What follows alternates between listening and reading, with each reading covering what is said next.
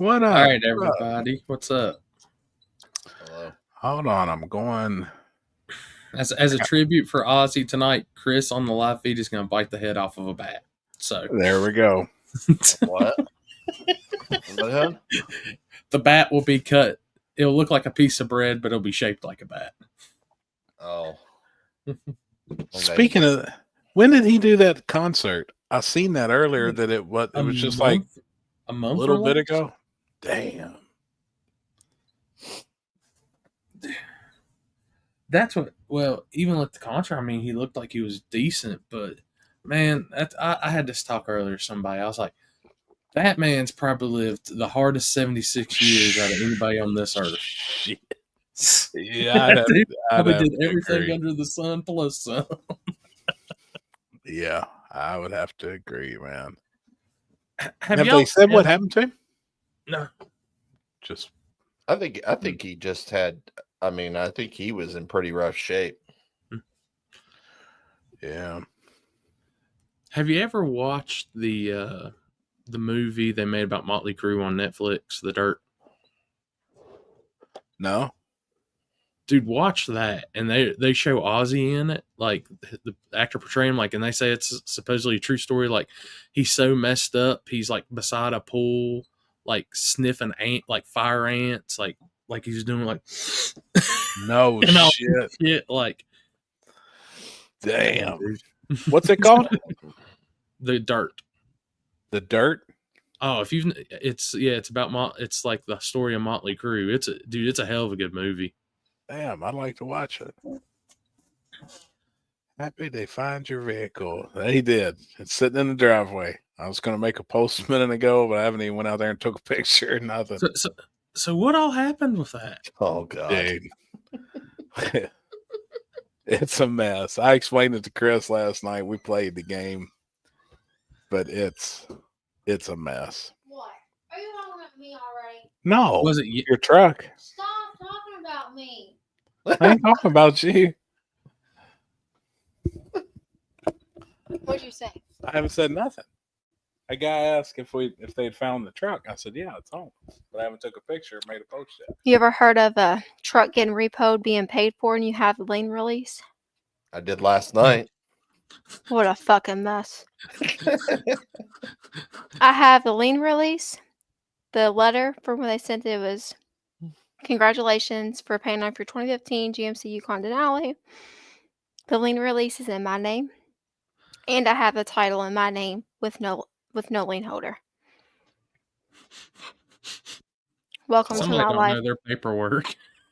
Oh, listen, everybody be proud of me. I was very respectful. So in other words, they brought the truck in to the driveway, snatched it up, and took it like they thought was something else. No. What happened? Oh, they ran the VIN number and everything. And what's crazy is, so all right, I go back and watch my surveillance cameras, and it starts at midnight for a brand new day. Yeah. So it takes me like 2 hours, dude. Thanks, buddy. Love you, Joe. Love you, brother. So you can only 8 times the video. So I go from midnight to 7:30 in the morning. Takes me like 2 hours. Nothing. Don't see anything. I'm like, dude, what? So then I go from the night before, and I start at like 10 o'clock. Sitting there in the driveway. A friend of ours, Tiffany, was here. She pulls out at like 11:15. All of a sudden, I see tail lights backing up to Kenzie's truck at 11:30, like 15 minutes later. And a snatch truck puts the things out, snatches it up, lifts the back of the truck up, and then just sits there.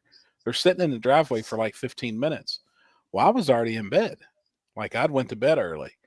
Yeah. And so on the video, I call her. Well, she's already did a police report, called the insurance company, called and canceled all of her cards, or like, so nobody could use them. Everything was gone. Her purse, everything is in it. Because she leaves everything in it. I shouldn't probably be saying this. Oh, boy. She leaves everything in it. You know what I mean? So she's freaking out. Well, then I call her and I was like, hey, didn't nobody walk up in the driveway and take your truck? a snatch truck grabbed it, like a repo. Well, then she calls the car lot she buys it from, and they're like, well, you need to holler at the finance company. Hollers at the finance company, and the woman's like, oh, no, you haven't made a payment in 7 months. You still owe $2,400 on it. No, I owe Or it was 20 like $1,100. $1,100, but then had to pay all the fees. Repossession fee. Then I had to pay to get a She had- new key made. So as soon as they impound your vehicle, they cut a brand new key. Well, that's $400, the repossession fee plus the storage fee now. So it was like $2,400 on $1,100, which was one payment. But I had Because I already told called. her to set it up, make $8,000 payments, and let's pay this off. I put $12,000 down. We give 20 grand for it, and we'll finance 8,000 and make 8 $1,000 payments to try and help build her credit. Well, they done sent the letter that it's good. It's in your name. Congratulations for paying it off. January 25th of 2025. So it's on the finance company. They made a mistake. But I even And we don't called. It even know passed. if she's got to go back. She hasn't even done it and seen if she did pay it off or if they sent the letter by mistake and we still owed a payment. Yeah, they come and repo. We just went and got it about 3 hours ago. When did this fucking happen? Yesterday or Sunday night. Holy, We thought somebody stole it. Like it was. holy fuck. She gets up to go to work Monday morning. She comes back in the Where's bedroom. your phone so people know that we're not playing around? Oh, yeah, I Don't got a send the picture. link. Oh, Anna, yeah, I've got but it's got all your personal information Well, on it. I'll buy it out so nobody can. I'll. Is it the one? Yeah, you I sent me? it to Chris. I Just sent it block to them Chris. out so they don't see my VIN number. When you show them, Yeah. like, Yeah. I own this. I have paid it off. All We this, did. that. She calls What'd the the repo finance people company. say? Dude, the repo guy was like, that's actually why I sat in your driveway so long. He said, because I had to physically get out and compare VIN numbers. He said, and when it matched, I can even see on my end that there was no lien, and it was in Kenzie's name. If there's a lien on it, it's in the financial group's name. Yeah. Yeah. He said, we could see all that on their end. He said, so I called even at 11:30 at night and was like, hey, I think there's a mistake here. And the people from the financial place was like, no, there's no mistake. We need that picked up. A mess, dude.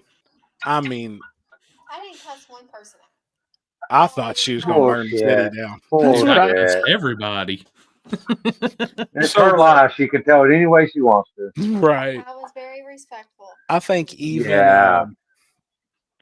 so she even went to management, to the financial corporation people, and they were like, well, we'll reimburse the key, we'll reimburse the repo fee, this and this. The guy at the repo place was like, hey, I apologize. He said, but I thought it was funny. This was the easiest repo I've ever did for in my life. He said it was sitting right in the middle of the driveway. I backtried it. He said, y'all weren't trying to hide it. I was like, no, because we own it. It's hard. He's Mhm. not That's- now also. That should have been the sign when it's that easy. Right. What? To back in, they can't hook to it because it's all-wheel drive. Since it's four-wheel drive. Yep. Well, they can still do it, but it's just a lot He more can work. spin it. Yeah, a lot more work. What a mess, dude. I mean, a mess, man. I didn't even know about this. Yeah, I've got it on our surveillance cameras. The dolly truck backed up to it with it jacked up in the air, and I'm like, didn't nobody steal it? And then when we finally figured it out, she's like, what? I mean, after she got over being mad, then she was embarrassed. I mean, we've owned it since January, paid it off. Paid it off in 8 months. Or we Jesus. thought we did. They sent the letter. Yeah, Like, but hey, you're tell good. them And I she even called and was like, hey, I think I still owe one payment. And the woman's like, no, y'all are good. You're Have good. y'all got a title on it? Yeah, it's in her name. Well, if you got a title on it, how are they fucking repoing it? That's what I said. At that point, I think that guy should have got out of his truck and knocked on the door. I wish he would have, and then I don't know if the paperwork He said would legally they're not allowed to go up and knock on the door. said legally they're not allowed to. They just Legally, snatch once and they grab. walk in, they see the VIN number, they legally have to take it. If the paperwork says grab it and the paper and the VIN number matches, you know, they. So for all What? those people out there that's watching the show, hide your VIN number. Put a piece of paper over it. Yeah, if you don't want them to take it. There's a lot of people that do that, believe it or not. I'm You sure. know, I wonder you if don't there's a understand- different way you don't that they believe can do that. how often that actually happens, believe it or not. I've seen it so much because obviously I've worked in that industry for years. Right. Yeah, there was a surgeon picking up his car today. Oh, she said there was a surgeon down there getting his car today. It was a brand new Escalade. Switched bank accounts and didn't switch the bank account with the car loan. And they Shit. come and repoed a brand new Escalade. Brand new. Yeah. You imagine $125,000 truck? All right, I'm getting ready to post it here in a second. What a mess, man. Share that. Dude, that's just. Yeah, zoom in.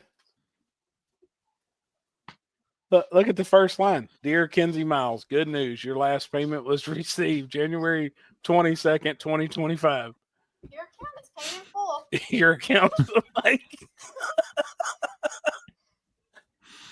I mean, pretty self-explanatory right there. Okay. Limpy, how far away is Irving, Texas from you? Depends on what side, but not far. 30 minutes. Well, that's where the financial group's from. It's wondering she wasn't on a plane headed to Irving. boy. They'll burn that place down. All you do is let me know. So, hey, Very good. She was fired up yesterday, man. Oh, what a mess. But yeah, everything's fine. He's like, I even took extra care. He's like, because it looked, I mean, you all had a driveway full of cars. Didn't look like I should be here repoing nothing, but just got it back from Jack's Wax, having it detailed on Saturday. And then they impounded Sunday night. Well, he said he was here. oh shit. He was here Saturday. Yeah, in my car, just the way it was, he couldn't get to it.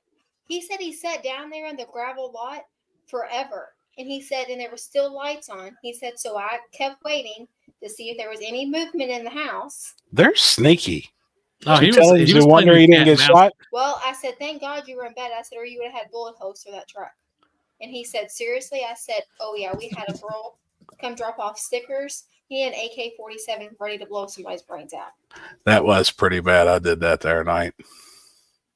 I went Okay. running out in my underwear, an AR on somebody, pulled up my driveway at 3 a.m.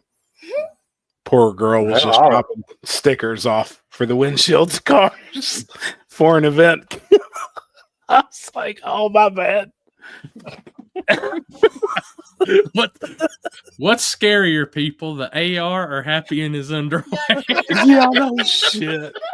Oh, she's watching. It's Jack right there. This is my rifle. This is my rifle. This is my gun. This is for fighting, and this is for fun. Yeah, no shit.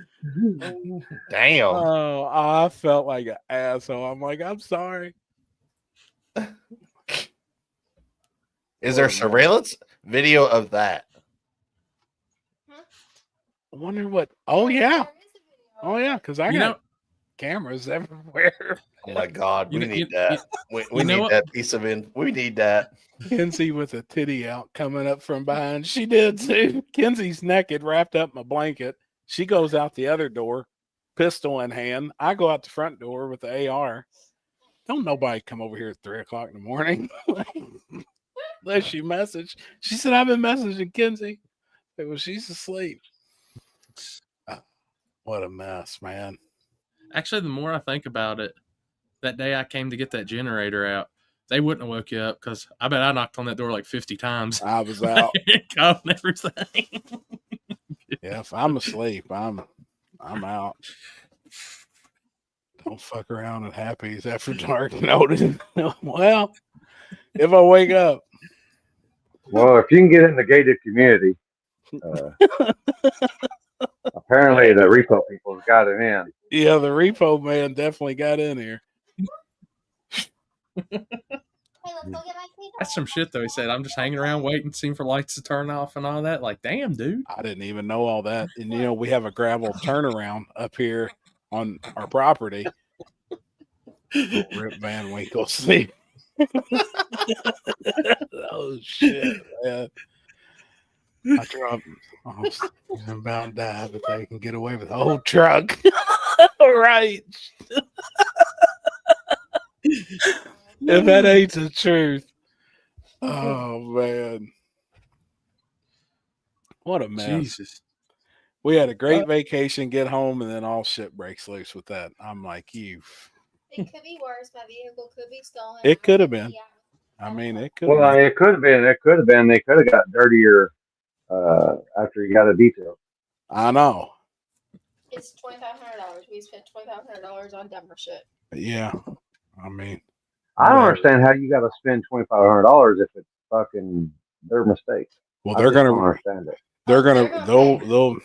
She's I'm going like. to court over this. She said she's willing to go to court, take them to court, and Well, fight. yeah, I I don't said, but if we understand. have I to don't pay to get understand. it out, I was like, let's pay.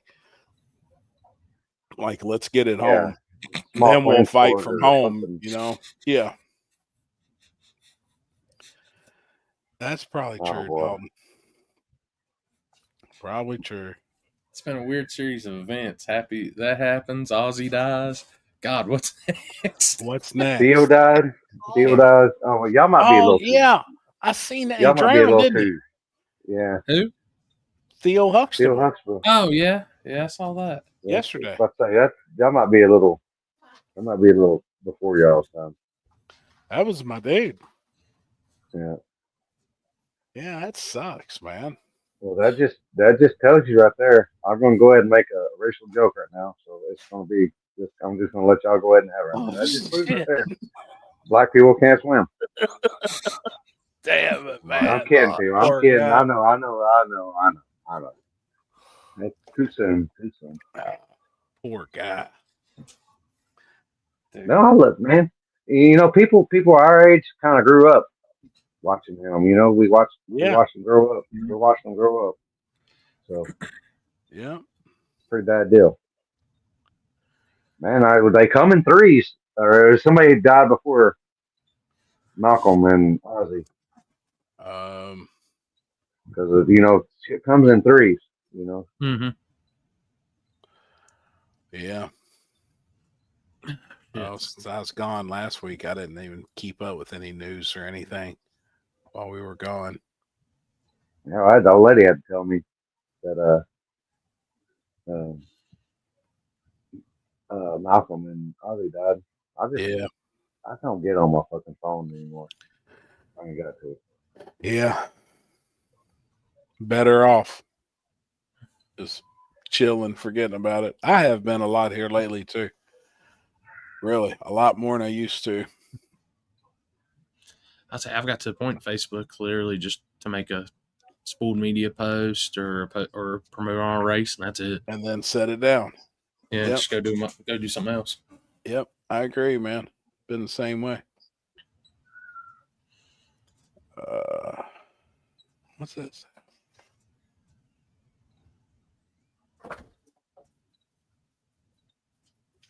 Yeah. Connie Francis. Bruce Willis died? I don't know who that is. I don't You know know. who Bruce Willis is? I don't know if he died or not. Really? Oh, I don't think so. that's what it said. Bruce Willis. I was like, Bruce Willis had an old Nova in the movie. I've not looked at Facebook in a year. Good for you, dude. Damn. Damn. I don't know if he died or not. So I know you were on vacation, Happy, but did any of y'all get some racing in? Anybody else? I got dig or die, so did y'all do Streets Limping? I was at the gut. Gut. Oh, was you? I did see that. Yeah. What was going on over there? They had back to the hood or something like that. David was flagging he was on the light. So I just chilled. We smoked me and Dragon smoked about 15, 20 pre-rolls. Damn it, man. I do know I said I was live and I said, if y'all get the likes up to 100, then we'll fire this one up. And then they got it up pretty quick. And I wasn't ready.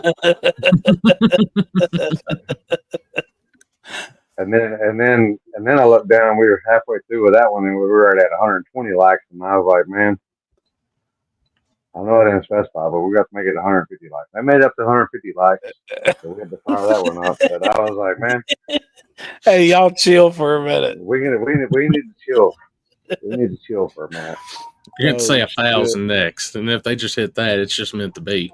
Right. I think we were just like, I was like, man, we're just after this, we're just gonna, if you want to give a thumbs up, then that's fine. But we're gonna smoke at our own pace here.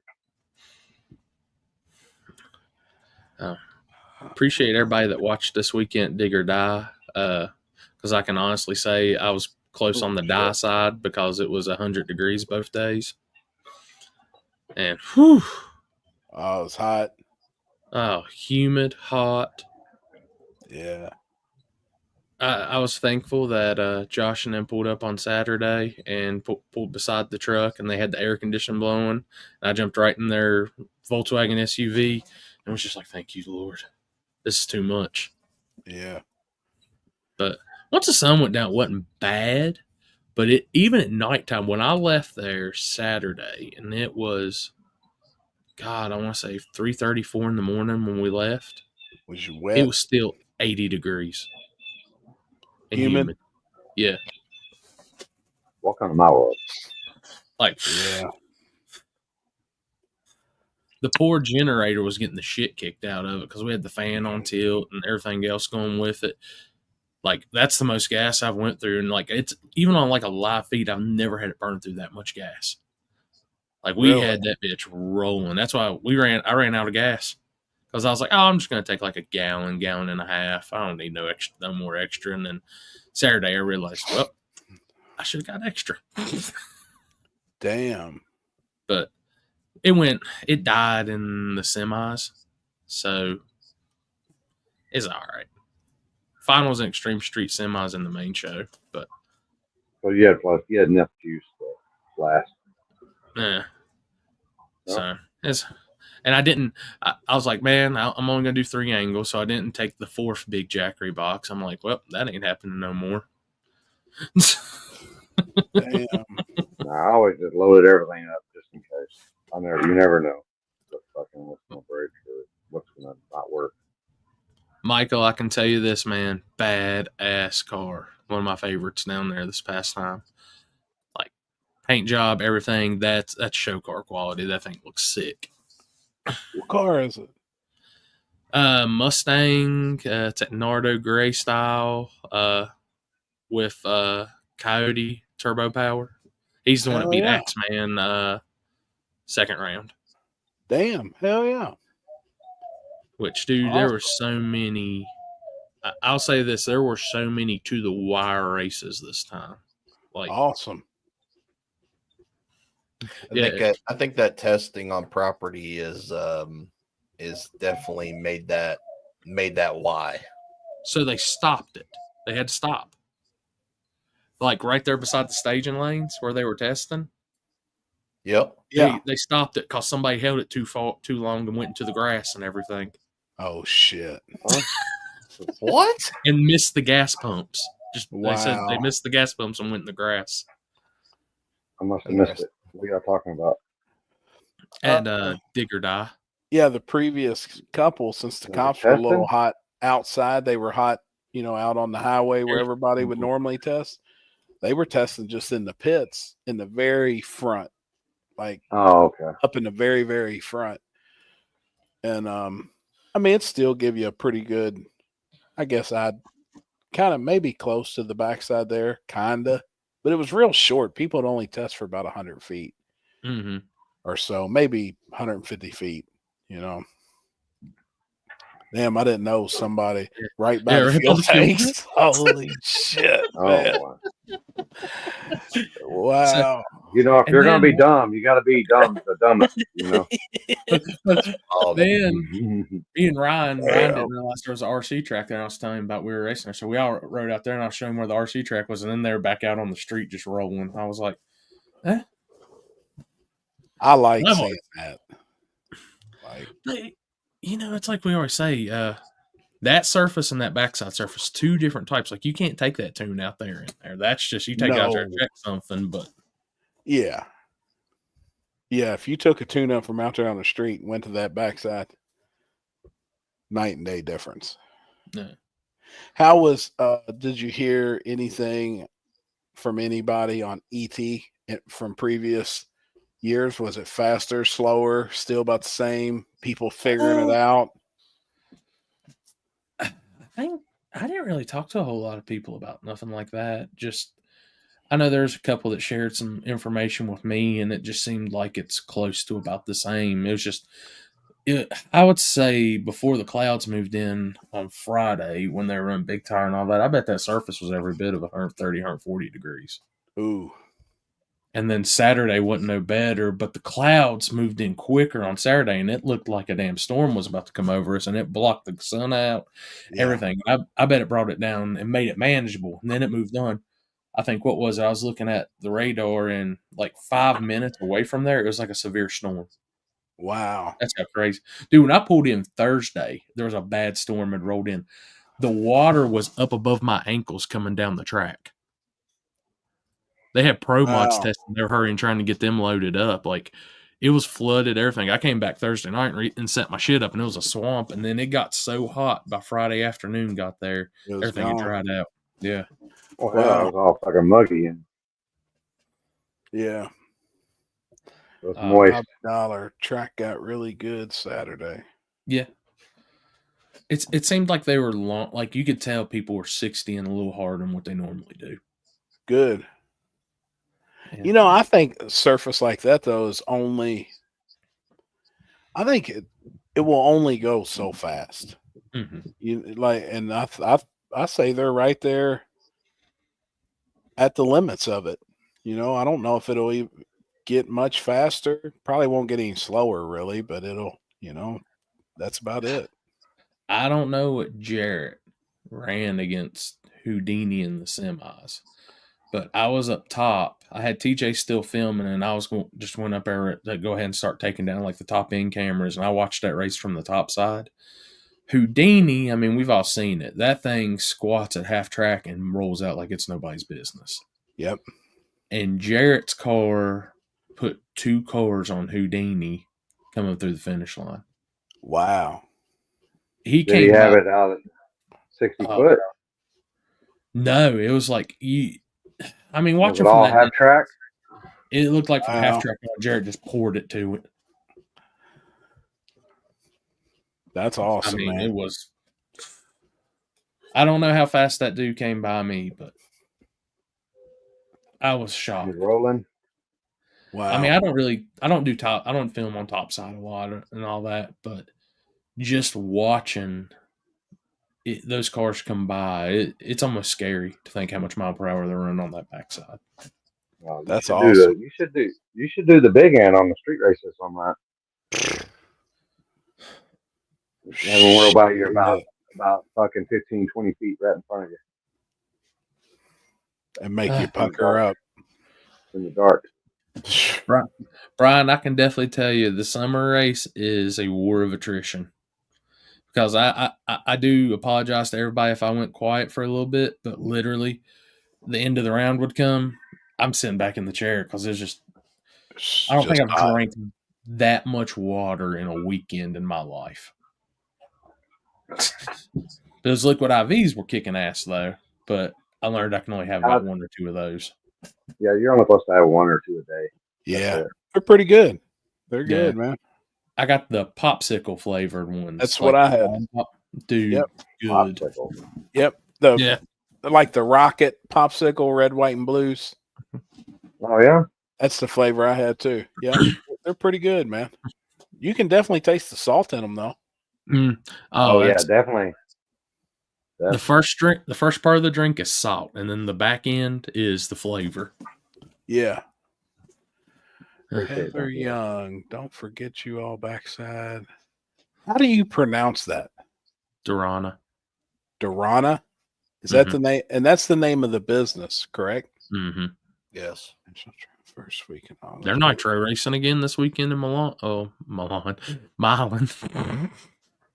Really? Yeah, they got their second nitro race, or Durana. It's called Durana Raceway now too. Durana Dragway. Dragway. I think that's what it is. Mm. Both tracks are named the same? Yes. Mm-hmm. Really? Yes. I don't know what. I don't What's know. the other track? That's a very genius marketing standpoint, but I see that's going to get confused pretty fast. So we got National Trails, and where's the other one at? Milan? Milan. Or Milan? Milan? Yeah. I've done said and got some. I say the same damn thing, man. What's up, Dustin? What's going on, Dustin? Savannah? Happy just say he likes salty rockets. Jeez. Oh, boy. Oh, boy. Boy, they'll twist You anything. said these I missed days. that. Hey, you said it, not me. Right. I got that sound clip right there. Yeah. Can you? Can somebody send me that? Just Jeez. put he. I'm sure he's gonna say I before the end of the night, so you can just put I love salty. There you go. I'm sure y'all can just clip that together. Damn. I had Timmy and them with us this weekend. Timmy got in them whatchamacallit, the Mike Gunner slushies Oh. on Friday. He was hurting on Saturday. Were they big boy drinks or were they They're big boy drinks? drink. Oh, That's they're why. big That's boy why I heard drinks. him. That's why I heard him. He's not a big boy yet. Yeah. They're big boy drinks. Isn't that the little dude? Isn't that? Yeah. Yeah. Okay, I was making sure. I was thinking about the right dude here. Oh, yeah. Timmy and Darren. And Raceway Darren and comes back on Dragway. my scooter and my key fob that I put my key in on my scooter. It's fell off. I'm like, how'd you achieve that? It just broke. I was like, he's got it taped up to where it just won't fall off. I was like, shit, I'll just get this to fix it. Patrick Super had glue drinks for the win. really good. I'm gonna take a shower and watch my show. Okay. We're gonna leave at like 9. Hubby. Have a good night. Bye. Love you. Bye. Dylan, I'll call you at repo tonight, okay? No, make sure you like it. Take Get your hold of time. it. Get hold of it. Get it. Dude. Get it. Yeah. Don't. Quit. Listen, Be nice. I only got one good arm. I've been wanting just to like wring Quit. somebody's neck. Oh, I'm sure you have been. How's the shoulder doing, Happy? It's hanging, say the least. Just still You no gonna bite therapy yet. I hope not. Oh yeah. Speaking of that, Of what? Therapy? yeah, You need it? I could probably use it. Well, yes, he lives with What's the you. longest You have a doctor's speaking? appointment on Monday, and you are traveling. What? You have a doctor's appointment on Monday. I guess I need to move that, don't I? Oh, yeah. I'll be on the road. Okay. See if you can move it to Tuesday. See what I can do. Just thought about it. Yeah, I just did too.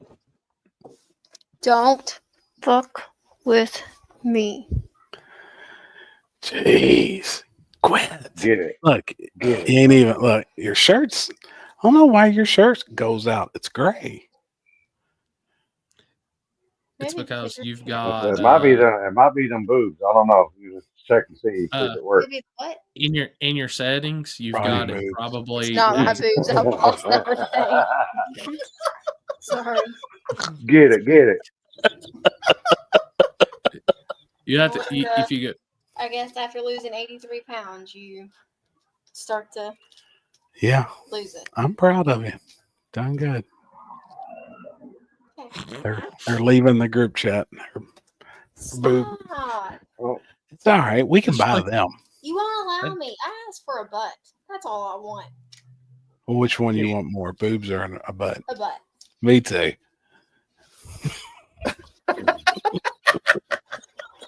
You're horrible. I'm more of an ass man than I am tit guy. Anyways, You don't. amen.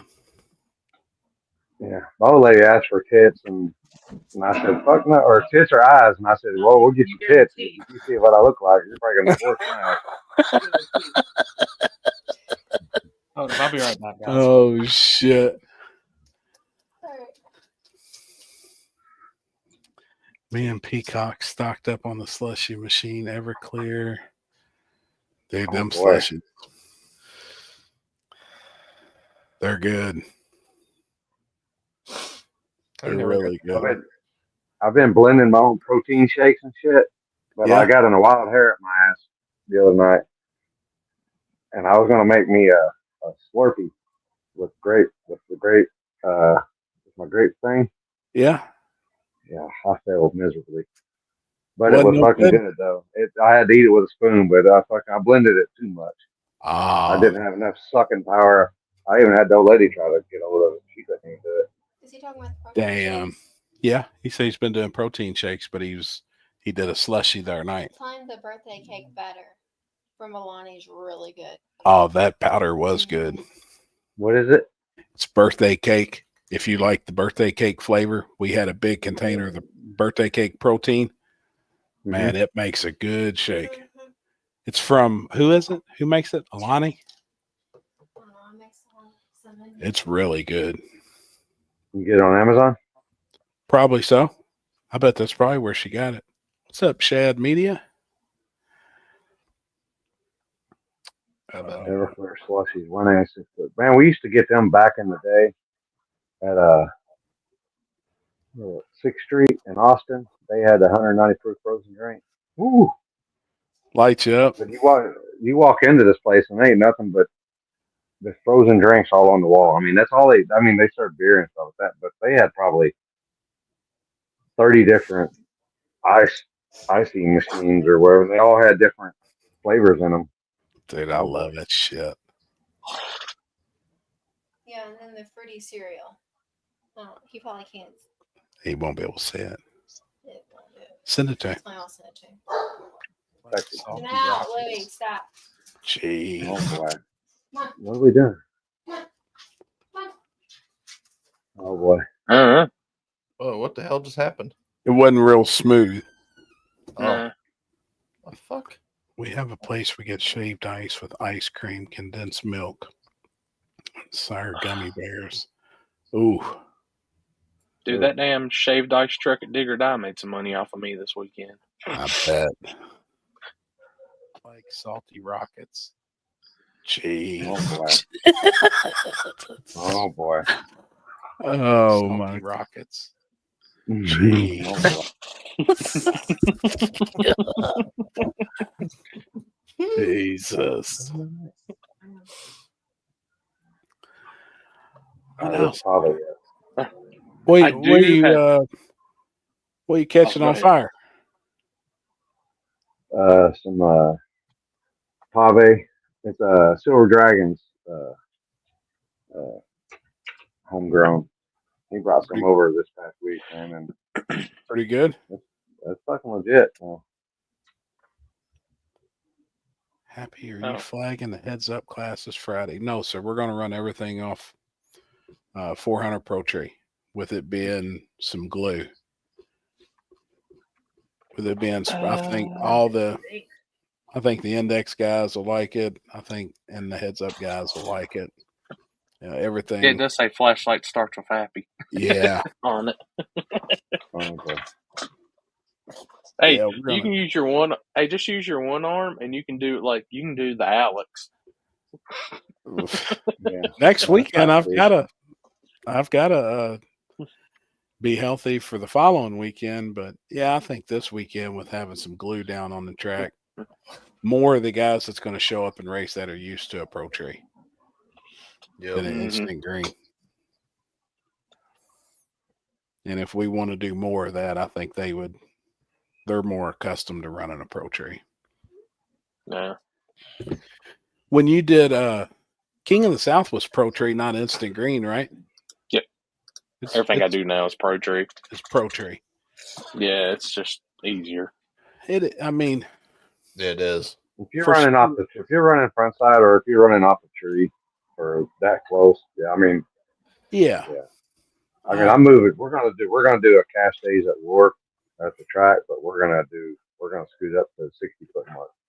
Gotcha. And we're gonna run it, or if we get the back end resurface, we're gonna run backwards. Oh, hell yeah. Hell yeah. That'd be good. Oh, there is one thing I gotta send to you guys. I forgot to send. I got really more working on it today. So I've been gone, and on Friday night, nobody's at the house. I got Ring cameras, garage, everywhere. Yep. So it's been weird because my Ring camera and for the garage has constantly said person detected in the nighttime and going off. It's usually between 8 and 10. Yeah. It'll go off like 3-4 times. And I've watched it, and it looks like where I parked my golf cart. I'll have to send y'all the video. I won't post it on here or nothing, but I'll send it to y'all to check out.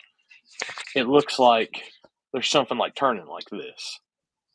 And I'm thinking there's something hanging from the ceiling, a bug, something. It just or something, string, some bullshit.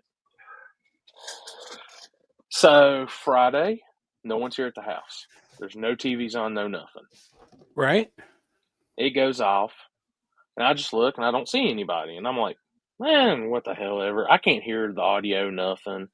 There's nobody there. It's just inside my garage, nothing. I still see that little piece, though, beside my golf cart kind of moving. And I'm like, it's probably something that's hanging down below, and it's nothing. Well, I get a call back and from the garage, and Mom is terrified. I'm like, what's going on? I'm here at the race. It's just probably something moving. No, there's voices. You can hear it. It's like somebody's having a full conversation, this, that. A TV's on, something. I'm like, there's nothing on in the house. Not a thing. And she was gone. Yeah. She's at Lowe's. And, I didn't think nothing about it. So I get back to the hotel Friday night, and I pull up my Ring camera. I go back to where it says person detected, and I can still see that thing, but there's nothing. Dude, all of a sudden, the voice I hear come through it. And you then can I'm hear like, it? what? Yeah, and then it sounds, talking. And then you hear, I hear that, and then I hear like a TV on and like applause from a crowd and all this. I'm like, all right, it's like 3 something in the morning. I'm really tired. I'm probably looking way more into this. Yeah. I got home Sunday, went straight to the garage. There's nothing hanging that could have been picked up. Nothing. I'm going to send y'all the video so y'all can watch it like yourselves. I don't want to put it up here till I get like somebody else to review it. But, dude, I have a TV that's in the garage that has not worked in 5 years. I made sure it will not come on, nothing. Wow, dude. This is like the scariest shit I've ever seen. Have you got maybe somebody that's maybe connected to your network? Dude. It might be bleed over, maybe? So I went back because I was wondering maybe somebody hacked into my Ring on that one or something. And I changed everything. Right. Saturday night, same time frame. Really? Yep. You got critters in there, maybe? Noise. Do what? You got some critters in there, maybe? No. Does that time frame mean anything to you? I have no idea. Like, do you know anybody that's into like paranormal stuff? Yeah. You need to send that over. And I'd be curious if like what a professional that like is into that stuff would say or thinks. Or, it's pretty wild, dude. It's 50-50. I'm like, I want to believe that it's somebody may just got into my Ring camera. Dude, I came home after I seen there was nothing there, and like you can see the thing in there. I unplugged that damn Ring camera. I was like, nope. Damn.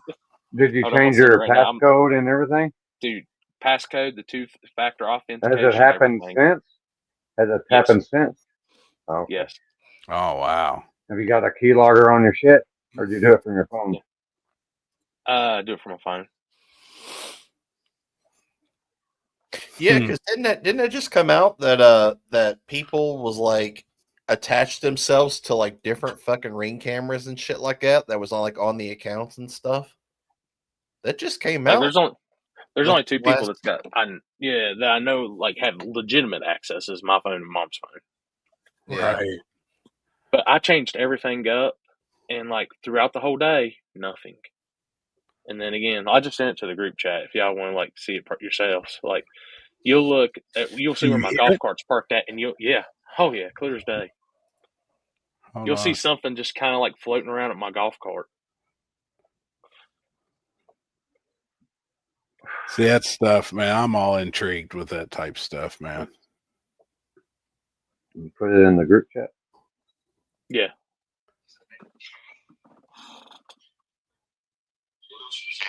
Holy shit. That's loud. Yeah. Y'all keep watching.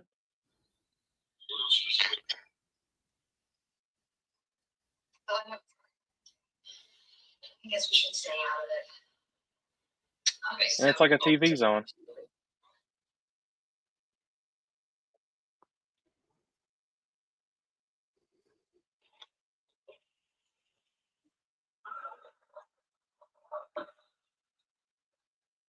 It's like a sitcom show. Laughter. Yeah. Yeah. Now, like the room what- that's attached to our garage used to be like our den. It's now storage. And there used to be like TVs, couch, all that stuff in there.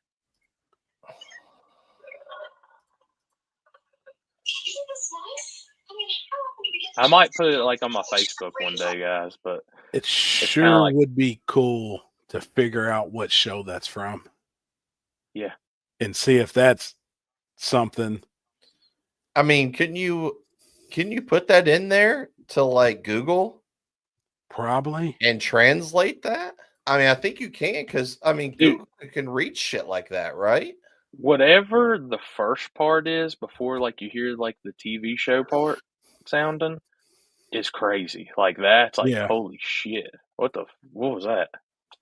And you can see it's still like daylightish, but did you see that where I was saying right there beside my golf cart? It looks like just something just moving around.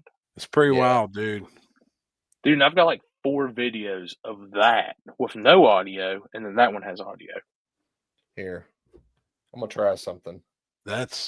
It would be cool to see what I guarantee there's a way to figure out that audio to what TV show. Yeah.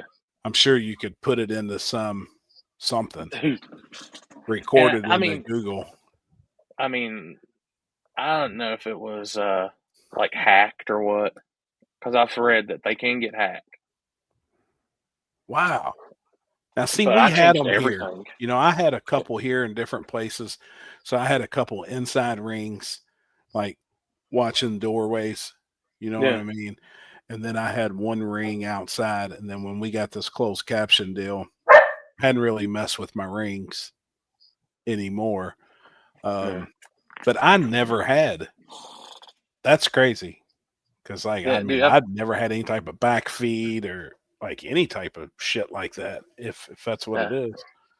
Dude, I've got them placed at like the entrances and stuff around the house, and like in the one room where my dog's always at when I check on her. Yeah. But it's like, I was like, oh shit. What's that say? Yeah, they've been getting hacked a lot these last few. That's what I was reading, and literally, the only thing that's connected to the devices is like me and my mom. That's it.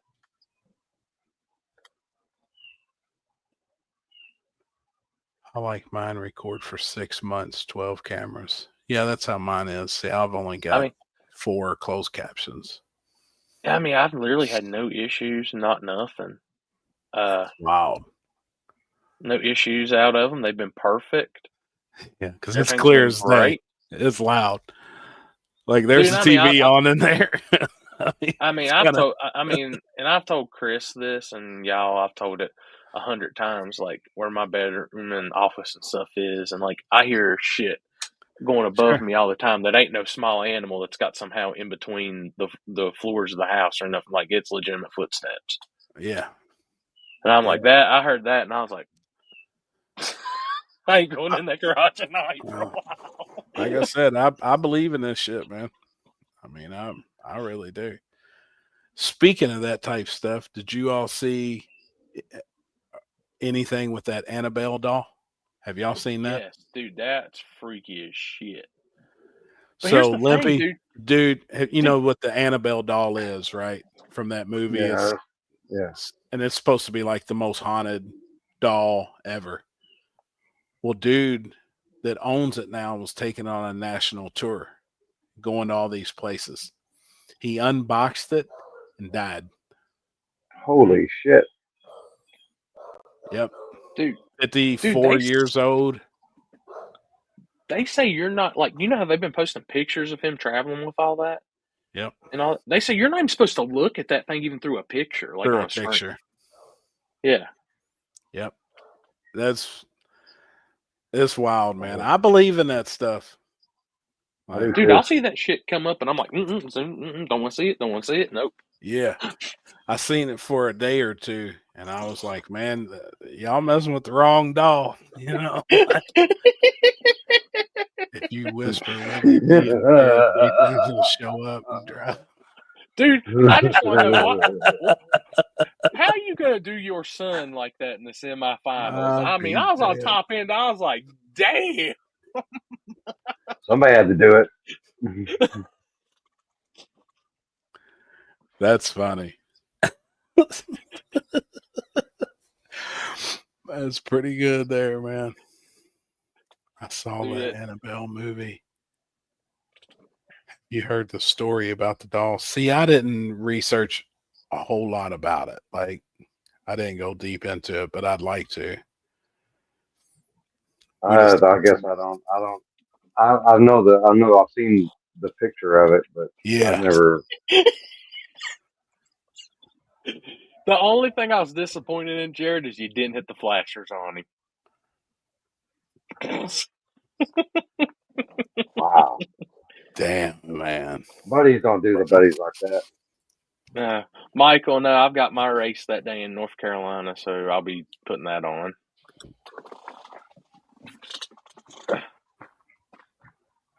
But I did talk to Austin and them. Hopefully next year we'll have it worked out to where I'm available for that. So we're going to work together on all that scheduling and stuff once we get everything rolling. Because I ain't gonna lie, I really, really, really liked that track up there, and I like that whole little area up there. I thought it was awesome. National Trail area. Yeah, that pizza was good, and I need to try that BLT pizza. You gonna go up there with you gonna hang out with your buddy? You gonna go eat pizza with your buddy? With Chris, yeah, probably. Yeah, and the other buddy, the one that lives like a mile or so from there. Look, I don't there's only 3 places I really know how to get to up there right now. It's the track, the Hampton Inn that's like 15 minutes away, and that pizza place. And the pizza and where the gathering of the Juggalos is. I know 4 places. Is that right there? Yeah. Is it really? I'm sure Chris can lead you in the right direction if you need to. I'm pretty sure. I could be wrong, but I think the gathering's that same weekend. No way. I think you're right. Are you serious? No, I'm wrong. It's the 13th through the 16th. That's something I've always just like to see. The week after. It's weird. Have you ever been? No, but I've seen the people. Well, I don't even know what it is. Dude, you ought to research that, Limpy, on YouTube. Gathering of the Juggalos, man. Gathering of the Juggalos. ICP? Yeah. In St. Cloud Posse? Pretty much. Yeah, I'm down. Dude, I'm down. It is wild. I'm a Juggalo. Dude, this party is unreal. I mean, they do stuff with midgets and. Oh, what's his name gonna be there? I don't know. Little Timmy gonna be there? They have midget tossing contest or what? Many times. Dude, they do all kinds of stuff like that. Like Yeah. Jello wrestling and I seen they announced Bone Thugs and Harmony's going to be there this year, and all kinds Really? of people now. Yeah. I mean, I don't know if I'd fit in, but I'd give it a heck of a try. I think that'd be something to see once. You got I mean, you'd I have to think put I the could- makeup on. I about to. I could put the mask. I could put the makeup mask on, and then nobody know it was me. That would be fun. No, looks good. Yeah, you look good. But now, Yeah. like when we went up there and we rode by that gas station, I went by like the field and everything where they have it, like the whole area, and that's what it says literally on the jersey barriers on the side of the road. Watch out for Juggalos and all kinds of shit like that, and Juggalo Oh, shit. parking. Really? I Yeah. didn't realize that, man. I didn't know that it was that close. Yeah, it's. I want to say from the track to there, 15 minutes. Man, I'd like to ride by and see where they do it at.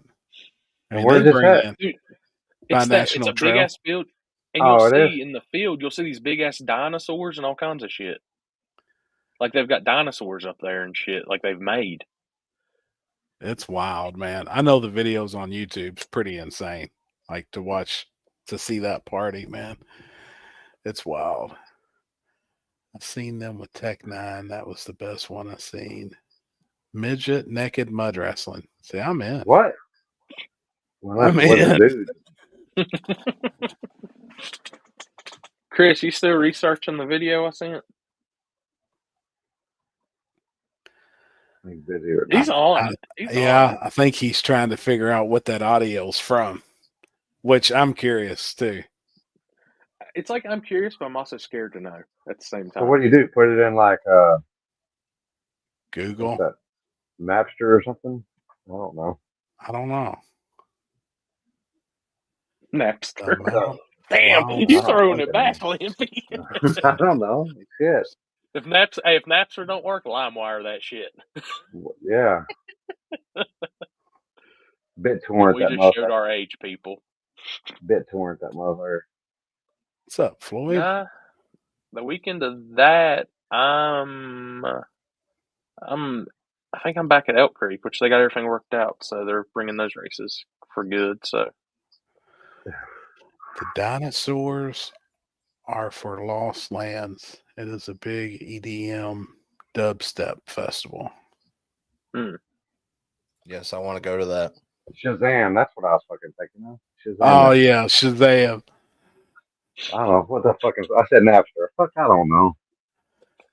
2002. Oh, Juggalos go around the area and steal all kinds for their treasure hunt. Really? Yeah, they have like a what's it called? Like a what's it called? It's called when you go to different areas and you find different shit on a map. Mm-hmm. Oh, scavenger hunt. Scavenger. I knew it was a treasure hunt, but it was like a scavenger hunt. Nah, that'd be fun. I didn't know where they had that. I've watched the videos on YouTube. The one dude that travels he travels around and interviews a bunch of people just for different things, and he went and painted his face and got all dressed up. It looked like he had a blast. I mean, and this party's wild. Like it's wild. Let me see if I still got the picture I sent. I thought I put it in the group Shaw- chat when we were up there. Shawshanks in Ohio? I didn't know that. Shawshank Prison, Mansfield, Ohio. Tattoo Festival also in the old prison. Man, that'd have been pretty cool. Something different.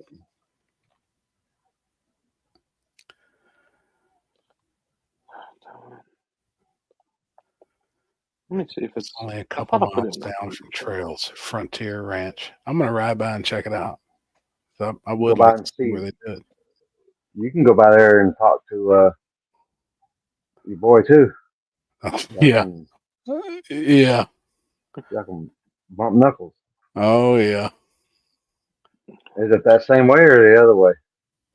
Or is it on the highway? Or is it, I don't know. He says No, like 15 it's- minutes away. It's more like going towards, like you pull out of the track and go like towards Buckeye Lake and all that, and then out that way. I don't know which way Buckeye Lake is. Is that east or west? Yeah, I don't know. Damn it, where is it? I've only Ken been up sent me there a a couple picture of it, times. too. It's a 2-day event, right? Which one? The race or the gathering of the Juggalos? I would say it's probably a few days, isn't it? Like fucking Woodstock. I think it's like 2 or 3 days. It's 13th through the 16th. I think is what they had listed. So 3 days. Cruise Fest was at the same place years Actually, ago. 4 days. Huh. The race Skylar is just one day. It's just Saturday, August 2nd.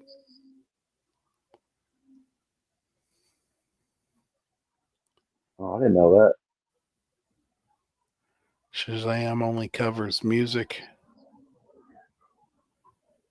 John Holmes lived at the old motel across from the Frontier Ranch. Home was originally.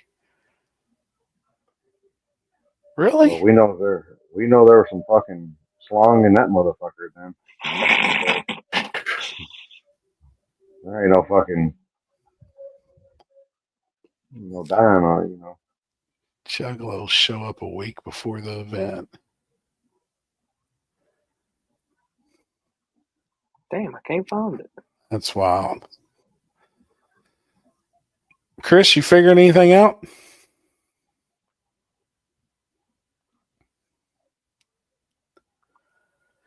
He's in full research mode.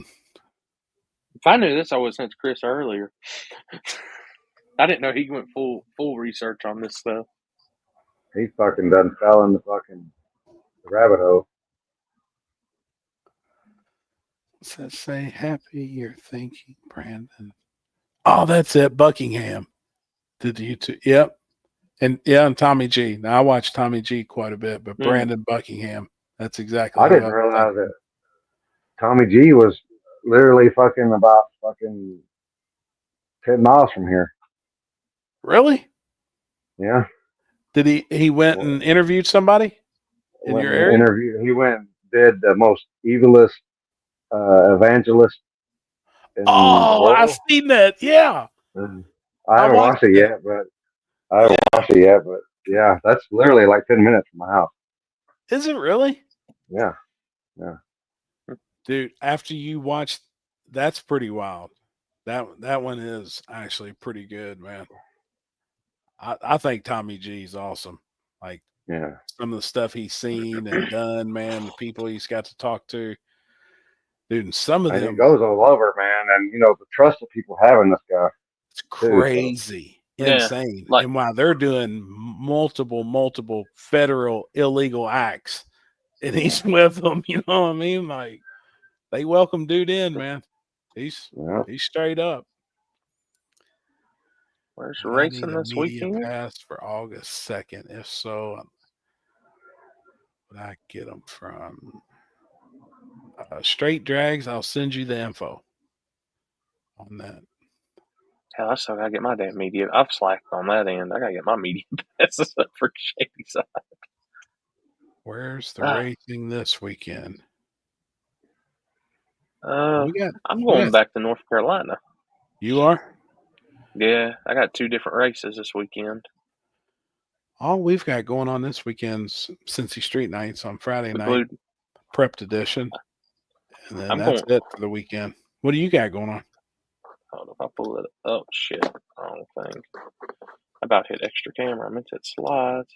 I got radials, 30,000 win, 265 Look at that. at Rockingham. And then I'm racing in the parking lot during the daytime. So, with the RC stuff. So, I'm doing 2 for 1 this weekend. 28, 275. 30K. 275. What's that? Modern Street? Yeah, the overdrive.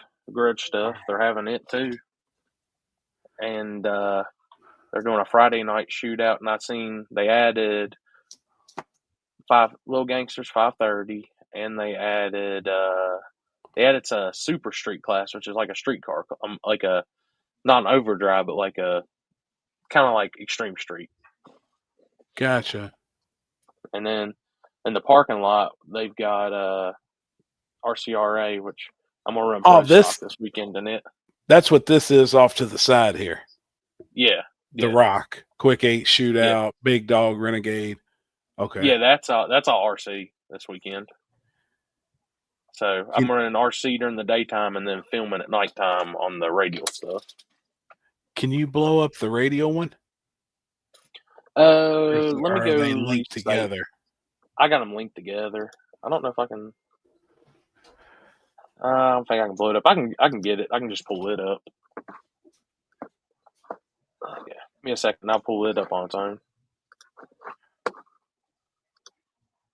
I just gotta save it as a PDF. Chuck? I think it's gonna be a good show. There's a lot of radio guys planning on coming to that one, but hell, we're not starting drivers meeting until 9:30, I think. So it's gonna be prime radio times for summer. Yeah, man, that's the only time you can do that though. That type of racing, you know. No, dude, they tried. Dude, I'd hate to know daytime on that. Let me see, say PDF. It'd be miserable, man. Nobody'd go down the track. You know that. Those type of cars, man, it's got to be superb. I'm gonna tell you, waiting on drivers meeting with the fan hitting me, and like all that until I got an AC, like standing out there, like you're sweating on top of sweat. It was terrible.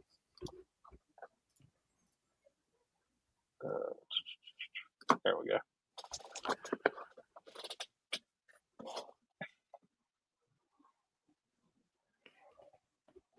What's the so that Friday night got a 28,275, 3,000 win. Mm-hmm. I don't know how much Friday night I'll get to do, because if I end up getting in that quick 8 for pro stock and that goes a little later, I might call Friday a wash and just film Saturday. Work on. I got my buddy TJ coming in that helped me this weekend, and he's gonna film inside in case I'm still outside racing. Then I'll just come in and take over. How much is it to race for the 30,000? Oh shit! It'd be easier if I pull it up on my phone and look at it and try to stare at that. Let me pull it up. Oh God! It is $12.50 entry, and then they have a second chance race for first round losers. Gotcha.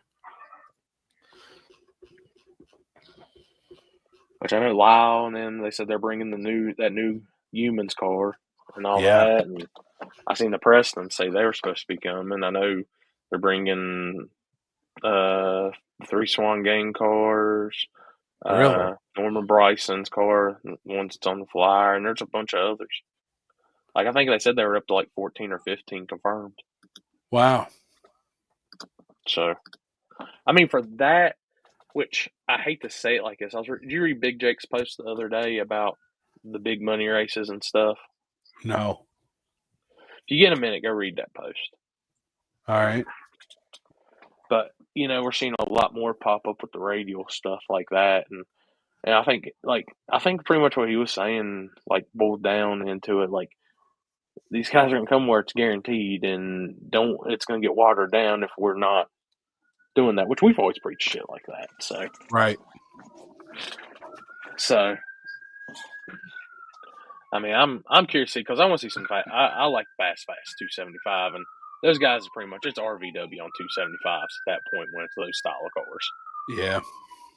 I mean, if I had to take a guess, I'd say a lot of those guys, even though a lot may not believe it, I'd say they're probably running as fast on the no limit NT 275, anything goes on the 275 as RVW is going away.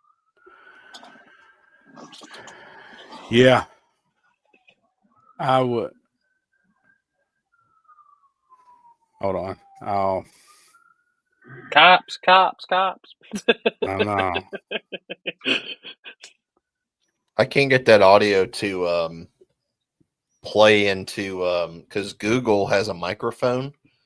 Mhm. Like when you go on their site and you can like speak in it and they'll like figure out like what you're saying and like transpond like what's the words that's being said, and it Mhm. won't it like my microphone won't pick it up for some odd reason.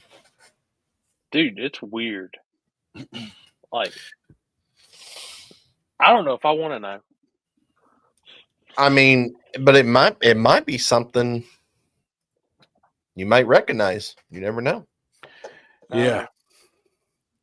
That's wild, man. I tried to That's do what- that straight drags. It won't I can't include a video. It only includes photos. I mean, I can probably upload it to my laptop and pull the audio out of it and just have the audio file. And I wonder if we can plug it in. I think you might that might work. It's just, I mean, it's one of those, like, I'm not thinking nothing of it. And this is my ass laying in the hotel room, 2:30, lights off, just got the TV on. I'm like, oh, God, this can't be nothing. And I got my AirPods in. And I heard that. I was like, what the fuck? Dude, if I heard that shit in my house on a Ring camera and I know nobody's there, I'd be freaked out. That'd freak me out.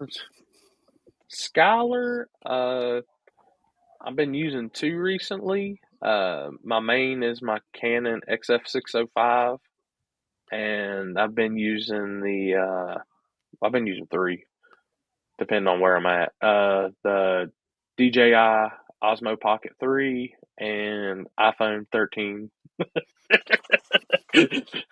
for when I'm in the vehicle or I just don't feel like getting the Osmo out and I just want to record something really quick, like if I'm talking or something. When you're talking to the camera, are you using a phone? Like when I'm in my car and stuff or in the pits, Yeah. I have been.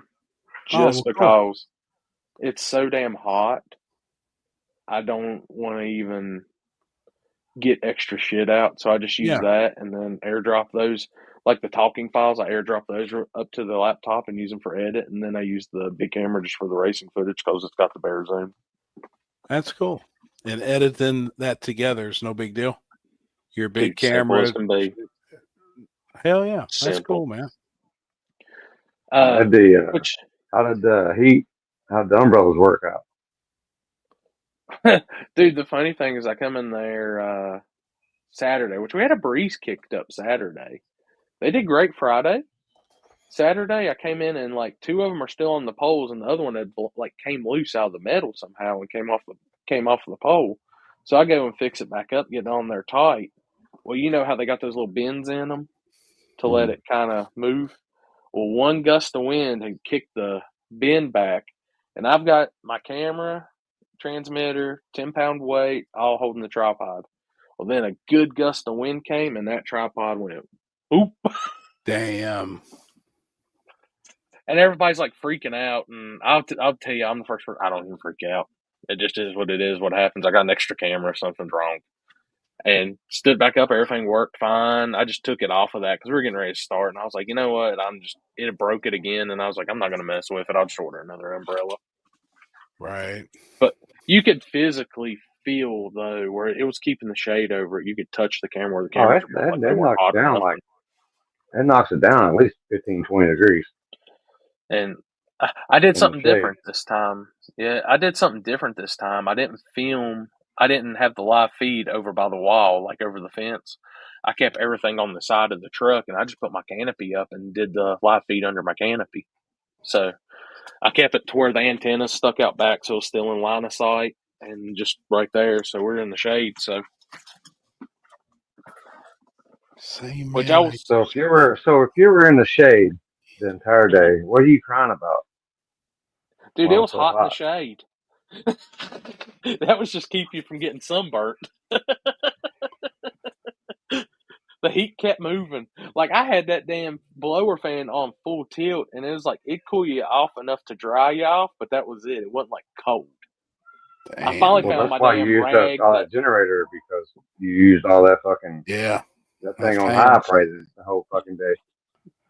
Yeah. Yeah, but I ain't gonna lie. You would get soaked and then just go and hold your shirt right over the front of the fan, just let it blow up in there and dry it off. It's worth it. And I see Skylar's comment about wanting to get more serious. You know, he's been doing his YouTube channel using an iPhone 15. How many really There's a lot. professional YouTubers There's use a phone? Depending lot on of them. how serious you want to get. I was going to say 80%. I mean, yeah. I mean, if it was just me and I was just Yeah. talking full time, like, and I didn't want a deep zoom camera or nothing like that, Yeah, right. and I was wanting to spend the money, that Pocket 3 I got is the most perfect thing in the world. It's clear. 'Cause, yeah, dude, it's clear, and it's got the transmitter built into it for the DJI radio microphones and everything, and like Right. the stabilization that's on it, everything. It's just great. I like it. Does it have And a gimbal?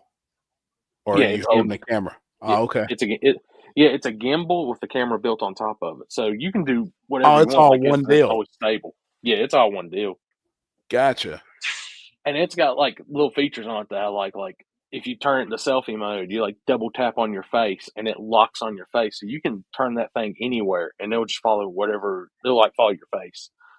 We were messing with it at Elk Creek and like, what was it? Shelby was on the other side of Ryan's car and I had the camera facing normal. So I just locked it in on her and that thing turned with her and followed her anywhere she went around that car. Never Really? lost her. Yeah, I think that camera's really. I mean, it's not cheap. I think now, like, I'd get the whole kit where you get all the extra stuff with it. I think it's like $7.99 or something, but you just can't go wrong with it. I think that would be your overall easiest way into it, and then you can literally offload it off your files. You can live stream off of it. You can do everything off of it. How easy to get it from there to the laptop? Is it just a cord and you transfer it? Just you Or can does it either got a do a card? cord transfer or you can pop out the memory. You can pop out the micro SD and put it in the converter and just offload the files. Oh, okay. Cool. I just it just depends how deep you want to get into stuff because I've been playing with like multiple audio tracks and pulling audio at certain points and stuff like that. Like I'm trying to get deeper into things and just so I can practice and learn and get better at what I do. Right. But I mean that's a good I need to get my picture cameras back. I need to get back in the picture game a little bit. I've been slacking on that, but I told everybody it's just too hot to have a damn camera dangling here, have another one in this hand, have this big one right here, trying to do this. I'm like, we get back in the winter, it's like 70 degrees and under. All right, we back. It's hot right now, man. It's hot. Cletus makes all his videos on an iPhone. I say there's a bunch out there. I don't even 80%. I mean, the guys like that, like in a shop or filming what they're doing, their life. At the racetrack, your Zoom. Like I like, when you're watching videos, I mean, that definitely helps for sure. I mean, my channel and what I do is 90% coverage. So I want something that's going to be badass zoom. I can zoom in on people a lot harder and stuff without quality loss and things like that. That's why I like about my big camera. Yeah. Are the files as large as the GoPro files? They're actually smaller files, but dude, I shoot everything now in 1080 30p. So they're not as big as files as they used to be. It's like when I was doing 1080 60 all the time. I need to get one of those things that I plug in the bottom of my phone and I can put the micro into one of the, what's the next size up, and then the card will slide into the card reader that you plug into your phone. Oh, because okay. like my drone only takes the mini. Mm-hmm. And then, you put it in the thing to put it in your laptop, take the, transfer over the stuff. But I want to be able to edit that on my phone real quick. You can, you can get that, like a little card reader for your phone, like I do with the clips and stuff like that. Yeah, I do. Like that's literally, you can go on Amazon and get those. yeah. I need it. I've got to get one of them. We I borrowed would, one and used it at cash days. Alex was flying the drone, took a couple of pictures, couple of videos, but then we needed to have one of those to transfer over to a phone. I got to get one. which drone is it again? DJI Mini Mini. Maverick, Mini Mavic. Okay. I got the one that's underweight, so I don't have to have the license. Okay. Do you have to use your phone as the Yes, the controller? screen. Yep. Oh, you should be able to directly save your files then Yeah, straight you from should be able to form. Yeah. It wouldn't let us do it on the phone for some reason. Oh yeah, he had an iPhone, right? I mean, I did it with my iPhone. I used to Alex, have a Mini, and well, he's on. I mean, he was watching a minute. Yeah, I bet he was using his iPhone. it should still allow it. Hmm. You probably need to go in there and look at a like, normally it's when you pull up the gallery of your videos. I know because I can hook the Mavic into my phone, not Mavic, but the Osmo Pocket 3 into my phone too. And you have to go in, and even though it has a gallery, you have to go in specifically download it to your phone. It should give you an option. Gotcha. All right. But just kind of tinkering with it a little bit, and use it here and there. And like I told him, I was like, dude, if you want to take pictures with it at different places, there it is. Learn how to fly it and go for it. I'll have it with me. Yeah. And it should allow you. I mean, I know my Mini, because I used my phone with my Mini. Yeah. And that's how I just pull everything straight from there. And then if I wanted it to put in a video or something, I just airdrop it from my phone to my MacBook. Gotcha. What's up, Ben? What's going on, Poetry Ben? videos. Chuck said that Dustin's in the hospital or something like that. I didn't hear that. Shelton? Yeah. Yeah. Really? He had surgery, I think, yesterday. Damn. Well, Well, he was in here too, man. He was on here watching us a bit ago. yeah. And hope for a quick recovery, homie. Whatever you got going on, you gotta watch sticking them toy cars places though they don't supposed to be. I'm telling you, you should know. It's a pain in the ass. So I'm going to bring up something, and we'll have to wait on the rest to get on here, by the way, if they get on here. But Oh boy. so they had the race in Canada. Alex was flagging. Not one issue. I'm starting to think it's got my Mike, ass not cleaned Alex. up back down.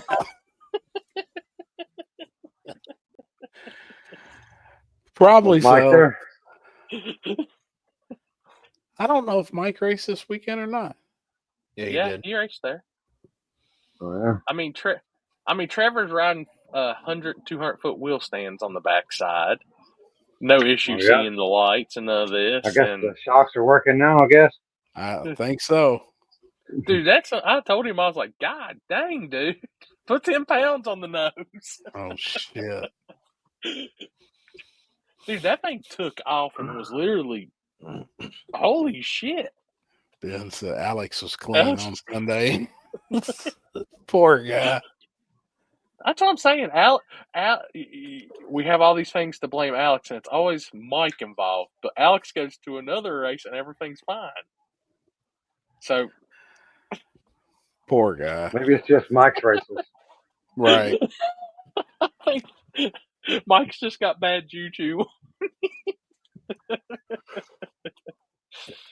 Man. Well, he's still batting pretty good to be in the Baseball Hall of Fame. I think what is he got one out of 3, and you're in the Hall of Fame. Right? No shit, he's in there. Oh God! And one thing I can say from watching the videos and stuff, John Legato has Canadian no prep on lockdown right now. So, yeah, that dude's pretty badass. Dude, that's. I'm curious to see the Christmas race. if he'll come back for the He'll double come up back. or what. Cause Yeah. Curious too, man.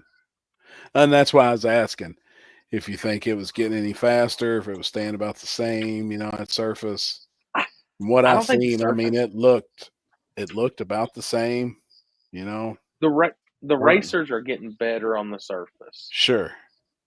but Equipment's I don't getting think better. the surface. Yeah, the equipment's getting better, things like that. But I still don't think the numbers that I know of are thinking it's going to get much faster. It's just not. There was a lot of white smoke and tire smoke, which the main guys were getting it down, and you could tell. But there was a lot of guys that they got behind at all, and they would scramble or something. Dude, they're up in smoke. See, I still think that surface is anywhere from 530s, 550s. Yeah. And there's so many cars that's in that range. You know what I mean? Like everybody's got a fighting chance, man. I think it's just depending on how hot stuff is. It's a 50 to 70s racing all day. Oh, in the summer. Yeah, I think it was in the summer. I don't Yeah, want to say that. I don't think they went 50s this weekend. I think Really? I could be wrong, but I think 70 was definitely achievable in that heat and stuff. But like I said, the air was shit. It was mugginess. It was thick. Right. that's right, Yeah, I Robbie. could see that. Robbie, how fast are they, man? Didn't ask how fast you are. How fast are they? You know who they Let me are. see. Damn. My Let's put on the plate. Sure went a 5-0. Even though the Draggy said 640. That sounds like about every other racer that has raced. Yeah. Man, my Draggy said I went 640, but I bet you I went a 550 all day long. Yeah, That exactly. draggy lie. That draggy lie. That Yeah. draggy lie. It don't know. Oh, I'll tell you what car was really impressive was that Vanilla Gorilla car out of Tennessee, the split bumper. Oh, yeah. Yeah. The Camaro. And Mike Gunner was running damn good this weekend. He slept on the light a little bit. Damn.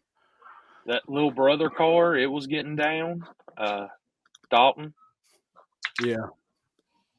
Robbie, am I in the right ballpark? What I said a minute ago. 650 is not cutting it in 2025. No. Vinny with the Maverick, that car was really holding it down. I mean, is that the one from New York? Yeah, dude, third round got fast. Like, those guys were rolling out.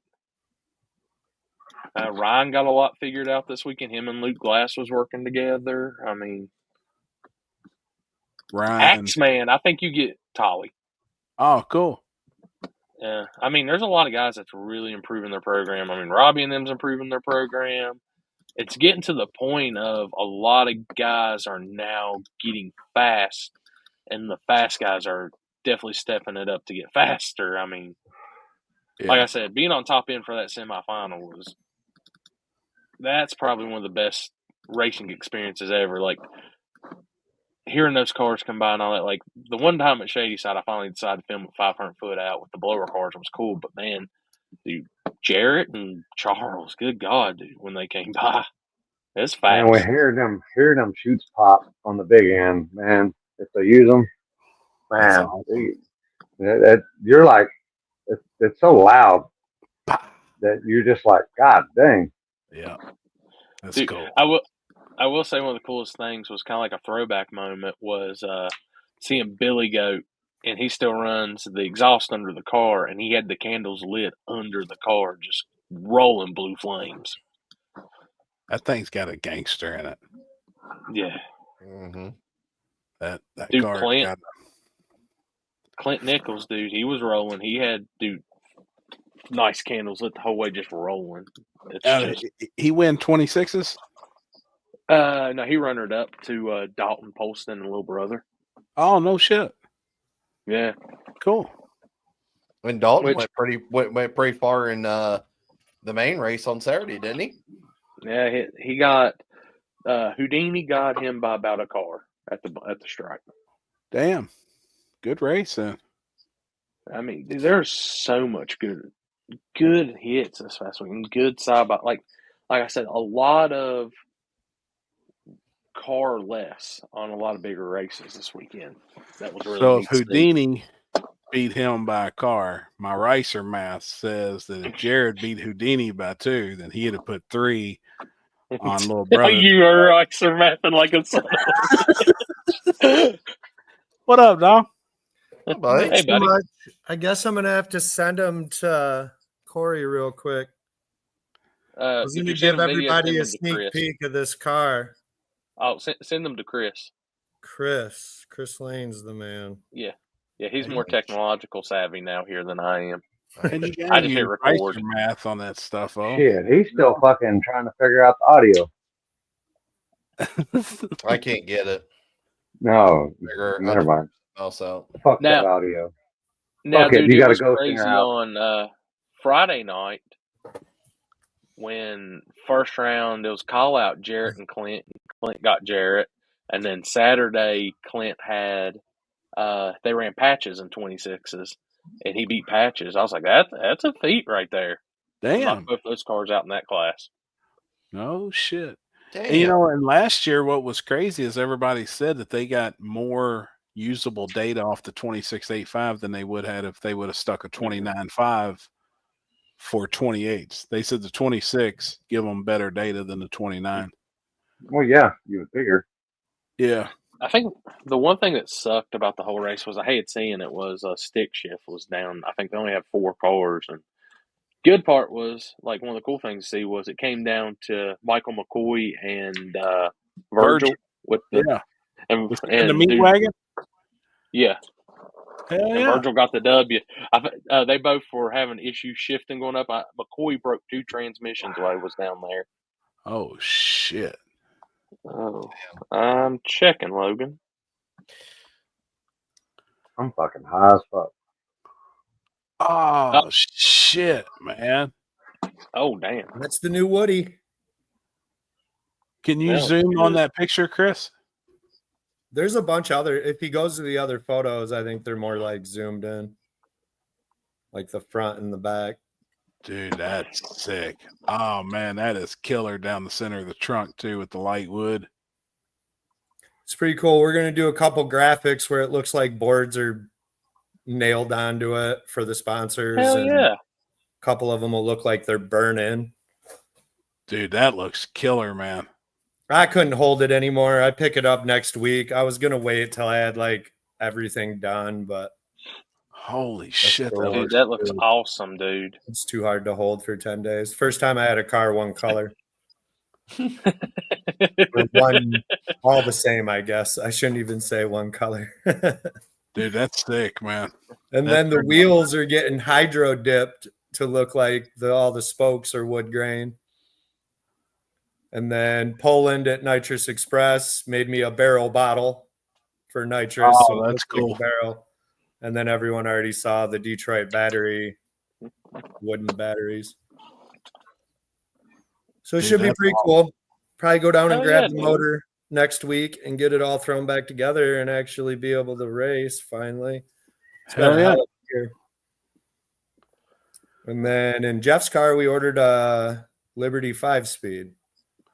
And we're just Really? waiting on like tie drive and the converter to get done. We're gonna That's try to interesting. Put build one of that them. stuff. Ooh, tie Yeah. drive. Ooh. I think, man, we were going to go with a 3-speed and a lockup. And I just thought, man, why don't we try to get ahead of everyone else and go this route instead? Dude, those. Front side car, we're going to run that. We'll Yeah. still run the close ratio 3-speed 400 and the downgrade. I think I'm going to change the name from LL Spool J to the downgrade. Oh, shit, man. Oh, hell. There's a Futurama episode where Bender the robot gets a downgrade to wood. So Yep. I just watched that episode the other day. it's so good, dude. That show is good. What's your theory on the 5-speed or 6-speed or 7-speed, any of those type transmissions on front side?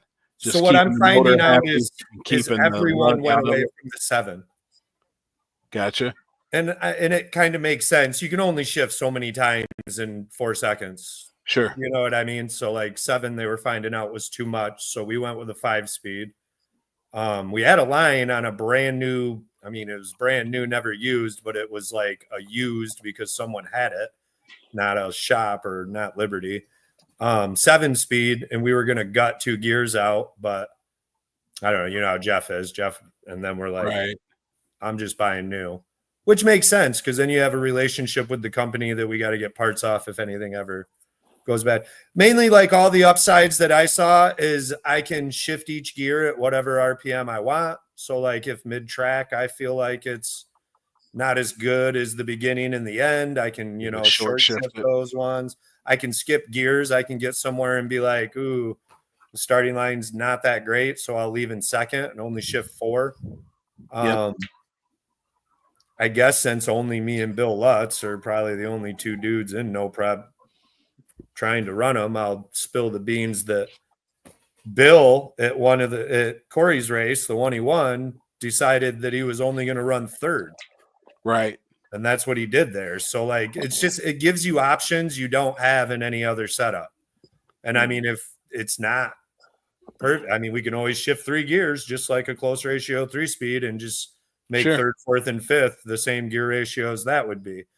But just as fast as everything's getting, and I don't see it slowing down, this was the move. And we figured we'd ride it out in this chassis until winter. And then we're probably going to buy a roller that's, you know, like Zach Jones roller or something that we can swap everything over to. Oh, yeah. Damn. Hell yeah. But yeah, I thought seems like a 200 RPM drop sounds better than 1,000. Sure does. So, yep. We're going to give it a shot. A couple people have been like, it's real firm, you know, on the shift. It's not as forgiving as like the 400s, even though it still runs through a converter. But the converter, we had them send it with 1 looser, 1 tighter stator. So if we got to put the looser one in, we'll put it in. But now, can you dump out of the converter on one of those also to soften up the shift? I don't think so. I probably need to figure a little more out about it. I don't know if the tie drive can do that. I know there's pumps on that. Yeah. So it's possible, but I'm not sure. But yeah, just seemed like that's cool, man. Where the evolution's eventually going to go. If all we do is get faster, then they work. Sure. I'm not so sure they work, you know, like if I was to put it in my car and try and backside and street with it, I'm just not positive. I don't know. After I use it, I might have a different opinion. But like I said, if people were saying it's pretty firm on the shifts, then you probably want a fairly decent surface. And you don't hear about mini braking. No, they're extremely tough. I mean, they burn out slides once in a while, but you can change those out in the pits in about 35 minutes. Because it's like an 5-speed, 4 bolts, pull the whole thing right out. Yep. Flip it over on the bench. Pop the case off and change the slides and then throw it back in. No more trans cooler. I ain't got to worry about, you know, putting the pit cooler on every time. And if they rush us, it don't matter. The fluid really don't have any issues like that. Sit on the brake longer. I could only see pros. I tried finding like some negatives, you know, and it's really not, it's not that crazy. Yes, Ryan Hendricks. Is he talking about Hendrickson? Yeah, I'm pretty sure Ryan Hendrickson's running one too. And I might have to ask him some questions. But Bill's been helping me a ton with all of it. I've known Bill for 6 years now, and him and Kenny are always really nice. So they've been helping a bunch. Yeah, I just couldn't find downsides. It has a lockup in it. It has more gears than the other one. You have options of when to shift them and what ones you want to use. So to me, it just seemed like the way to go. It'd be fun too. Yeah, something new, something wild. And with the Yep. 700 in there, we should be able to control it pretty cool and do all sorts of extra shit. So Hell yeah, man. pretty Super excited cool. about that. I ended up getting a 700 for my car too. Really? Yeah, Fuel Tech hooked it up. Shout out to Fuel Tech and how amazing they are. yeah. I went with the smaller one. Yep. And then a lot more hookups on the back. Built-in GPS, built-in weather, all USB, more inputs and outputs than you could ever. I don't even know how you could possibly use them all. And then anything can be anything on this one, which is cool. Like on the other Fuel Tech, some things, were stuck, like your cam and crank trigger and all that were stuck to certain inputs or outputs. And this one does all that. There's Yeah, probably really excited about both cars. It's like I said, it's been a horrible year. We've done nothing. We've broke for almost a year now. At War in the Woods in September was the start of our bad luck. Both cars broke twice. In the second round of the original race, throttle cable and bump button stuck. And then weight slid back and shut Jeff's off halfway down, and I killed a coil on the chip. And from there on out, we haven't went to a race and not broke. Damn. And then when we got done with War in the Woods and we were frustrated about that throttle cable, which was our fault, we put a hood on and didn't cut it enough, and that caught the cable. We just went and tested it. Well, every time we went and test, we made it one pass down the track. I think like the first one we went 483. No, the first test session we went 493, which was my first round War in the Woods tune. Didn't touch it. So after it did that, I was like super bummed out that like Damn. it didn't go because we were kind of guessing what it would run and it was spot on. Then the next pass I put like what I thought would be a 450 in it, and it made it about 250 feet and broke the input shaft. So then we got all that fixed. We went back and made the first pass. It went for like 66. So I put a little more in it because, might as well try to become one of these sweet shady side dudes and go 30s or 20s or something. So I put a big tune in it and it ripped right down till about 250 feet and just wadded the whole planetary and it just wadded the train right up. Damn.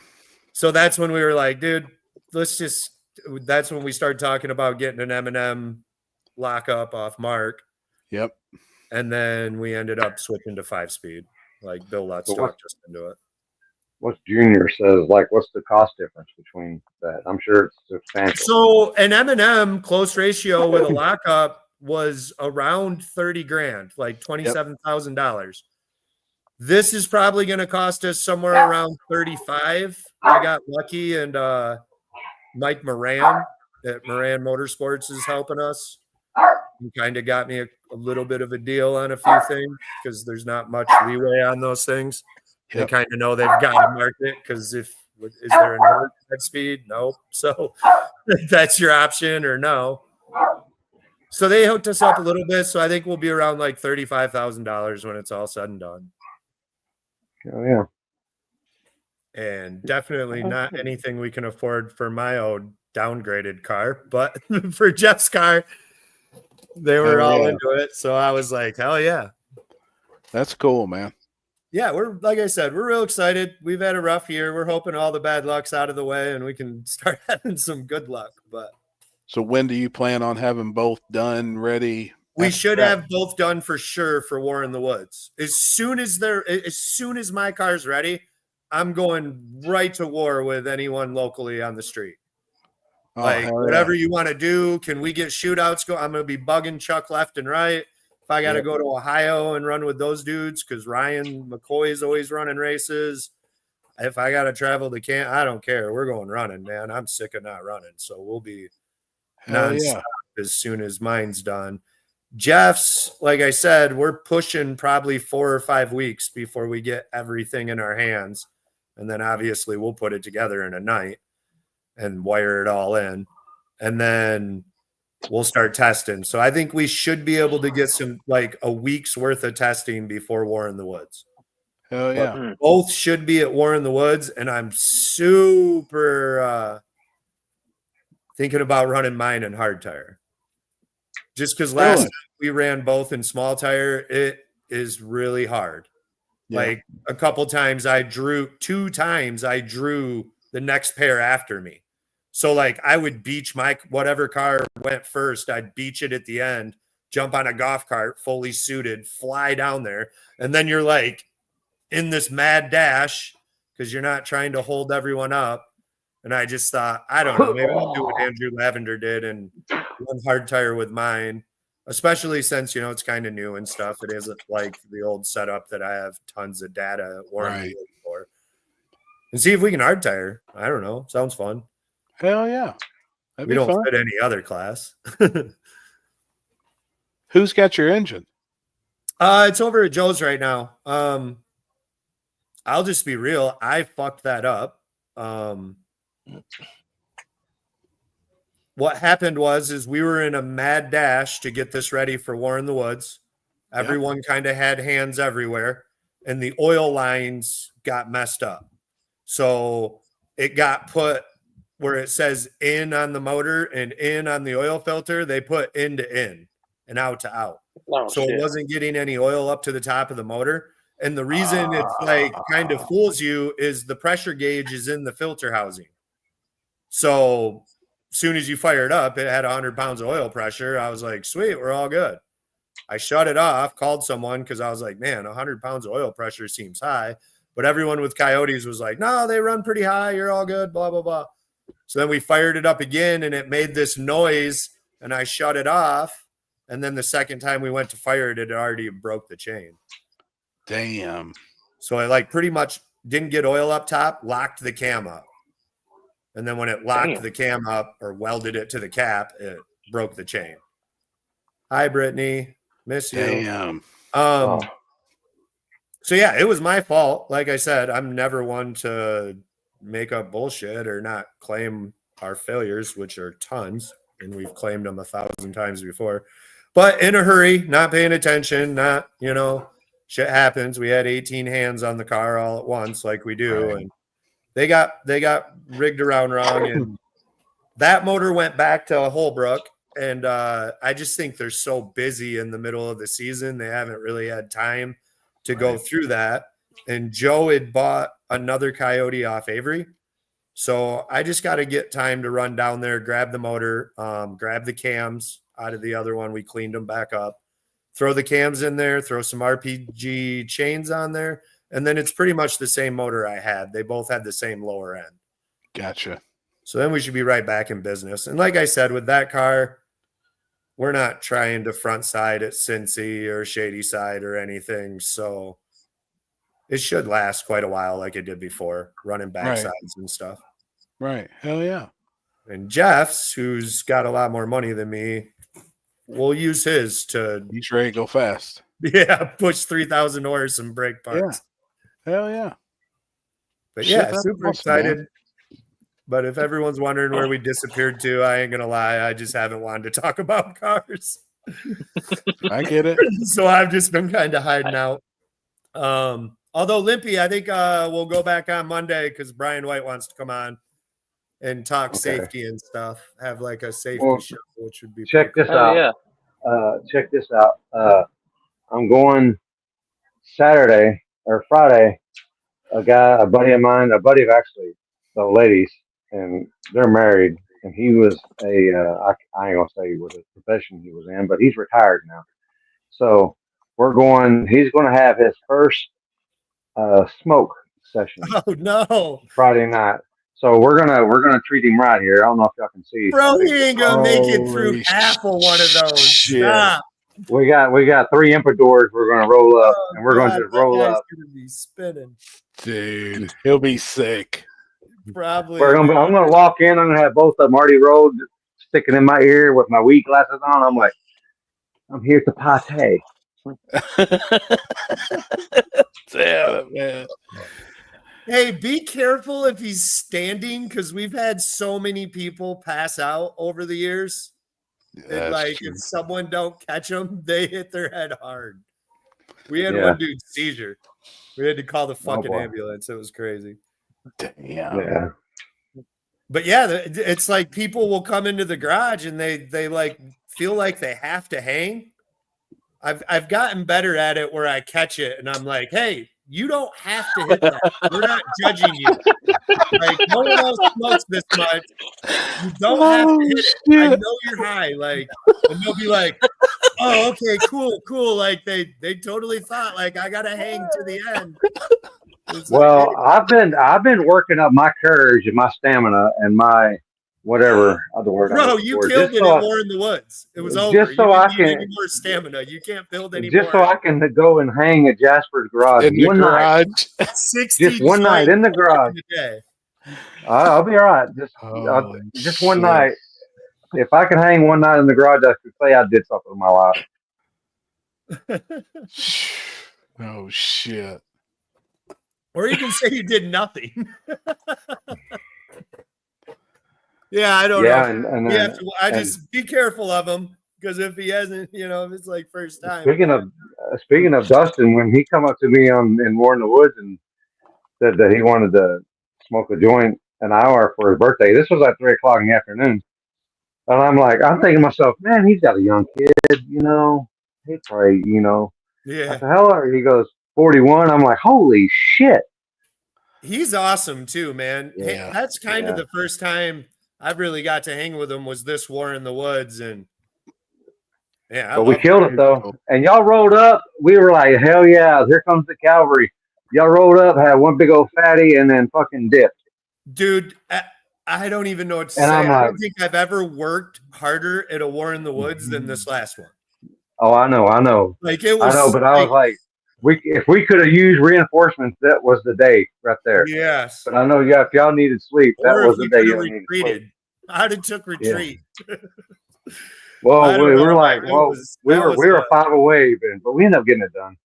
That was a real War in the Woods. Like, oh shit.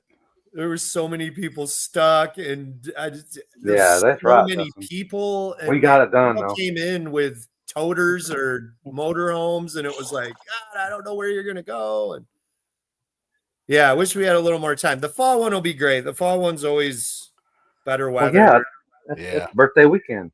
That's birthday right. Weekend. More laid back. It's going to be on. But yeah, I kind of missed some of the older ones where it was a little not as hectic and we partied in the trailer all night long and stuff. It just seems like these last couple, everyone is so dead by the end of the day that it's hard to get up and move from whatever spot you're at. Yeah. Later, Patrick. See you, Patrick. Yeah, have a good one, Patrick. It's cool to get to finally hang out. Yeah, see, there's Dustin, man. Yeah. Hey, Dust, dude, we're bringing a bike this time too. I messaged Happy a while back and got all the rules.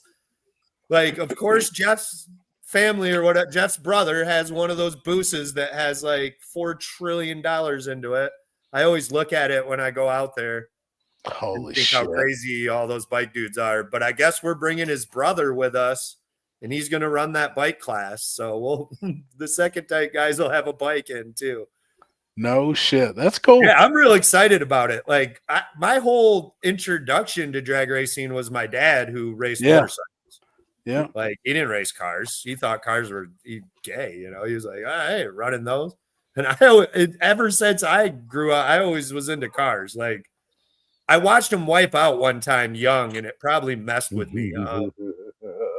We were at Stanton at the drag strip, and I was up in the stands, you know, with my mom and sister, and we're watching, and they're like, hey, your dad's coming up. And I'm like, sweet. We're all watching, and he takes off.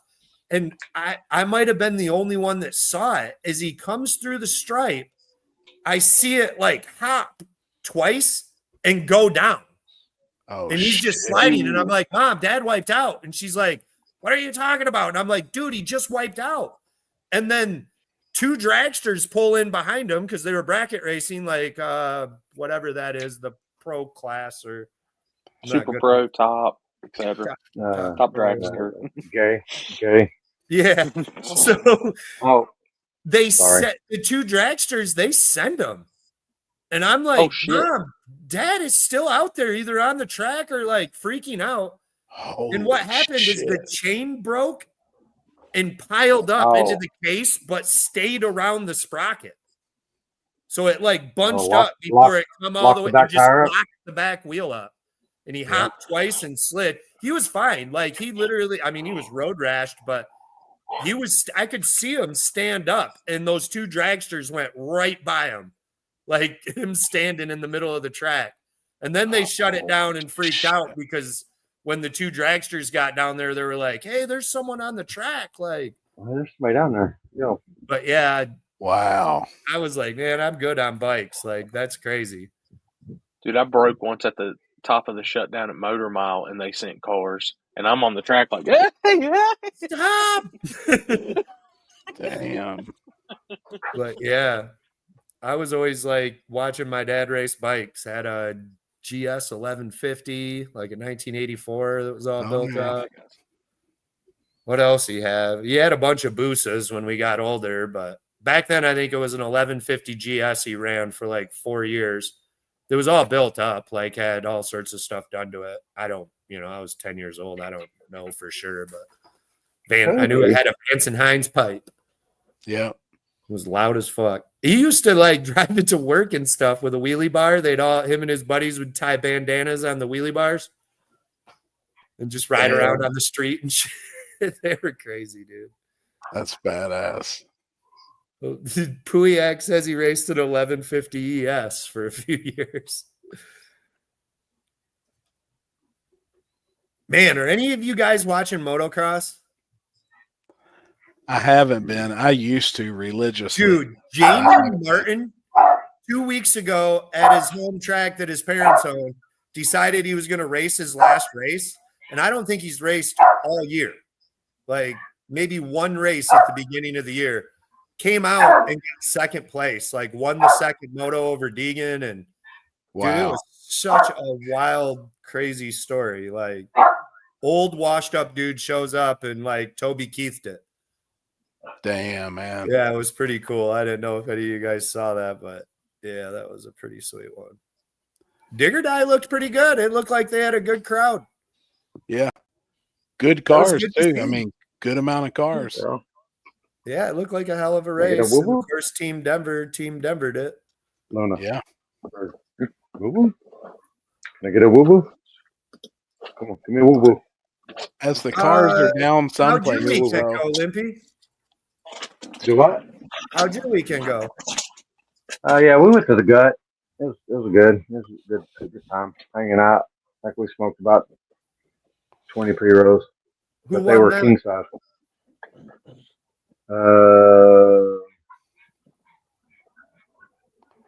Was it Cody? There's a new dude. No, Cody was in the finals.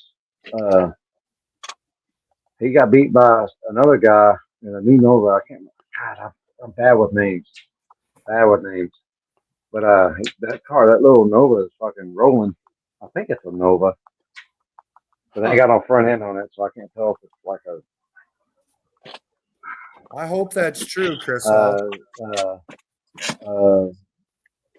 Big Dakota won the street class. And what else was there? They had some other stuff.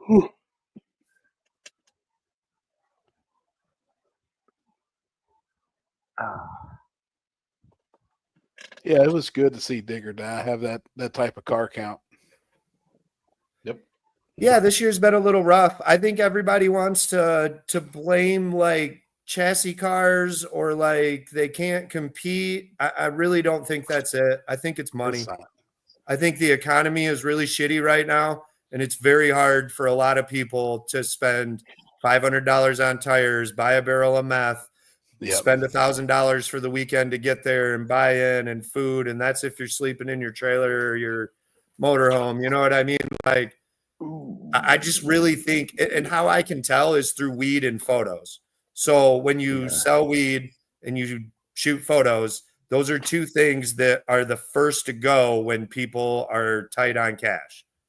So I've had the least amount of people ask me about photos, and I've had everybody that was buying an ounce a week buy a half ounce a week.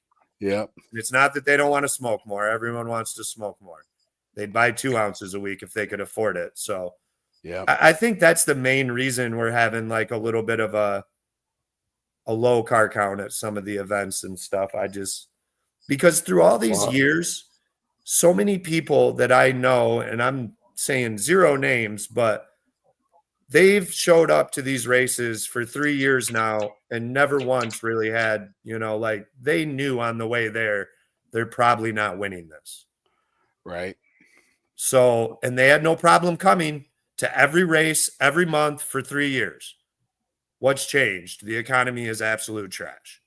So if you're not mega rich still or have good money, I think that's the main reason. Yeah. Because Team Denver, those aren't chassis cars. Mm-mm. No one has to go build a chassis car to win, and they're dominating chassis cars. Yep. Tell me the Well, chassis car that's that ever area won just or die. that area just out there just has car count no matter what. I mean, most of them they got decent Yeah. car count out there on the Yep. East Coast. Yeah, that's why they always have at least a good turnout, no matter what. All right, I got questions. First and Donkey foremost, balls just come up anytime. for this video even plays. Oh boy. Hey, I heard there was some cheating going on down there, but I never heard who or what. Is that true? Why? See, Corey just looked up. You already gave it away. You know what I'm talking about. Why is there a Yeah. cameraman in front of the flagger? I didn't even notice that. Yeah, that's pretty crazy right there. That is, especially with a lens that can reflect and shit. That's kind of fucked up. I mean, watch this whole that's odd to me. I don't know. Usually they're behind. If they're behind. I mean, how do you even like? Well, no. So you mentioned that. So at one point when I watched Corey's live feed, there was a camera person that was standing directly behind him, Sinford. and he actually ran into them as he was running back and hitting the light, and about fell over. Oh, Dude, boy. and this is gonna sound terrible. I was there doing the live feed, and I don't even remember that. I watched it. I was like, "Holy shit!" You gotta start texting me when shit like that happens, because I was about Shit, you weren't even like standing next to our trailer or anything. What happened? Just look at him. He's like, "Wait a minute, what?"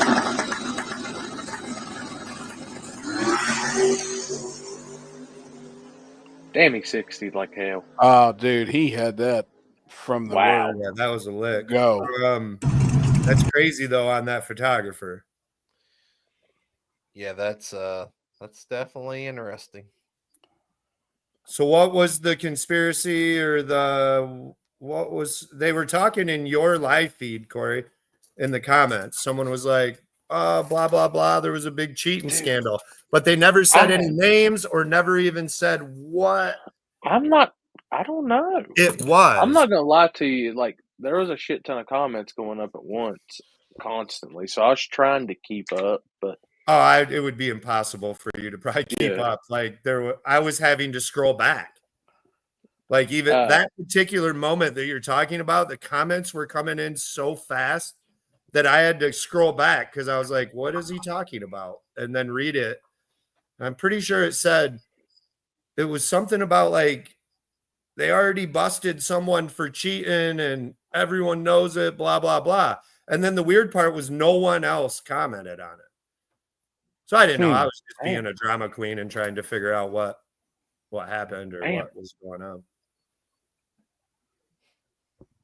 Hey, I suck every now and then, but no, actually, honestly, the first pass that you questioned, I actually questioned that too. But the second pass, I 100% disagreed with you. Which, like, I was looking back at them last night because I was slowing it down frame by frame on here from my angle, and yeah. What are you guys talking about? Like the one I called Ryan over. God, my mind just went blank. Clint, and from housing, it did look that way. It was close. Now I actually got to see because they challenged it, and I got to see it, and it was a half a fender max. Oh wow! So I mean, at that angle, they looked close, and Ryan was top end charging hard. So it looked that way. Now, I can say on 2 that I looked at, I thought Axeman was, but I went back and I was like moving it frame by frame by frame by frame, just looking at it because I was just curious. And I think he got, it looks like both cars, both front tires are on the line. But the difference in Axeman's deal was he didn't have a front end on, and Michael Anderson had a front end on. I think they were neck to neck, and that front end advantage came up. I went back and looked at Jake Boswell's and them too, because that was another one that got brought up. Yeah, I did watch that one. And I think Jake got front ended. Like, it looks the same on mine. Now, I'm not the official camera. I'm not that. That's what I Yeah, but you can't. I'm just making what I thought. If you don't have your front end on, you can't count as if you did. Yeah. No. Do you know what I mean? Like that. No. That's and it's whatever you've got like hanging the out new there. strategy I run on the wood grain car. I'll never run without a front end. Right.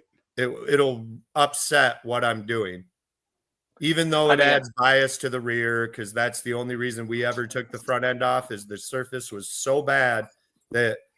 And my old front end is a lot different than I imagine theirs. Like that was a front end that we blew to pieces at Kentucky Cash Days. Yeah. And it weighed like 50 pounds. Yeah. Like my front end weighed 50 pounds. The new front end I have weighs like 20, if that, So like we lost I think a full 1.5% of bias by taking the front end off. But what we do now, I'll never take it off. Like the front end stay. I mean, minus we explode it like we did at Kentucky, and I got no other choice to race than without a front end. But yeah, I mean, that's the downside of taking your front end off. And then even still, they lined it up with what they have as the farthest point front. Yeah. So, I mean, you still lose the race. But what sucks is it's very hard on the camera to even tell was their front end farther because it's all blurred, a little bit. Are they still filming straight across from on top of the wall? Nah, he's up on top of the ladder. Yeah, he's elevated now over. Gotcha. Which is much better.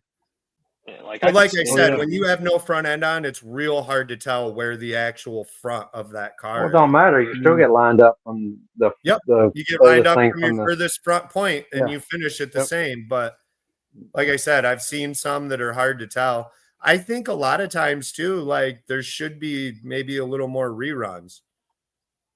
Like I agree with Limpy. If you gotta look at it for 50 times in a row, like you may see something that not there.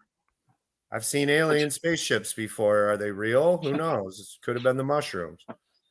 Which I'm going to tell everybody too, by the way. Like, I hope nobody gets mad when I'm like announcing. I say that I'm just trying to be a good announcer and a good host on there. So it's actually good to see when the comments are coming up and the people are kind of going back and forth with the calls because A, it's awesome to see people are that into it, and B, it's great for my Facebook and YouTube algorithm. For sure. Why did they only? I do enjoy you talking. One lane, Daryl. That's probably because they could probably see the other tire. They just couldn't see the other tire. Yeah. One had a dark spot, just a shadow or something. Yeah. You just couldn't see it. And you don't want to wash out. You don't want to have to wash out. Your tire. A lot of people don't know I used to do some pretty decent announcing for like different stuff. I announced all my own backside stuff and all that. So don't remind me. What is Twin Soldier saying? I flew on. He just took a flight. He's been out of town all day, and they were at the airport. And we were live, and he's already home, and we're live. Jesus, those guys are the best. I've got some breaking news that oh boy is really good. Well, I can't give the whole thing away because it's still being talked about, but pull up you can pull that up now, Chris. Yeah, because this ain't gonna give it away or anything. I mean, we'll just say a track that I used to work with. It's not Messy Monday, it's Tuesday. I know. a track that I used to work with is officially under new leases and things like that. So been talking back So and you're forth, and so you're yeah. going back to Southside? No. I'll let Chris post the picture, and I'll just let it. I'll just Marinate. let marinate. That's funny. What we got going on? Let's see. Someplace I hold dear in my heart. What's that say?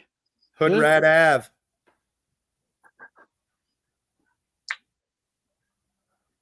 Where is That's that? what they coined it. It's the worst backside in the South. That's all I'll say. Crossville? No, hell no.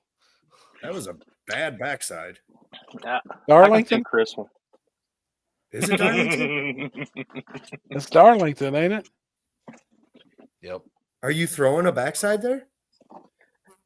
There's nothing 100% yet. So, but been talking with people, and they told me to start gaining some interest and see if people be interested in it again and putting them What back do you on. mean? We're So, all interested.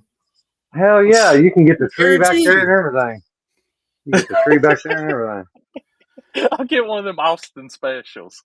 How much slower is it than Rockingham? Do what? How much slower is it than Rockingham? I don't know. That past tenths. Bradshaw just made look pretty fast. Dude, that's what I Yeah, said alright. too. And I even said some numbers earlier on the live, and I think they had to have been close. It looked like everybody was in the 530, 550 range. I was just gonna say, like that looked Corey like a said 20 or a 50, 30 to me. 70. Yeah, but that was a lick. I don't know. I never really asked people what the numbers were back in the day or anything. I just paid them and first to the finish line, but it's slower. It's Did well more slower. people knock the tire Yeah, off there? it's more coarse, I think. Gotcha. Yeah, it's very coarse. It looked really coarse in that picture. But real but coarse. yeah, there's some awesome guys that You got that everything have knocked taken out. over the lease of that place now that are very into racing, and I've known them for years. Oh, cool. And so who knows? We might see something coming up at some point here soon. Who knows? Super cool, man. Hell that'd be no, sweet. no one goes to Darlington. Jim Bob, the one race you came to was a bad one because of some changing in hands. But trust me, these guys got a good head on their shoulders, and they love this shit. So Good, man. They That's had good. That's what it needs. a backside at PYOP on a brand new surface. How was that treating everybody? Dude, it's gonna be fast. Really? Fast. Like it is smooth, brand new asphalt. And I don't And know. everybody I'm was sure, going you down know, it some pretty of the well. racers watching know because they've tested on it out on the streets when they fresh pour or whatever. It's gonna be fast. But Hell the yeah. lanes are even. Everything's even Steven now. They put a concrete burnout pad back there so it's not just killing the shutdown, you know, digging holes in it and stuff. Until they go back there and test all the time and then only test in one lane. Well, so I did hear this today. So what really caused that was they had street outlaw testing back when big tires existed, and all of them ran one lane because it was a competition of to get on the team, you had to be one of the 10 fastest or whatever. So like that's how that kind of happened. I don't think that'll happen again. They're gonna, I guess, have a test and tune on the backside once a month, open. Like anyone can show up and just test for the day, which I thought was really cool because you don't almost never get that. Like, you know, they don't ever have a test and tune day on the backside with no prep on it or nothing. And so I don't know, that'll be pretty cool. I mean, lanes can still get fucked up, that's for sure. But right now they look even, Steven, and it looked like Brian White won. Oh, hell yeah. He was rolling too. I've kind of teamed up with Brian this year.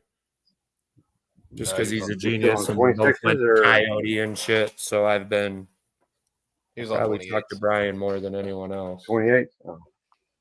Who was he in the finals with? I think Chet something with an L in the black S10. Chet Lemon. Chet. Oh yeah, the black S10. Yep. That's who was in the finals. Joey LaRoque looked really fast too. He was in the semifinals. In his Mustang. Yep. Tyler Stevenson has like a 67 Mustang. I was like helping tune at War in the Woods. He went pretty far, I think down to the last 6 at War in the Woods. That black one. Yep. He was going pretty fast. I know they were going 6. Everett I know looked they were pretty going, good. Everett made it pretty far. Hell yeah. I know they were going 6-0s first and second round. I do know that for a fact. Yeah, don't know no, how they much were faster- slow I don't right know how off much the bat. faster- It was brand new. There wasn't even a burnout on it. Yeah, ever. I don't know how much faster they got as the rounds went on, but I do And, like, know. They also were kind of like everyone underestimated it, as far as I kind of read from talking to Austin, Right. talking to Brian, talking to Tyler and them down there. It sounded like, when they rolled that first round, they thought bare surface, and everyone kind of had it down low. Right. Dude, Brian's pretty slick though. He's gonna figure something out really fast. Yes. And I'm like I said, I've been talking with Brian a lot, and the wood grain car is set up with a lot of stuff Brian recommended, cool. like suspension and chassis wise. I mean, we're still TRS, but we're Yeah. doing a lot of weird things with it. I just seen a ton of pictures. He showed them to me at Cash Days. And man, that thing looks really, really good. Yeah. It was cool seeing his changes that he made, and it's awesome. That's why I said I think next Monday we're gonna do like a safety episode. Just because I think people need to start thinking about that a little more, especially on front side. Like we are now going what like X275 used to go. Yeah. In their heyday. We just these guys got to think. Frontside racing is very, very fast. People need to get safety in check, pretty much. Well, I mean, like look at Jason Hort or whatever that was at your race, and then the Unreal. next week, Unreal, dude. like, amen that dude had all his safety stuff on and stuff. Otherwise, we're never bringing that up again. You know what I mean? It's not something we talk about.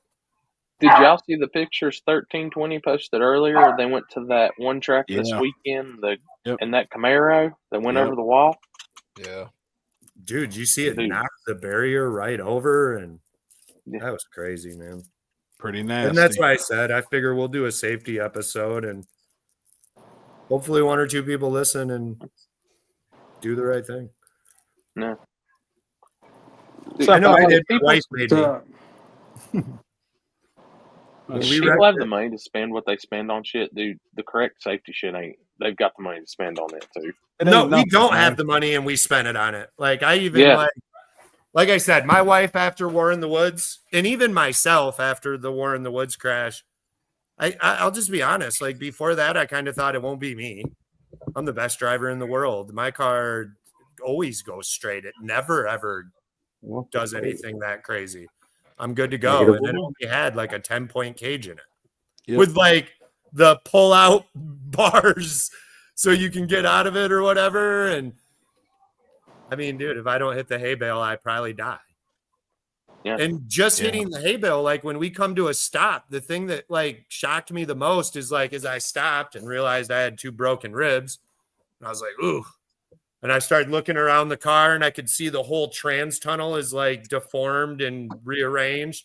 And when you look in the back, like where the trans tunnel comes to the floor, it was just wide. It buckled so hard you could reach your arm right through and grab the pig. Jeez. And I was just like, "Oh shit, dude!" Like, wow. And if we wouldn't have hit the hay bale, we were going into trees. Like so many people claim War in the Woods is so dangerous now. They have no clue. Yeah. Like what we used to do there that was actually dangerous. Like there's guardrails all the way down. You know what I mean? Like, yeah, I don't know. The only thing dangerous to me now is stopping. Like if you lose brakes or you're struggling to stop, like Raggedy Ann did, you're going for a ride. But other than that, and then the same for the wrecks. Like I said, I haven't been on forever, so I'm just spitting all sorts of shit I've been thinking about. But when we were at War in the Woods, everyone was throwing a fit about all those wrecks. Like, I can't explain enough to people that I don't care where you've raced. If you haven't raced War in the Woods, you don't know what the fuck I'm talking about. When you pull into that burnout box and look up, and in every direction you look, there are people as far as you can see. And they're not just standing there like at your normal track, like, what's up? Cool, another car. They are going nuts. And just going crazy. It hypes you up. You drive a little more than you normally would. I don't care who you are. I've watched Ryan go off the track, like, and have to go to the car wash. Luckily, you know, the mud collected him up. I've watched him go off in the first round of this last one. I don't care who you are. Like, you drive a little harder than you normally would because all these fans are just hyping you up. Like, you come down the return road and you feel like you just won the championship and you lost the race. Right. Like, they're going crazy and I lost. Everyone's still thumbsing me up. Everyone's beating on the roof. They're all screaming, "Thank you, dude. That was so sick." Like, don't even care. Like, it makes you drive a little harder than you normally would. And that's why we have some wrecks sometimes that we normally wouldn't. Ray, I mean, the only thing that he's changed other than the lights is maybe adding the barriers and paving that center section. Yeah. I mean, other than that, I mean, I think drivers are just a little bit more driving nowadays than it was safety wise. Just my personal opinion. I mean, it's exactly what it's a mixture of both of them, but it's more the drivers they're more alert now than shit than they used to be. Yeah. And I'm sure it's that way at Shady Side too. It's just the track has a little more room to move around and stuff. Yeah. Like, I looked at that and thought, okay, like, I got to try to go to that because that's the type of race, just like Cash Days at the Hill. It's hype. Like, it's not the same atmosphere as you going to your local track that's having their normal annual race they have every other month. Yeah. Like, and you just drive a little harder, man. You do some things you probably wouldn't do at other places because we're here. That's if anybody wants to question, you know, first round to King of the South took a while. I was like, yeah, cars getting loose, this, that. Everybody, I was like, they're racing for $75,000. Like, they're hype. The people baddest of the bad, hyping them up. Yeah, this is that race. Like, these guys invite only, baddest of the bad. Like, wash your mouth, right? How's Shad doing? Not bad. Got all your work done for your night? Yeah, that was a fucking disaster. Did you blow a hole in anything? No, the machine was not working, so I had to call a bunch of people and. Oh shit! Yeah, 2 engineers came in, and it was. So you don't shoot photos for a living? You just do that for fun? Yeah, I just do that for fun. Me too. I did have to shoot a senior today, but he had some cool like crotch rocket and dirt bike, so the photos were kind of cool. That's cool. Or a little more or less boring than most seniors. Yeah, I don't. I used to shoot full time, and it made me hate photography. Right. And then so I quit shooting, like, unless I wanted to, you know what I mean? Like, go to a drag event or my kids' games and stuff like that. I pretty much quit shooting for like 2 years. I want you too, Rory. And then I started doing it again for like the people that used me for the last 15 years. And then, like, obviously, like, if my friends are now having kids that are having weddings, like, I'll shoot their wedding, even though I hate weddings beyond belief. If I was shooting weddings in the 80s, I'd have loved it. But people are so lame and just dumb nowadays that it's no fun. I don't think I could ever shoot a wedding. I think, like, I've heard the money's good, but I would be at it like, I'm so out of place. This is not me. So like I'll give an example. My dad is probably, you know, one of like 5 people in my life that I know that are like the hardest working human beings I've ever met in my life. So he works for an excavating company. So there's days that this dude is literally in a shit pond shoveling for fucking 16 hours. I couldn't get one of my 2 second shooters to come shoot the wedding with me. So I had my dad was like, I'll do it. You know, you just set the camera in auto, you know, and I'll shoot. I was like, no problem, man. He made it to about 6 o'clock, and then he picked a chair on the edge of the dance floor and didn't move again until 11 when we left.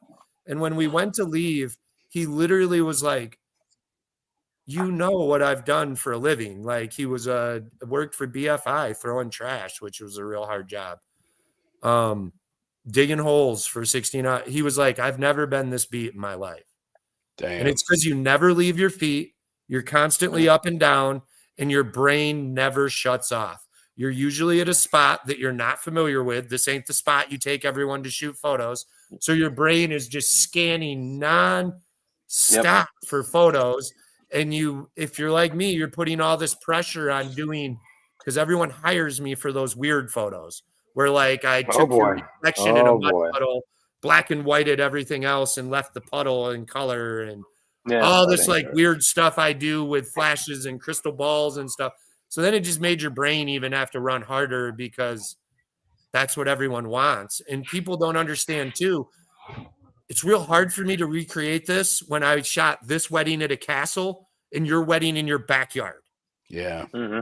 But they still want those castle photos. And it's like, dude, like this isn't my fault. And so then you put even more pressure on your, and that's how I got like sick of it. Now I just do it for fun, you know, like, and it's fun again. Even shooting the seniors is fun again, just because it was, it was crazy.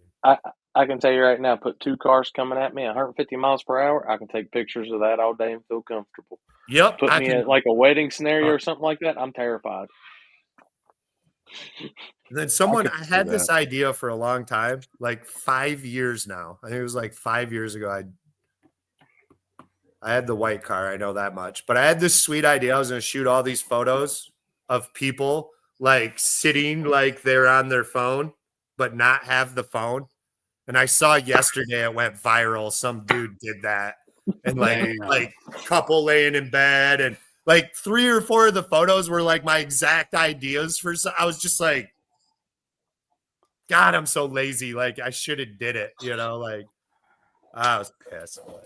Damn. Yeah, I have fun doing it again because I do like what I choose to do rather than like when you do it for a living, you almost have to do weddings unless, you know, some company's paying you ungodly amounts of money to do something cheesy. But in weddings, what gear you shoot with? I shoot with Nikon.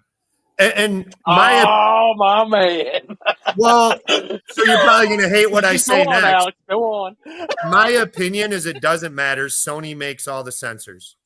Yeah. It don't matter. The sensor's the most important part of your camera. Well, I mean, the lenses too. Don't let me get too far ahead, but Sony makes all the sensors. I don't think it matters. I went to Jamaica one time to shoot a wedding, and they lost all my equipment. So I didn't get it for like 4 days. You know, we were there for 7. On the 4th day, I got it, but the wedding was the 3rd day. So I had to go to a camera store in Jamaica and rent all this, like con them into renting me the gear. They wanted me to buy it. And I'm like, dude, I'm not buying $6,000 worth of Canon shit right now to shoot this wedding. Like, what can you rent me your personal shit? I'll leave you whatever you need, my ID, my passport. Like, I'll give you the money up front. I'll tell you where I'm at. You can come with me and shoot it if you want. I'll even pay you to come be the. They finally was like, okay, man. I'll help you out.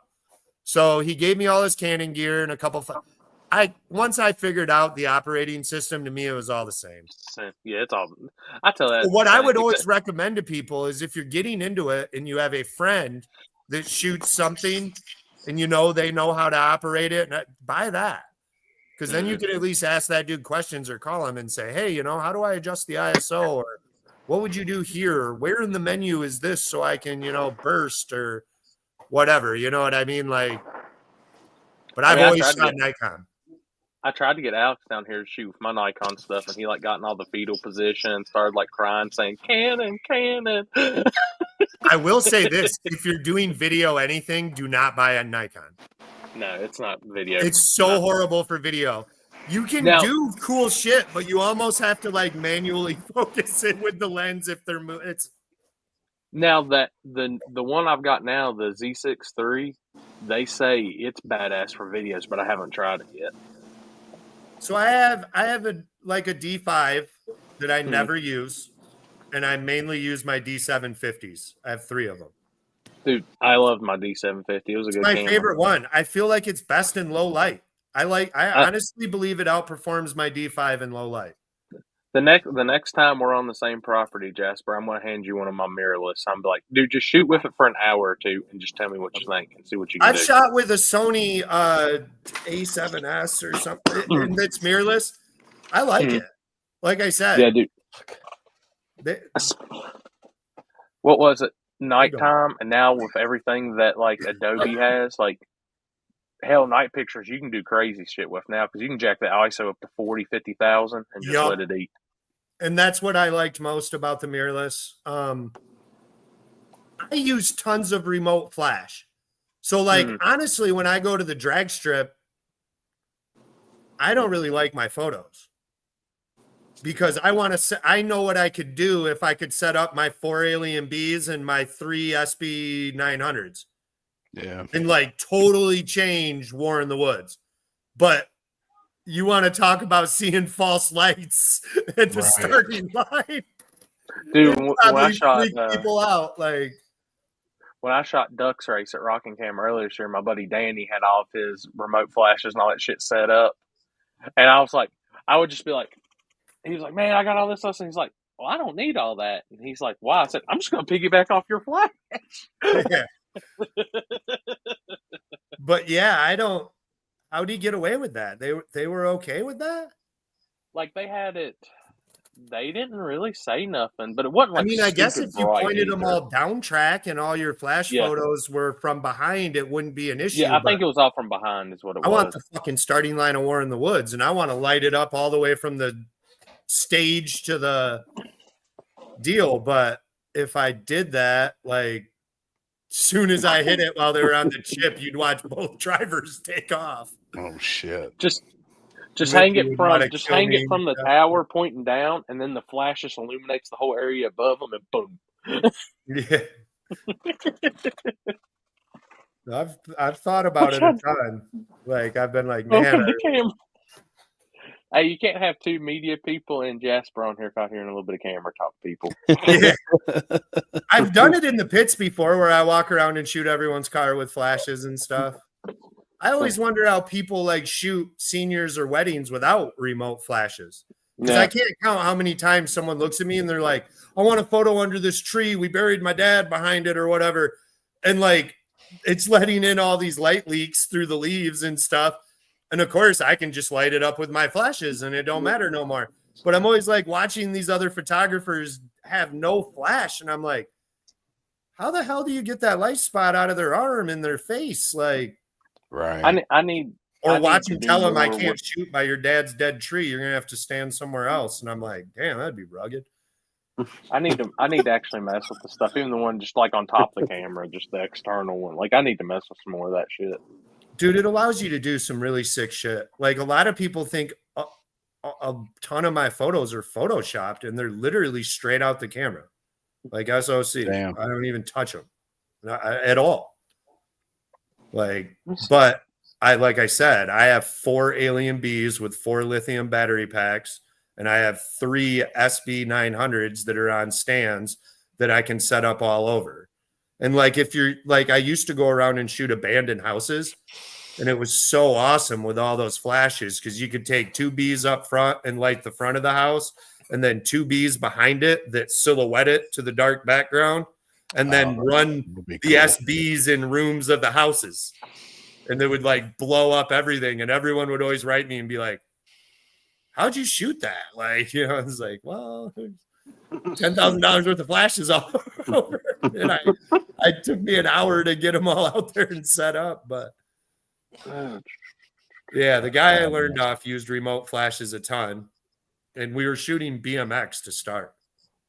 Like he shot for Ride BMX, and we were the first time I took all these kids to Ray's mountain bike park, and they can ride for like 8 hours, dude. I was 35 or 30 years old. Like I didn't have 8 hours in me. So then I would just sit around. I didn't want to drag the kids out of there, so I'd let them just keep riding.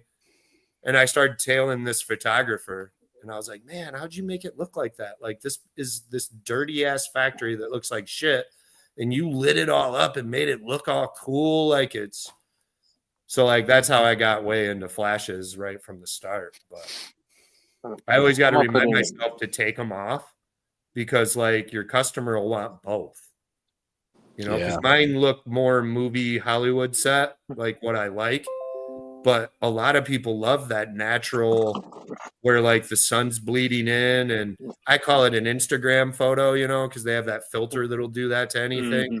They're better than Instagram, like the professional people doing it. I'm not trying to shortchange them, but I have to remind myself all the time to take the remote trigger off, shoot a couple that way, so they have options in the photo package, so you're not limiting them to like one style. And that's another reason why it's not as fun. Like doing that, you don't do exactly what you want all the time.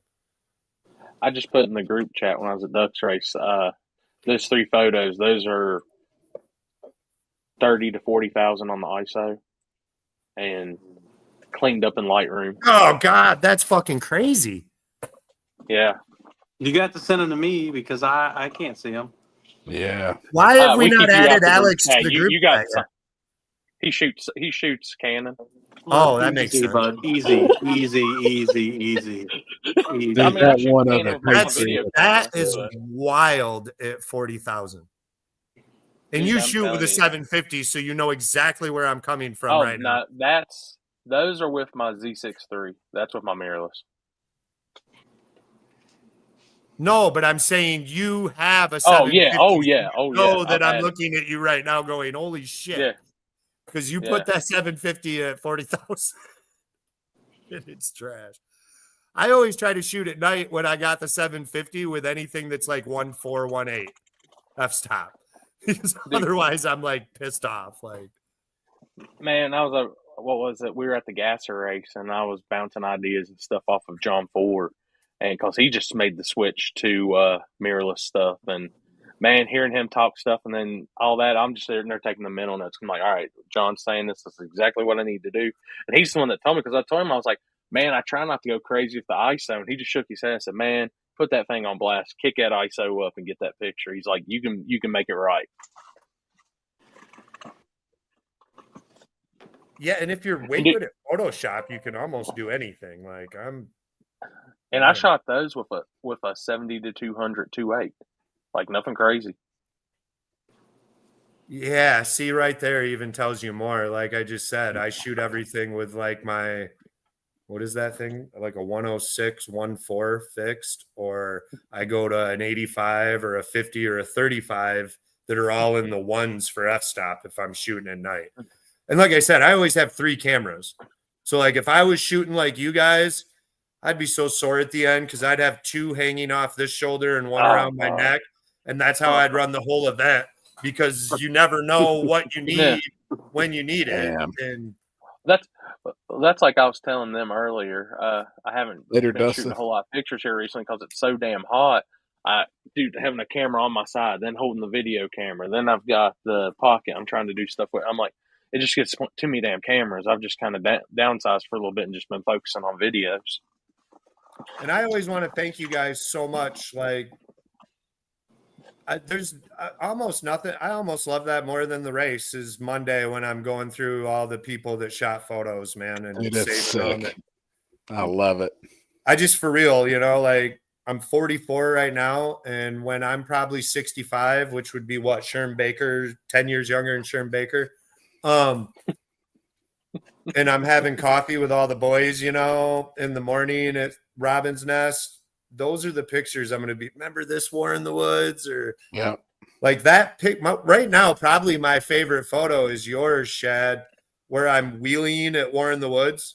Oh yeah, Like I was right standing out up the and whole, like, and you can see the whole crowd everywhere. yeah. Yep. That's a good one. Another good one is the gray car coming down the return road. Oh yeah. You shot that one too. The return road photos, like where the Yeah, they're burnout so box good. is with all the people, so sick. Yep. And there's a really good one Corey shot too when we were at that Cash Days in Kentucky at night. After I blew the front end off and we taped that light on there, and it Yep. looks like Iron Man at the line against Jeff. Right before I jumped, about 3 seconds early of the light.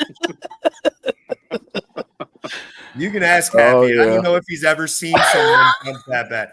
So I pitted with Mort, and Mort's like, "Yo, I figured this light out." There you go, right there. There you go. I figured his light out. Shit. Shit. Showing me videos like, look, he's banging it instantly. He's banging it instantly. Like, kept showing me as I'm heading up for the final. So I'm like, all right.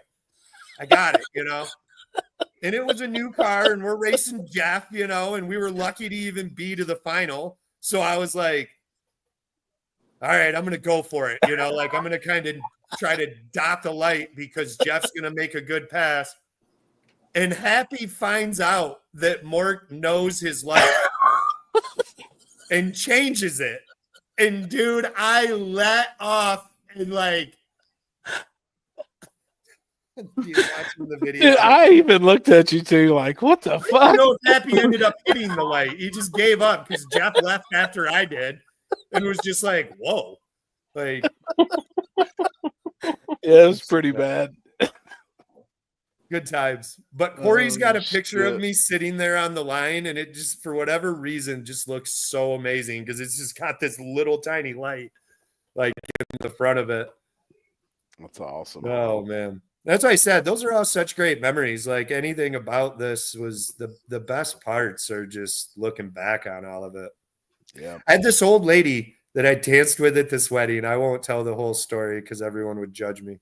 I was shooting a wedding, and this 92-year-old lady, like they made it clear to me early, like get as many pictures of her as you can. She don't have long left, even though she was walking around and having no problem. Anyone at 92 is getting to the end there. And it got to the reception, and I was like sitting at a chair, like changing lenses, and she came up and grabbed me. I was like, come with me. And I like dropped my cameras on the table, and when she wanted to dance. Oh, shit. Like I'm dancing with her. What time is it? 11. Okay, my old lady's in bed. So like first thing she says to me, if I was 30 years younger, we'd be out in the parking lot in the back seat right fucking now. And I was like, oh, and this lady's awesome. Like, dude, this lady is sweet. And I was like, oh yeah? I was like, I bet that'd be a good time. And she's like, oh, you have no idea, boy. We kept dancing. And we got towards the end, and she kind of got like, she grabbed my arm real hard. And my first thought was like, oh shit, she's like passing out, or, she's falling out. This song. And then as I like went to look at like, I backed off her shoulder and like, look, she's like, I want to tell you something. And this is so serious. And I was like, okay, like hit me. And she's like, I'm 92 years old. I could die tomorrow. All I can tell you is I fucking regret nothing.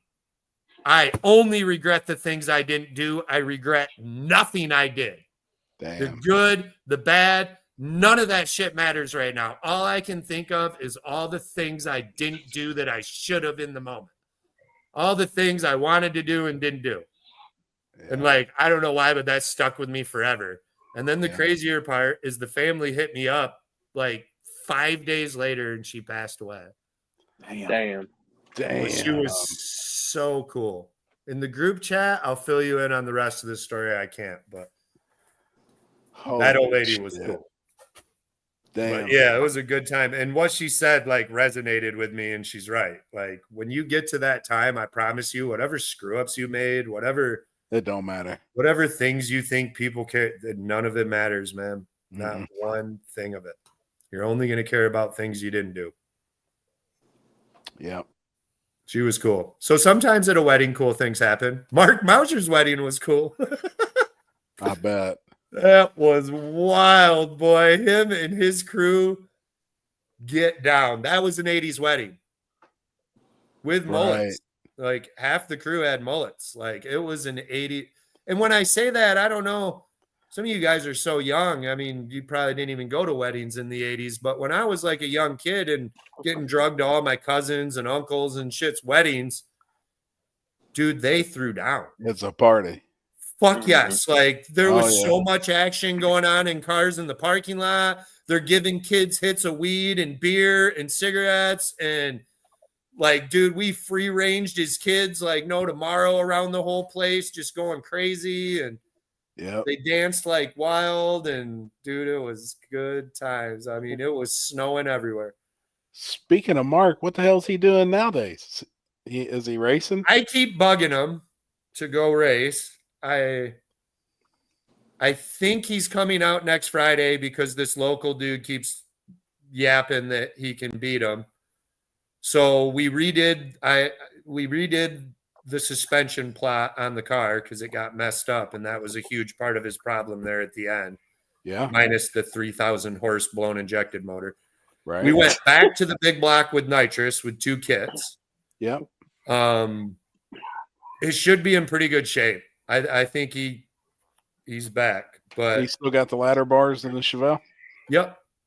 Oh, yeah. Just we had him too aggressive. We had him Sure. separating. We had him all the way down, and it just Yep. didn't like it. It would hit the tire too hard and upset.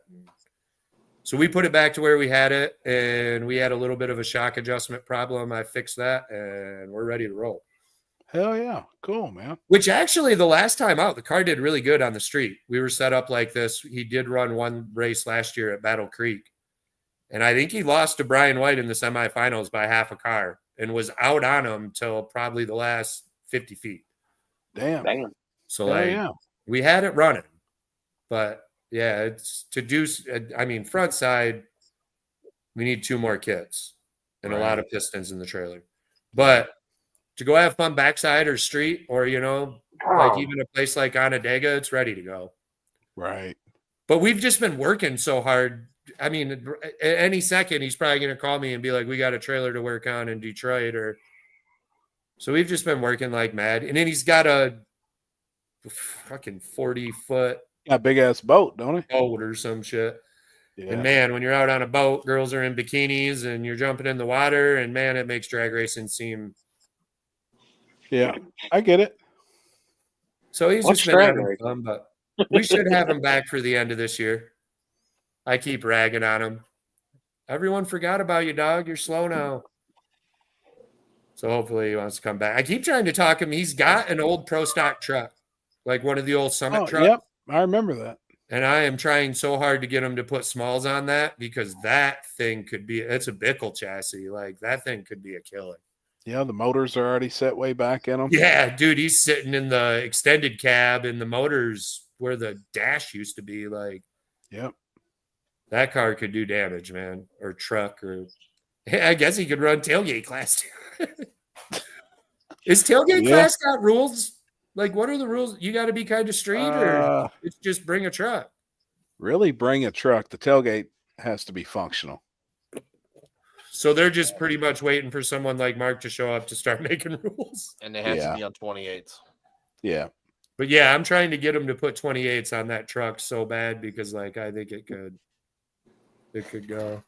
Guarantee it. Yes, we do still have a hot now up here. We have 1, and they're talking about building 2 more right now. I just saw a post on it. For those of you guys that don't know, Hot Now is like a fast food chain, and they used to do 39-cent hamburgers back in my day. Are they like Swear to White God. Castles? You could get a bag of burgers, which was 10 burgers for like $2.89. We lived there as kids. Are they like the mini burgers or what? No, they're like a McDonald's hamburger. Like, Damn. That's they're not not bad. Damn. giant, but they're not like a White Castle or something. Like, they're a dude. I still drive there sometimes just to eat Hot Now. I have a shirt in the closet because they sell shirts. Damn. It's not as cool as that I Love Ponderosa shirt that I was rocking at War in the Woods, but That's pretty sick. I had them make me custom ones. Me and Mark stopped at a Ponderosa because there's not very many of those left in Claire, and they have the dopest buffet ever. And like this one is run by all these old ladies. So the food is just fire, like on point. And they had these shirts. And this lady was like, I was like, do you have hoodies? No, but I can make them. So I had her make one that said Second Tight on the back and bought a t-shirt that day. But yeah, I love Ponderosa. There's a Ponderosa. Is it the same Ponderosa that's like over by Katie? Yep. They were all over the country. I mean, is it the same?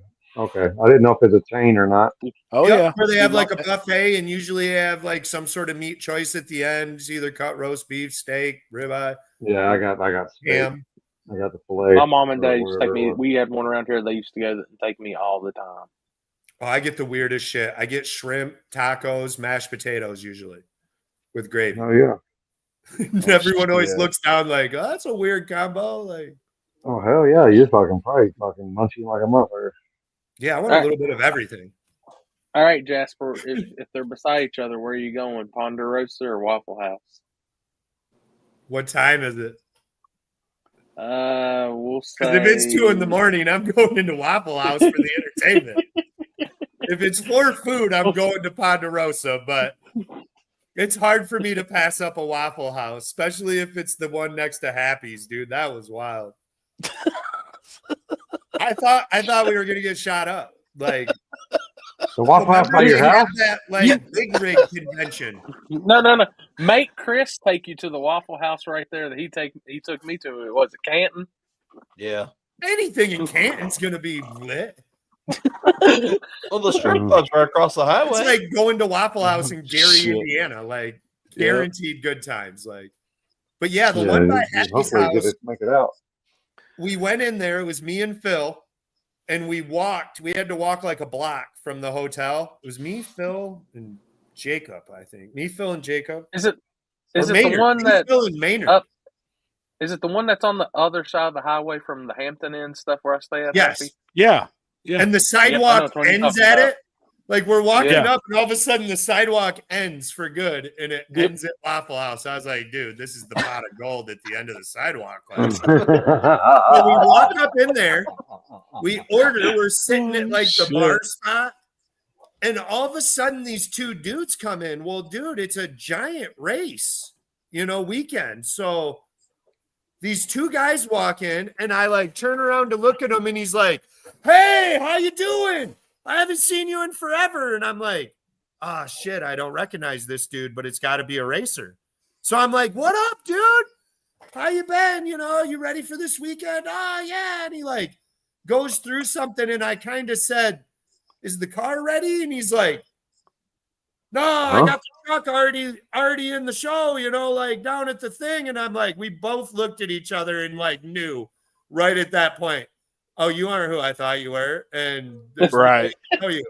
And he's like, I don't know you. And I'm like, no, I don't think so. We're here for a race. And he's like, oh, we're here for the semi show. And then we get talking, and dude, they're going crazy. And they piss the waitress off because there's only one waitress and a cook. They piss the waitress off so bad, she storms out, and she's like, oh, I'll be back with my boys. I'm like, oh, shit, man. Well, I go back to eating, and the fucking cook is so gone. Like, from my drug experience, I'd say heroin is his choice, and he's on it. Yeah. Like, he's barely pulling this food off. He's barely pulling off standing. So, like, we're sitting there like, wow, this is crazy. The one dudes are like, the dudes that came in that thought they knew me are now back in the kitchen. Like, trying to find their food. Comes kicking the door out, and they're like, let me whip it up for you. They'd found an apron and a visor, and they're like acting like they're gonna cook, and this dude on heroin's just like nodding off, and I'm like, holy shit, this is crazy. And that these dudes are like cooking eggs on the grill. Oh, shit. And we're just eating, laughing, and then all of a sudden homegirl pulls back in the parking lot with all her crew. Oh boy. The waitress. I'm like, Phil, dude, do you think this chick thinks we were with those dudes? Do you think she picked up that we didn't know each other by the end? Fuck. Because we're about to get shot. And so then she comes barging in and she's like, how about you come outside? Luckily, she's disassociated us from them. They go outside. These dudes jump out with guns. They're talking shit back and forth. By pure miracle, a cop pulls in. Oh shit. All these dudes jump in the car and take off. Cop starts talking to those dudes. Cop takes off. Those dudes leave. Eggs just burning on the stove. Homeboy's nodding off over here. I go and shut the stoves off. Oh fuck. I'm like, this dude's gonna burn this Waffle House down. So I hit the close sign. I shut all the stoves down. I go up to pay, and this dude's like, I don't know how to run the till, man. And I'm like, what do you mean? He's like, I don't know how to do any of this. I was like, well, I got to pay you something, dude. You cooked us food and like went through all this to do it. Like, holy I got to shit. give you something. So he's like, okay, I guess just tip me. So, dude, I just hand him 100. I'm like, hand him 100. Don't even Oh think. yeah. Walk out the door. I take 2 steps out the door, and Maynard's like, man, you really hated that dude, huh? And I was like, what do you mean? I gave him $100. He's like, yeah, but he's going to go buy heroin and OD on that. And I never even thought about it. I was just like, shit. yeah, this dude's probably going to buy more heroin than he's bought in a long time, and he's done. Fuck. But I do not know what happened to him. We ended up going to the race the next morning. Damn it, man. But yeah, I love Waffle Houses. Like, they're so fun. Like, there's always something popping off. You know what I mean? Like, always. Another good one if you're traveling 77 is the Mooresville Waffle House. Every time I've been in there, it's a shit show. We went to one in Georgia one time that was wild too, man. I sold this Marty rear end to this dude in North Carolina, and he met us like at the Georgia-North Carolina border or whatever. Bro, that was a wild one too, dude. Just people came in and lit, and they had a dance party. All of a sudden, this dude's like got this, what are those, bump boxes? Yeah. Walks in with a dude, just full blast, and like random tables are getting up and like forming a dance club. I was just like, what is going on? But the one in Shelby used to be really good too, but now they've made it a window one, like the one at Digger Die is. You know what movie I watched to answer Ed's comment? Has anyone seen Big Fish? Yes. No. Okay, they wrote that about me. Like, I love that movie so much because of his stories. And then all the way to the end at the funeral, the son actually realizes, like, wait, like, he might have embellished that a tiny bit, but, like, that actually was a real story. Like, I tell people all the time, I die tomorrow, dude. I swear to God, if you're sad for anyone, be sad for my family. Do not be sad for me. I didn't miss out. Yeah. 90% of the stories I tell, people believe I'm full of shit. And the person that was there with me knows I'm not. And they're like, damn. And if 90% of my life's unbelievable, we must have did pretty good. Yeah. Oh, shit. Wesley, are you talking the one off of 70 or the one that's off the exit right up there by Sheets? Because I've had experiences in both of them. Where's old man Jeff? I thought I was going to get to talk to my buddy. I don't know. He's been on it a few weeks. I haven't talked to him today. He's getting old, man. We normally would talk every day. Holy shit. I haven't got to talk to anyone about this. Is Sarah doing okay? Dude, she's fucked up. Them ribs. Bro, that race was dope. It was fun. That was fun. That was probably one of the hardest I've laughed in forever, man. I was so ready to watch. Like, we were all talking about it all day. Like, we were so hyped to watch it. That was fun.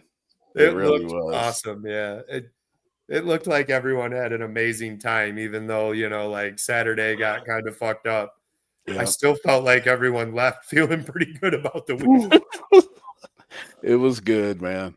I think the Yeah. rain helped out, added another little just something to it. Like it was, I think it would have been really fast and more people would have got fucked up if it wouldn't have rained. The rain kind of slowed it Yeah, down. no, it slowed them down. God almighty, it would have been rough. It I would have can't been believe she roughed fast. herself up that bad on that. 3 ribs, one's broken in 2 spots, and then her arm, it took the meat off all the way through her tattoo. Yeah, she showed a picture. I don't know if It's she nasty. might have been on Snapchat or whatever, but yeah, it was. Her wrist is pretty gory, but she's walking around holding one of them big tits all the time, trying to keep the pressure Plus, off. she the didn't rib. blow an airbag out. I'm No telling Yeah, you. I'm picturing shit. it right now. But yeah, Yep. Poor thing, man. I'm Dude, I seen picturing the- left. Yep. Am I wrong? Yep. Left See? where I she could hit that tire. sense it. It was like, I don't know. When it comes to boobs, I can just tell what's going on. Yep. Happy are the wristbands from Katie. Poor Good for girl. both days or just Saturday for the October race? Both days, man. What the fuck is going on with you? Oh, are you serious? boy. You're letting everyone back in Yep. for free? That's awesome. That is. Yeah, as long as everybody keeps the wristbands are good for the event in October. That's awesome. Even if you just paid, for a 1-day deal, they're good for the weekend in October. So what's everybody's next events? Like I said, I've been avoiding cars for 6 months. I got my race, and not this week, but next week, and I know Happy and Them's, and Where's your race? Trails.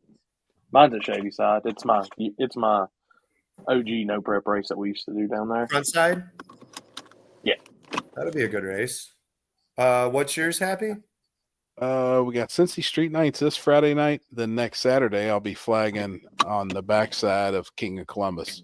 Backside deal. Oh, okay. The race that replaced Uncaged or whatever. Yep. Sweet. That's a really cool surface. I think so too. I like really it. like that race. Connor should probably be throwing a street race the night before.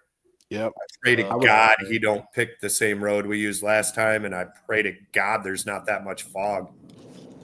That pass Dude, that me was cool well looking at made, dude, pictures, was Hey, that I was would fun. think Come on. somebody, I'm sure somebody will be doing something. I heard some rumors there's one this Saturday night somewhere in Ohio. Supposedly, if the weather, the weather doesn't obviously look very good for Saturday right now. If it does not happen, it will get moved to next weekend. Gotcha. Is that the one that's supposed to happen Saturday? Yeah. Oh, Chris, I never got you that name, did I? so. No. Is the am I saying this right, Chris? Word on the streets? Podcast? No, they're having a race? I know nothing about it. Because I read absolutely- that there was 100-mile cruise or whatever, and then I seen some of the people that are entering it, and I thought, are you I think switching the way I over read to Jasper, ethanol, or are two you? different classes. There's what? There's like a gangsters, and then there's the street cars. Is the way I read into it. So the gangster class isn't going on a 100-mile cruise? No, Now, is this an illegal street race or is this a something else? I don't know. I'm not allowed to be told. I wouldn't tell you either, but I mean, I'm just joking. Oh, okay. I was just curious. I saw I was thinking it was a 100-mile cruise, and I saw the papers on there, and I'm like, what the hell are you doing? Are you doing the car, or you got a different one you drive in, or what? Because no, they did streets at that same place we went to Happy in December. They did it Friday night down there this past week. How'd it work out? I think there was only 7 or 8 cars. I think so. Really? now Boswell won that, right? Yeah, Jake won it. But Man, dude, you I was. talk about a They asked me if slow I wanted to street. go, and I was like, That dude, place Timmy is and slow. them. They didn't have a room key. They were staying with me. They didn't have a room key, and I was like, well, just call me whenever. I guess y'all get close or something, and I'll let you in. And dude, I finally picked up the phone when they were like right at the door. They kept calling me and calling me. Dude, they came in that bitch at like 6 in the morning. I was like, nah. Well, you should have been asleep. You should have been awake then. No, I was asleep. And they woke me up. But no, that road's terrible. It's slow. Yeah, it is slow. Hold on, Chris. I'm gonna get you a guy's name, man. Now that I'm thinking about that. Hey Jasper, I am going RC drag racing this weekend. Hell yeah, dude. I've been wanting to get mine out. I've been yelling at Phil. I still got it ready to go. No shit. I'm running. Well, they got national event and a radio race at the same time at Rockingham. So RC racing during the day and then radio racing at night inside the track. So, which I'll send you a picture of where we're actually running at. It's pretty cool. Yeah, I've been trying to talk all the boys in town to doing one. We used to have so much fun at night, just smoking weed in parking lots and racing cars. And then everyone kind of just quit doing it for some reason. Phil even owns an RC shop, but they all rock crawl in the basement now. I've got 5 crawlers now. So They look sweet. I like crawlers. Yeah, it looks fun as hell. I'm not gonna lie. Do they do like the 124th, 118s, or do they do 110s? Like the small ones, or like the 1/10th normal scale? Both. Oh shit! Like I said, he owns the RC shop, and then every weekend he has like rock crawling days or whatever, and everyone from town or the surrounding towns comes over there and they hang out and rock crawl. He has like a huge course that's like the whole basement. Damn. Like through the walls, like Silver Spoon's train and shit. See, that's cool. I like doing that shit. Dude. I just put in the group chat the track layout for this weekend.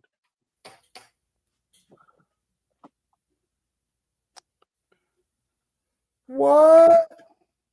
Yeah, that's literally right beside Rockingham Dragway. They were dragging it today and getting it ready. That's so awesome. That's like real deal. That's cool as hell. Yeah, if everything goes well, I think this is gonna. What's be his some pretty name good still competition. killing everyone? Who's that? The one dude. He like helped Chief. Oh, I don't know. I don't think it was Cody. I might be wrong. Cody Offenbecker, they call him Bisquick. He's done moved up. He's doing that 1/7 scale shit, and dude, that shit's crazy.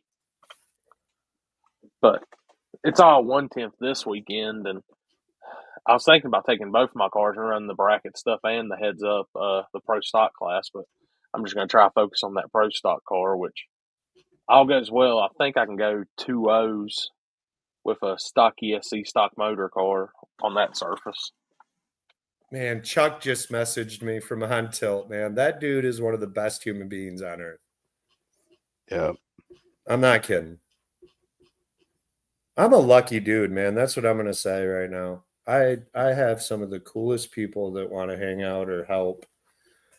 I got old Chris there at Stripper Glitter. I've got Chris at Detroit Battery. Precision Turbo. Like, I don't know why they even want to hang out with me. That's awesome. Fuel Tech. Hey, Bipolar. Just think you could call Shadwick one of those cool people if he just switched to Nikon. I know, but until then, you know what I mean? You got to kind of dog them out. Next race we're all at, Corey, get with me before that we know Shad's going to be there, and we'll wear like full Nikon hat, shirts. Like make shirts that's like Nikon, what professionals use.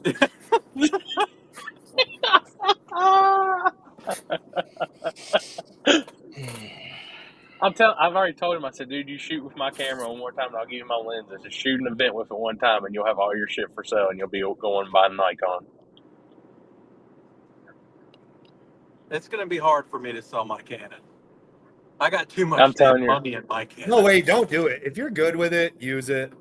Yeah. I'm not gonna. Well, admire you You already, make fun you of already us. had We make Sony, fun right? of You you, sold and it, we have right? fun. huh? Said you You make had fun of Sony us. We before, make didn't you? fun of you. Say it What'd you again. What'd you have before this Canon? You had Sony, didn't you? Yeah. What made See, you he's switch to almost ready to Canon? start. Huh? What made you switch from Sony to Canon? I was missing a bunch of stuff with the Sony, Okay. stuff that I didn't want to miss, and I was like, you know what? I got a new job, and it paid like double my salary. So I was like, well, you know what? I'm gonna buy the baddest Canon they have out right now, and it just so happened to be the R3. So I was like, all right. So was the Nikon slow, or the Sony Yeah. was like slow to focus? It missed focus more than it got focus. Now I didn't have like No, Like- that would drive me up the wall. the baddest Mhm. Sony out, but at the time that's all I could afford. And then I got a new job and I was like, well, now I can afford whatever I want. And then, that's why I kind of started talking to Whitty, and he's like, yeah, dude, buy Canon. And I was like, okay.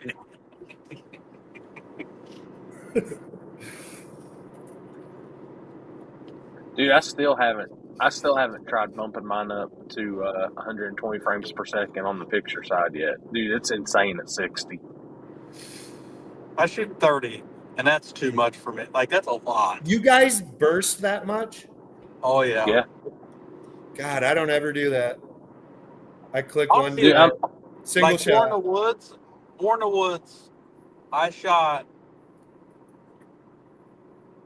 4,500 pictures, I think. Wow. Dude, it's when you got them in 30 and 60 frames per second burst, It fills dude, up those- quick. you better have a card. Holy shit. Yeah. So have you ever shot with the D800? I've never shot a D800. I 750 was fucking the owned only one for a DSLR. while. It was the worst. They're 50 megapixel. So like if you shoot like your computer fills up in like 150 photos. And if you Yeah, put 150 on there, you're like Adobe runs it 0 miles an hour. Dude, it's I had the Z7 too, and it shot 46 megapixels. And dude, you killed a card. yeah, it was just so useless in my opinion. And like the only time I started using it, because like I was pissed off, I bought it, and then like I was like, all right, I got to use this for something, because I was just leaving it at home nonstop. So I would put a wide angle on it, give it to my second shooter, and be like, just shoot the whole room, because like you can zoom in on someone's eye and it's still clear. So like I would have them just shoot like gigantic photos, and then I would go in and pick like 8 photos out of 1 and be like, all right, you did great. Like, Dude, I think that's it's so annoying now that though. you say that, I think I'm going to do that this weekend, just at Carolina No Time. Like, I'm going to take 2 lenses with me, my 70-200 and my 20 millimeter 1.8. I just want to take a bunch of wide angle cool shit. I always try to use, like, a lot of times I'll go places, like even when I used to have to shoot shit for like the Lansing State Journal, so I'd have to go to like a wrestling meet or like a Lugnuts game or weird goofy shit, and there'd be other, like every other newspaper and news crew or whatever they're shooting too. I'd always try to I'd look at what everyone was using, and I would purposely go get a lens that no one else was using. And like 90% of the time they were always like, damn, your photos always look so different. It's like, yeah, just because I literally like didn't use a 70-200 like everyone else was using. So like, yeah, I agree. Like, bring the wide angle and do a couple different things. Well, that's like I'll say I've been to some of these races, and like especially backside races and stuff like that. There are very few people that venture from 60 foot on, and that's one thing. Like I can say, dig or die. Like I try to be different. Like all my shit's down track. I don't even like being on the start line up there. I want to do just different shit. I like to get the starting line, like that angle Shad has, where I know he's going up in the VIP on the hill, on the left lane side. like where he got that wheelie photo of my stuff. That is a sick spot. Yeah. And no one I else walked uses there it. last time. Like as soon as he used it the first time, I was like, "Oh my god!" Like, Yeah.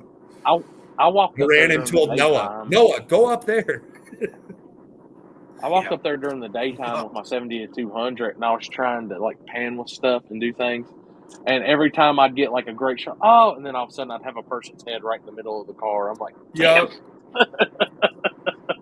That's the one problem with War in the Woods is there's so many people that like they're constantly in the way of the photos. Yeah. And that's I'll give you guys credit because I know how that feels. No one pays attention or cares that you're shooting this shot. Like they do it at weddings too. It's the most annoying thing. I'm trying to get the shot and 7 people are in front of me with a cell phone. Yeah. And I'm like, jeez. There's a spot I found at Rockingham on the front side up in the stands that I really like. I'm gonna shoot video. Like I shot some when I was down there for pro mods, I shot video from there. But if TJ's shooting my video, I'm gonna have him kind of doing some stuff. I'm gonna sneak up there with the 70 to 200 on, or hell, I might just get froggy and take my 150 to 6 and do some just different stuff from up there. Just that 150 to 600, I will say, is a game changer if you're trying to do some crazy out of the way shots and be right on top of the cars. Yep. They're way cool. They're expensive and they're crazy, but I've got the Sigma Sport one. So have you ever shot the moon with it? Yep. That's probably really dope. Hold up, I got you. Let me get in the group chat. There we go. Boy, the moon is weird. I'm like fascinated with the moon. Damn, I don't know why it keeps telling me can't send on like half these damn pictures. Let me see. Dude, I've shot like the full like eclipses and shit. I mean, it's cool. I have to put it on a tripod just because the sport's so damn heavy. Now, the contemporary one's not as bad, but the sport one you can't even hold on to. Yeah, doesn't it have its own little like stand that hooks to it, like a little leg?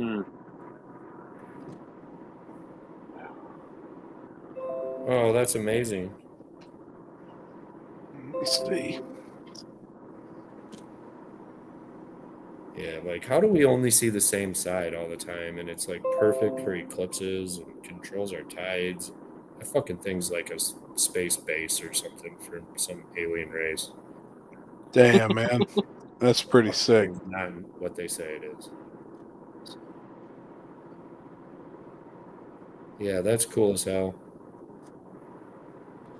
Dude, I enjoy doing like stupid stuff like that. That's what I said. Like, I love shooting photos. Love it to death. Like, if I can just come up with cool ideas, like I used to just do the weirdest stuff. Like, I would take a TV and a bunch of portable power, and I would set a TV up in the middle of the woods, and I would get like in my boxers in a chair and act like I'm watching TV at home, but in the middle of the woods. Like, that stuff's so fucking fun. Like, just doing cool, like, idea photos. Let's see, just because I think we all have the same answer for this. It's Big Tire Racing Cash Stage just dead now. They're all putting small tires on. What happened was they complained that they weren't getting enough money for races to show up, and they killed themselves. Yep.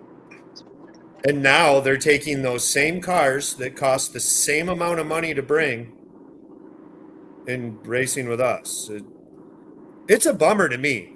Like, Happy probably remembers. Remember the US 60 race that, like, it's huge, mudded out? Like, I was parked across the street with the dealership or whatever. Yep. Dude, that Big Tire race was probably one of the coolest races I've ever watched. I think there was like 53 or 54 Big Tire. 54 Big Tires. Like, the Stude was, dude, and they were going for it. Like, all over the place, loud, crazy. Yep. And I think they put on a spectacular show. Like Tony McKinney at Warner Woods. Dude, yeah, that's that was gangster. amazing. Like amazing. that is. That's who gangster. wrapped my car, by the way, if anyone's wondering. Oh, hell yeah. Performance. Tony did that. Tony Hell yeah. sold us our trailer too. You need a golf cart trailer or a wrap, you need to be hitting up Tony. Hell yeah. I would really, I know we're all small tire people. We love small tire, but I would really, really like know what to do just to get something big with that big tire crowd again going. Because it's good, dude. It's crazy. Like going to Magnolia when Chris was having his good big tire car count, dude. It was cool as shit to watch them race up there. No, I loved it, man. I really do. Like, it's cool to watch, man. They're flying. Like, I just wonder if like we did like big buy-in, big reward, like if they'd be interested or what. Just I don't know. Maybe make I like a don't know. post and say, "Hey, calling all big tire guys. What would get you all here? Like, how much money would it take? What does buy-in got to be? What are you guys thinking?" And see if we could pull it off. Because, like I said, man, a good big tire race is really enjoyable to watch. And like you said, I'm a small tire dude for life. I ain't ever putting them on. Whether my car can fit them, not fit them, I don't care. But I love watching it. It's a lot like those motorcycles, and I'm sure not everyone agrees with me, but I love watching them. Like, I can't get enough of it. I'm just amazed that these dudes are willing to go down this track with that guardrail over there and grass in the middle. Like, they think we have balls, dude. Those dudes, I don't even know how they fit them up on that bike when they're sitting there. I agree. It's probably pinching them off.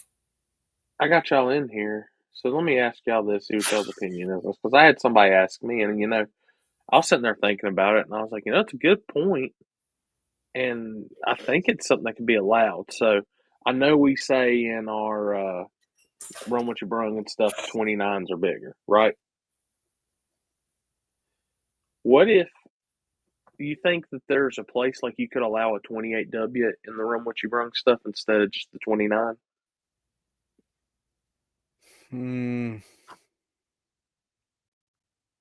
What I never understood is why they wouldn't let people run a 28W in a class that has that 29 that's bigger than a 28W. I agree. That one always blew me away, but I mean, the W, yeah, it's 28 some tile, like a 28-10-5, but it's what, 12 and a half right there, almost a 13-inch wide when stretched. yeah, but a 29 and a half is 31 inches tall and like 13 inches wide. Yeah. It's insane. So you're asking that to keep people from not getting a hit on 28s, but allow them to run a W, is what you're saying? For some place like where in the you Run What can't You Brung, double?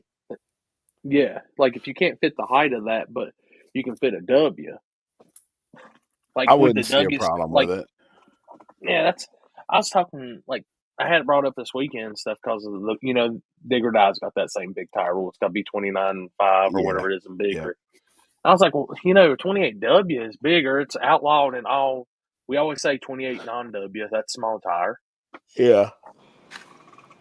How many was in Run What You Brung down there?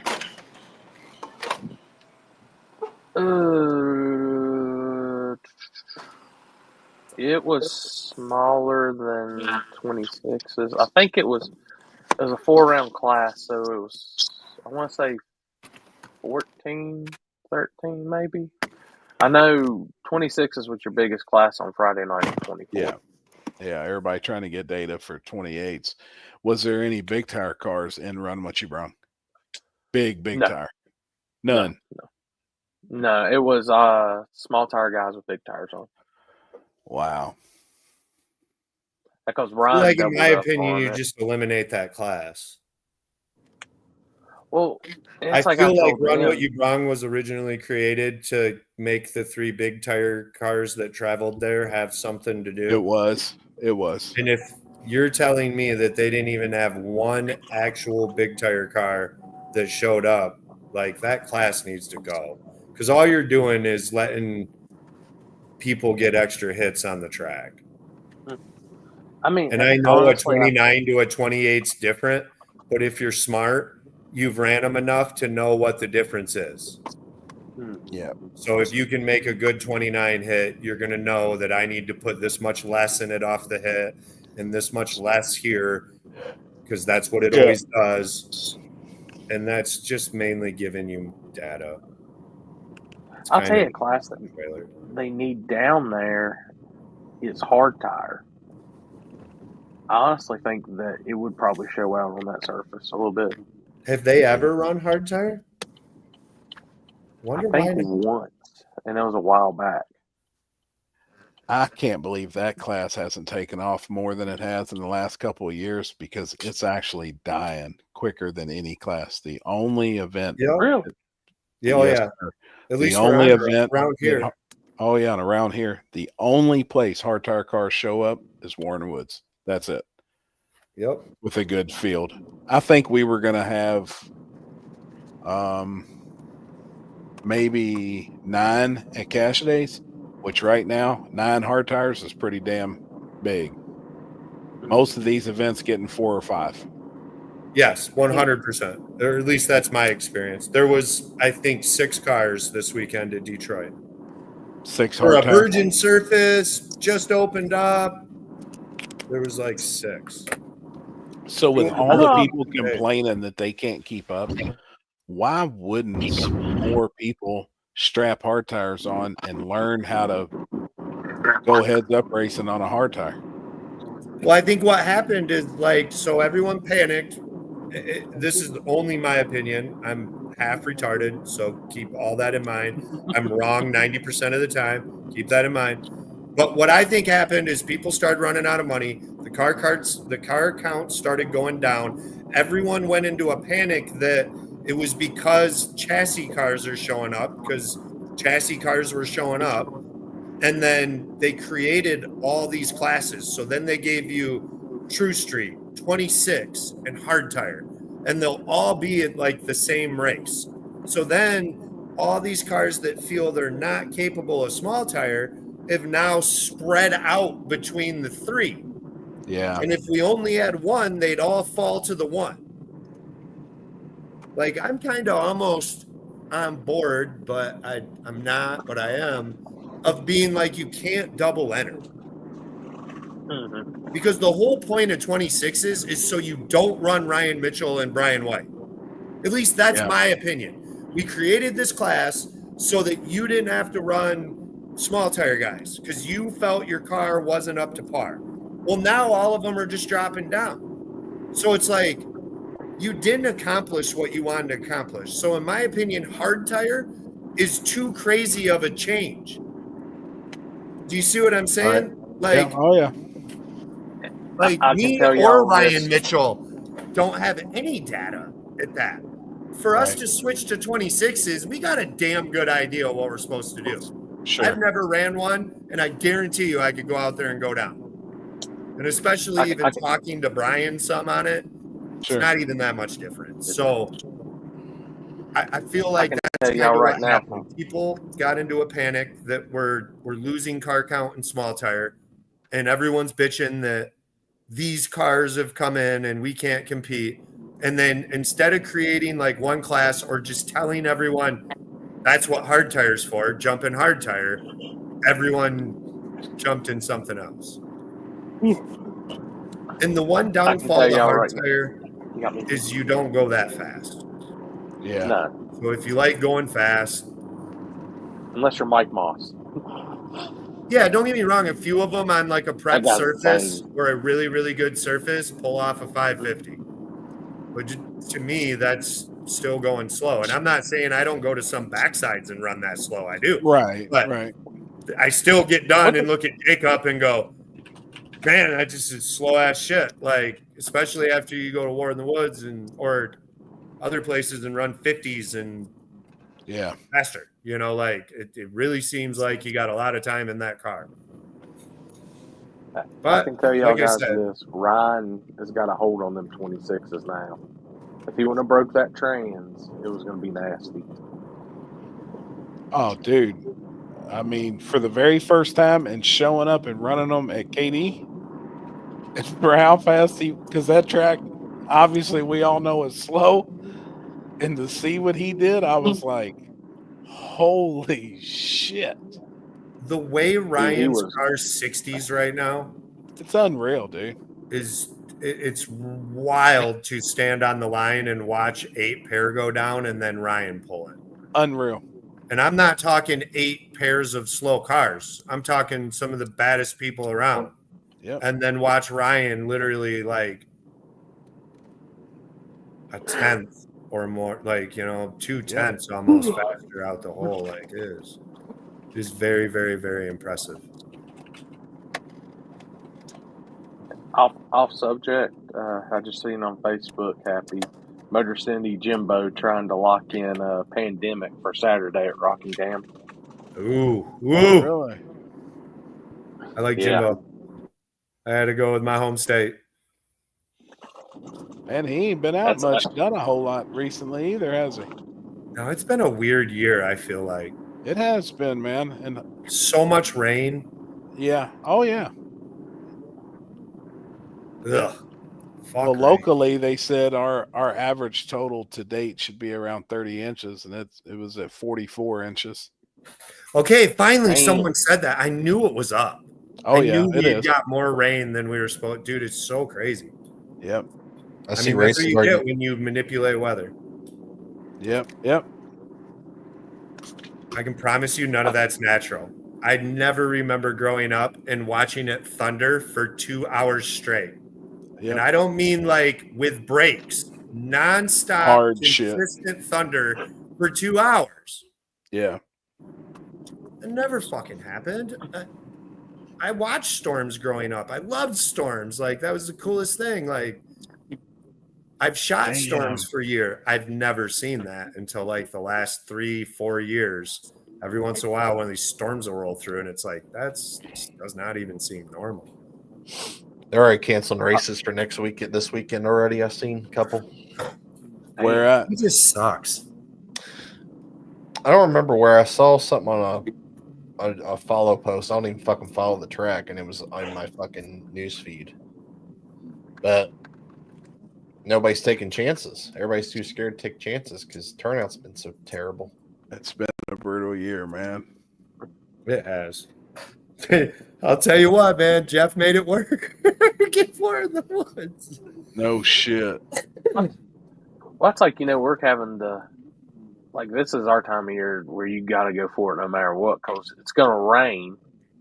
Usually for like each day, it's going to have a 20-30% chance down here. And it's going to rain for about anywhere from 15 minutes to 45 minutes. But it's going to be so damn hot afterwards and dry. Yeah. It just kills Down your here, spectators when they see it, though. That's the tough part, man. It's tough. That's like with my race next week. It's always had an issue plagued of rain. We've always seen it at some point, and people now came to the conclusion they know we'll drive and try, so they'll still come and they'll still try. But unless it's unless it's a goalie washer, man. Like, when I pulled in Thursday to Rockingham, I was like, "Holy shit!"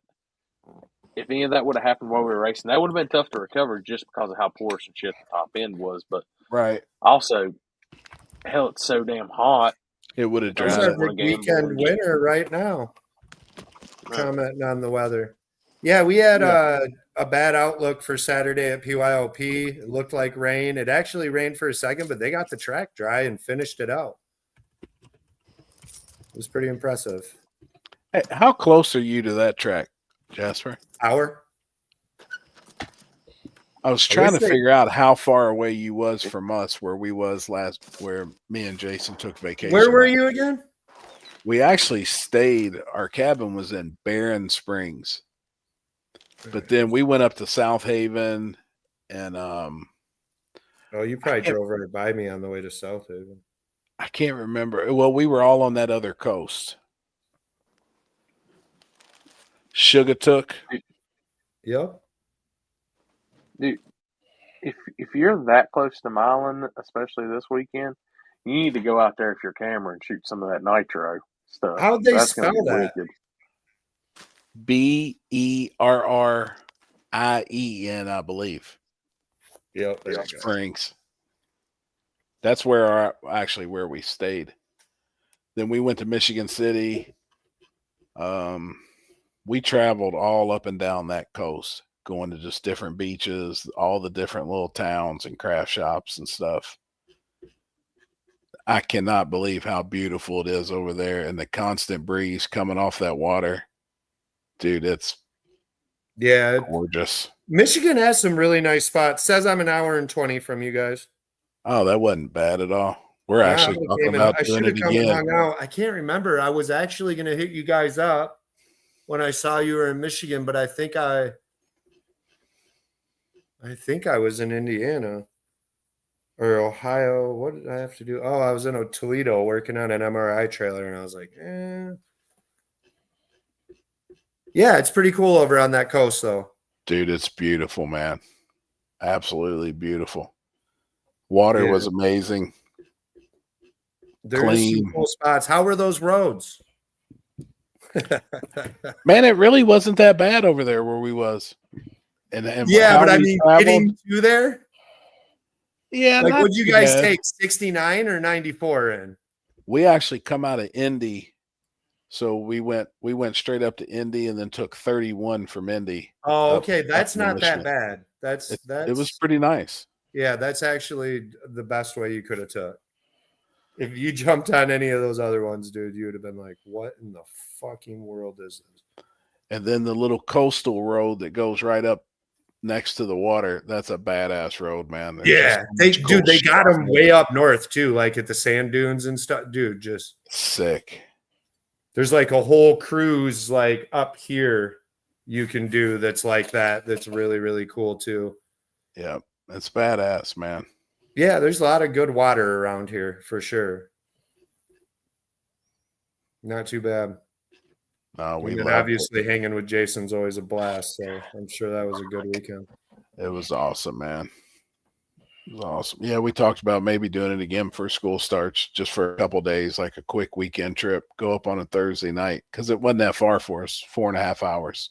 Yeah, that's not that bad. Alex, what are you doing? I'm opening packages. I thought he was folding laundry. No. What you got? Amazon? Yeah, fucking Amazon shit. Did you get anything cool? Don't open up those private ones, man. I don't want to. How many people buy photos off you guys? About this many.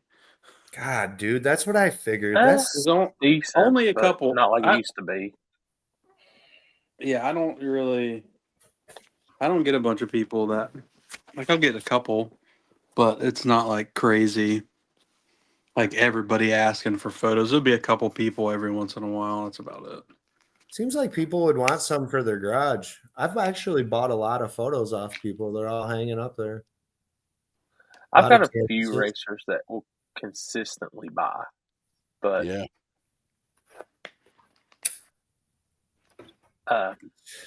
You still have the Cash Days Kentucky photos, Chris or Corey?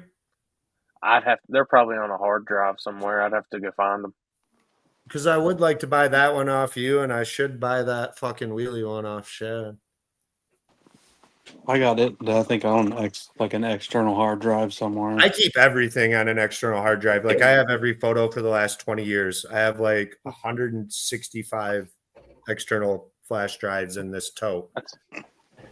And you would be shocked how many times someone hits me up and is like, "Hey, we moved, we lost this, blah, blah, blah. Do you have those photos from 10 years ago?" And I'm always like, "Yep, might take me a couple days to find it, but give me a sec." Damn. And they're always pumped, because like you can't get those back if I delete them, they'd be out of those senior photos or family photos, or like imagine if those people couldn't have the photos of their grandma at 92 years old from that wedding. Yeah. Like that'd be a bummer.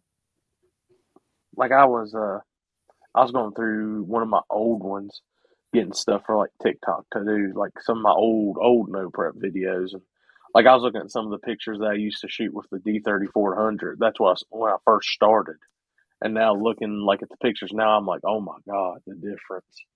Yeah, and like what lens you were probably using back then. Yeah, old kit lens life or a 50 Yeah, millimeter. That was, what is it? 24 to 70 or whatever, but it's like Yeah. F5 or 4.5 or something is the lowest you can go. F27. No image stabilization, no nothing. Like you almost have to shoot on a stand in perfect light, or you just throw the whole thing away. Oh man, the best people part would buy though more is I was photos? loving life back then. Like I thought all the photos were dope. It wasn't until I got way better and looked back and was like, man, I should have been way more frustrated at that trash. Do you think people would buy more photos if you post that they're for sale? You think some people don't know? I honestly think if you were able to print them at the track and catch them in the That's moment, the way. you That's the definitely way. could sell some more. Yeah.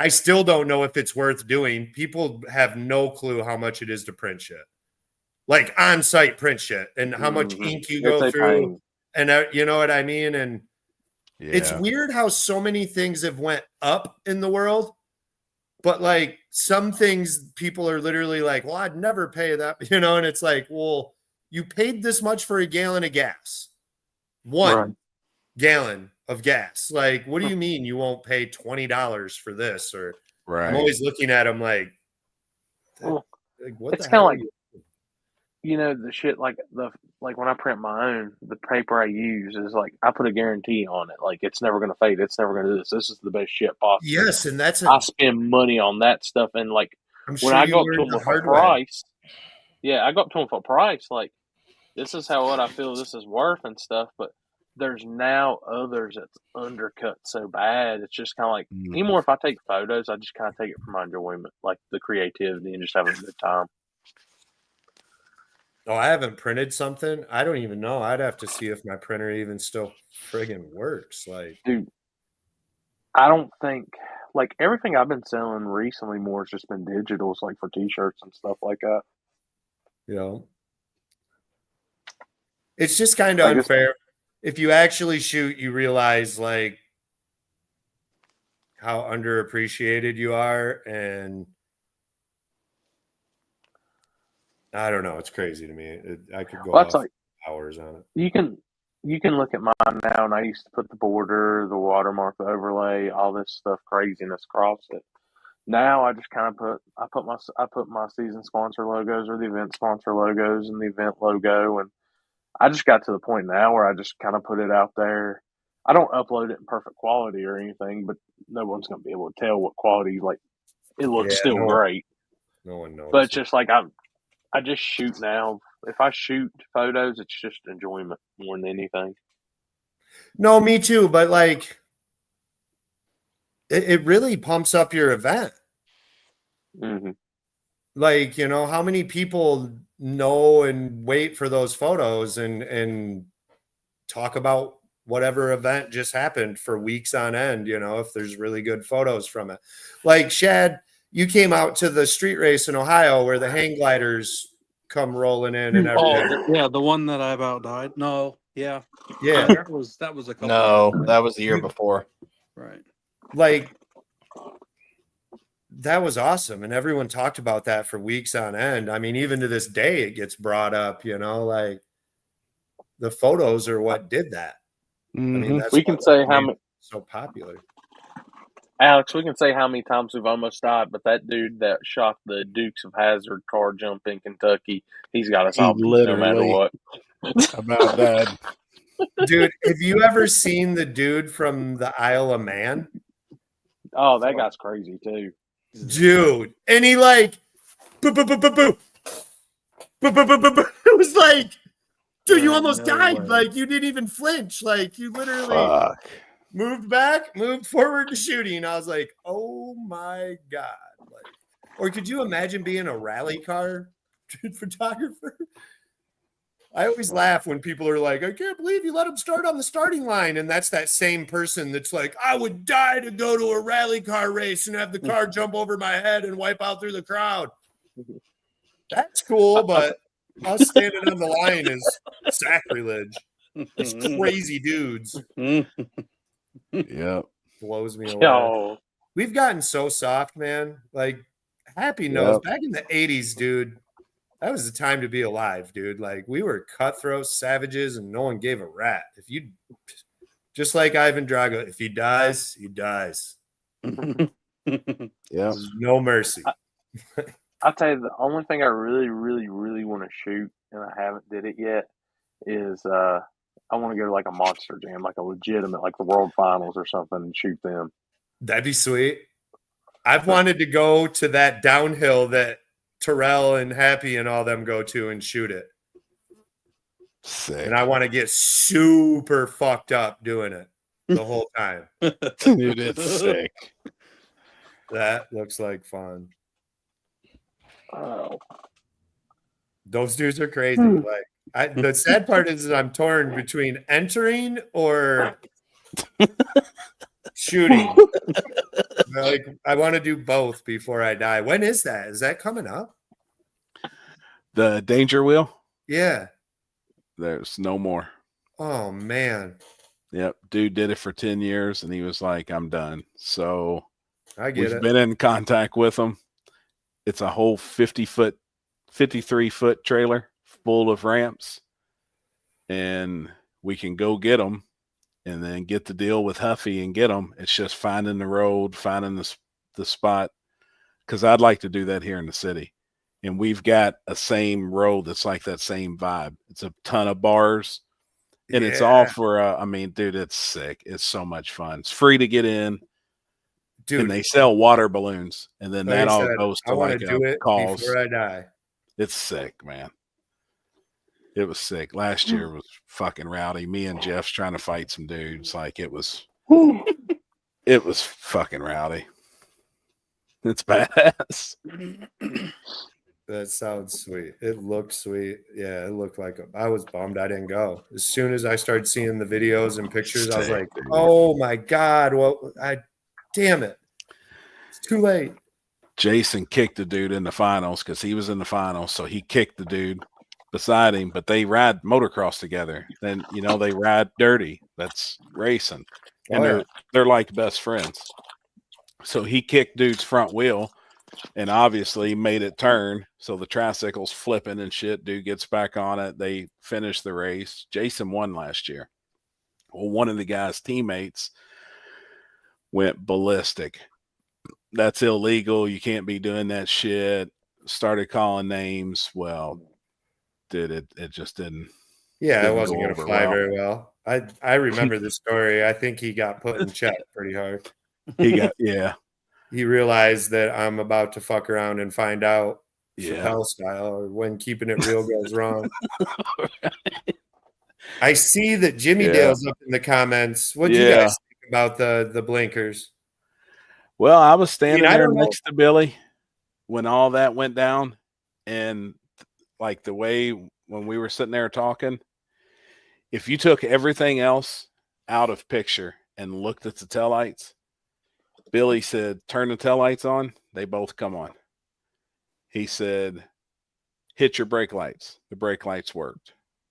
He said, turn your blinkers on. Well, they both blinked. He actually had it wired in the car so that when he hit a button, both of them was blinking. He said, all right, turn on your left turning signal. They both blinked. They had wired both together instead of individually, on a toggle. So he went back there, cut the wire, and he grounded it. And Billy said, turn on your left blinker. And he sat there and grounded that wire, and it worked if you're just looking at that taillight.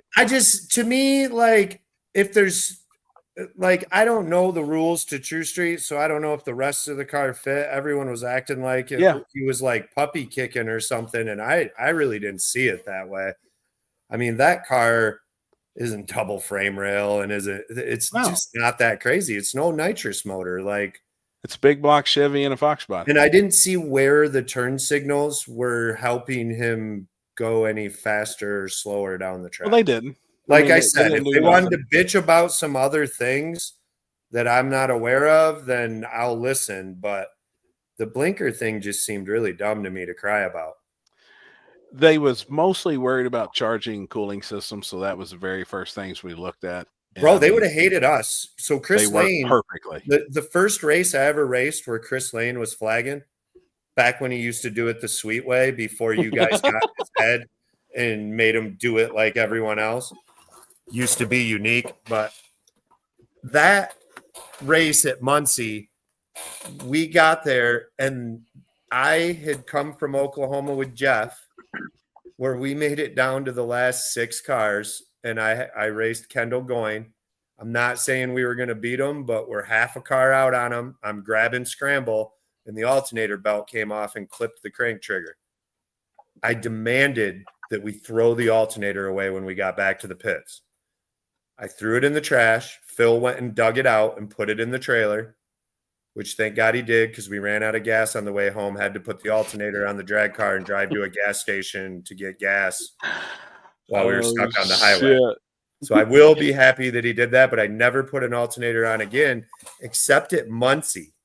And what we did is Bobby welded a Milwaukee drill, cordless, to the alternator.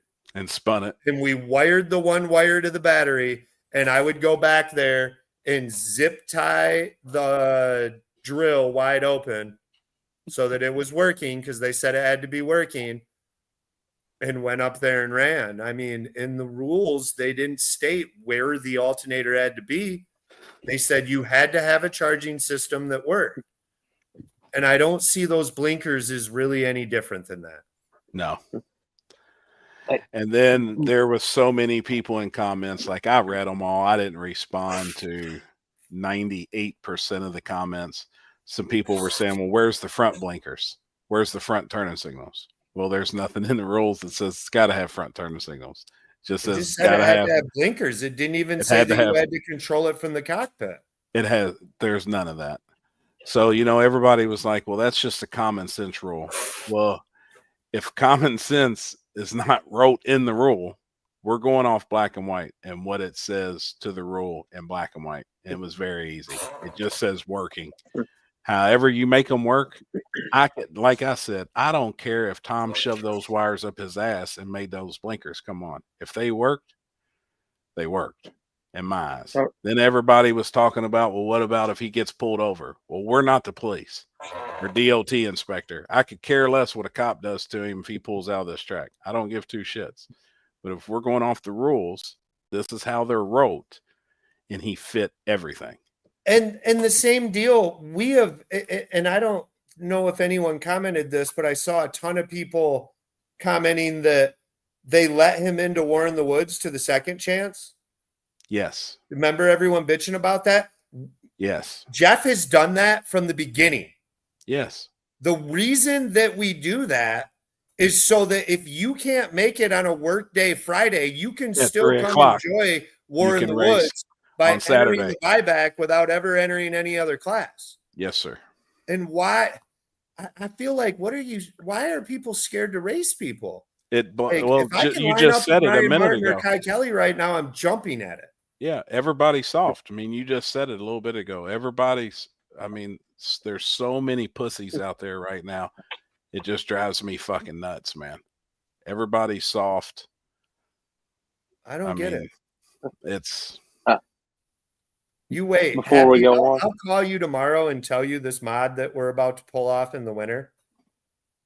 I swear to God, dude, I'm going to wait till they have a backside race for like 100K, and I'm going to show up and they're going to ban me afterwards.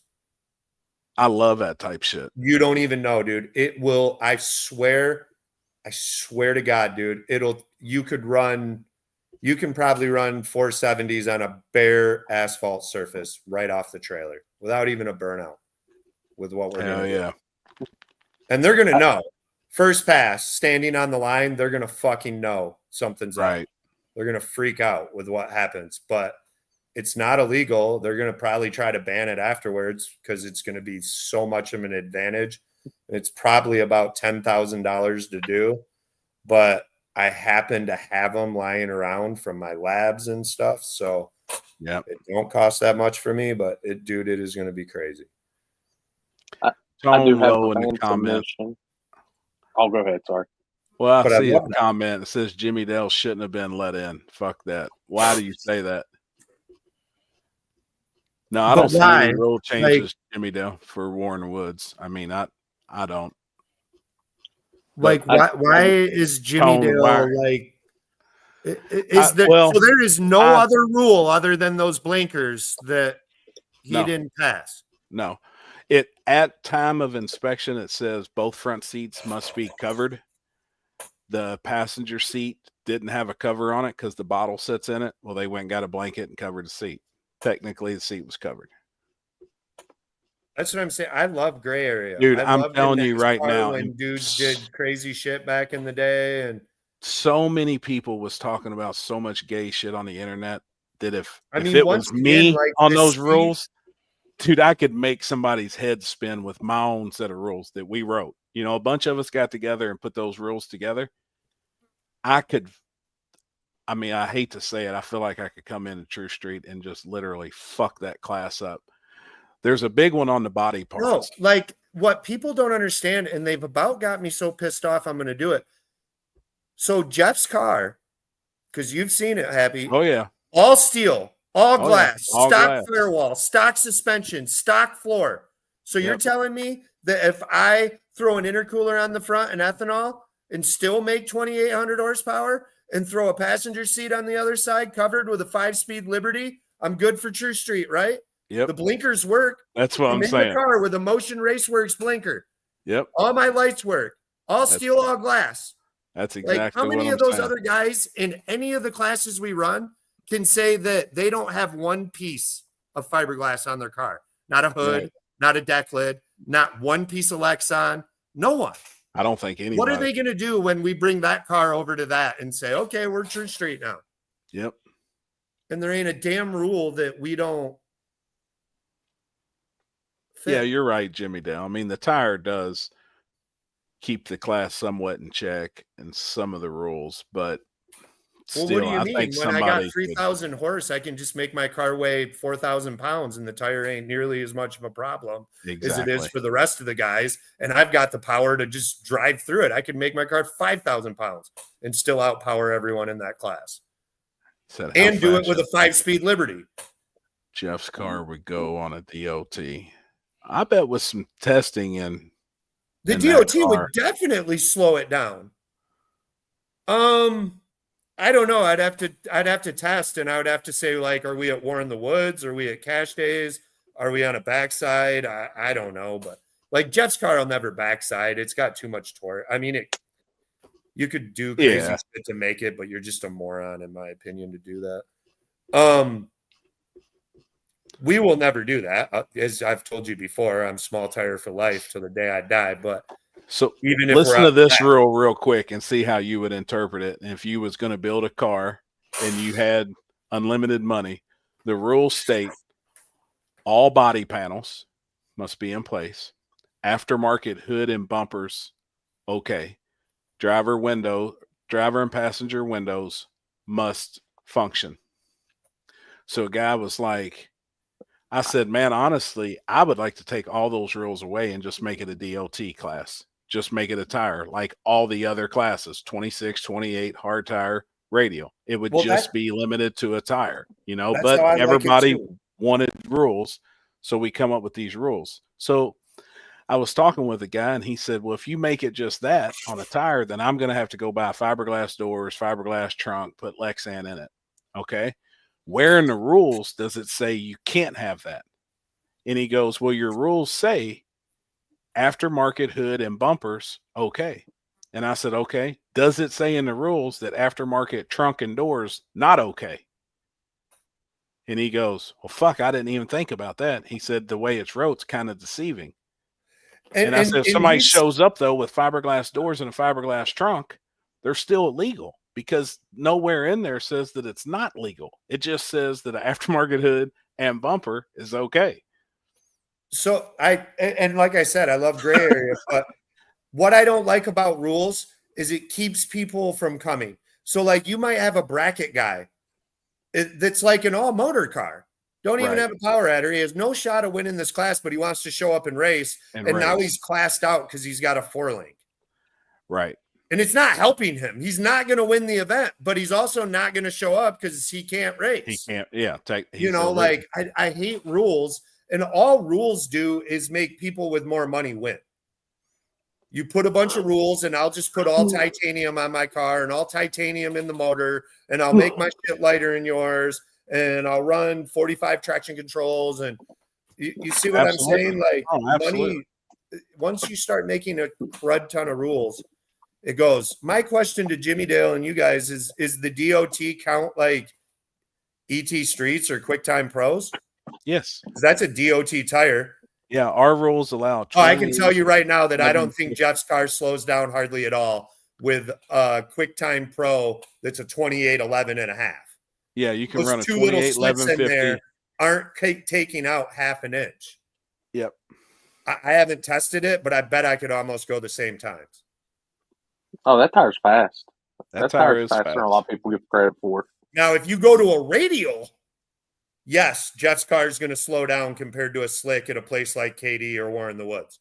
Yep. Our only rule on tires, it must be DOT approved. That's why Pro Brackets. Jimmy Dale, have you tried the ET Streets? Someone send Jimmy Dale a link. 85 comments. You got to join the chat. He's on that. I think he likes that new Hoosier, that DR3. Well, they make an ET Street that's not a radial, or at least they did back in my day. It's not like, as the ET Street R bias isn't as good as the QuickTime Pro. So they don't make the same ET Street they used to that was identical to their slick, just with two slits through it. No, it's now. It looks like the ET Street R radial, but it's a bias platform. Yes. Yeah, see, back in my day, way back, and I'm sure Happy remembers this, they made ET Streets that were DOT approved that were literally a 28-10-5 slick that just had two tiny little lines through it that probably equal the amount of check holes we have on one right now. Yeah. Mm-hmm. Yep. Yeah. And if I could run a tire like that, I don't think I would be much slower. Now, I don't know what sidewalls on a QuickTime Pro. I don't know. You know what I mean? I see they don't have any rule about tire liners. So if the fucking sidewall is not what I need it to be, I'll put a tire liner in and make it stiffer. And now I probably can go faster than.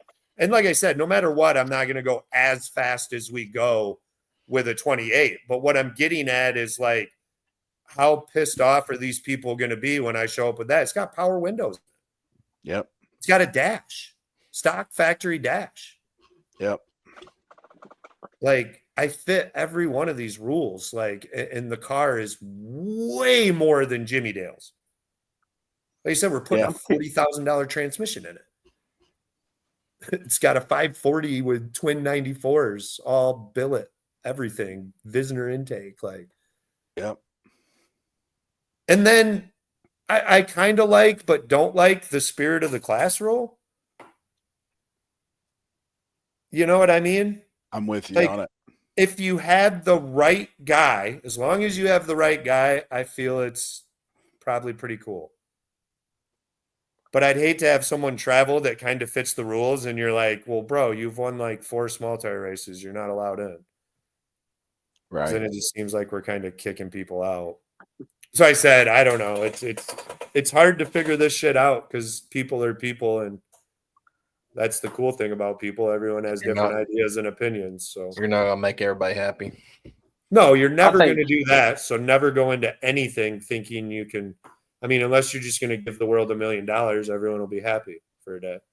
No, they still would be because it wasn't 2.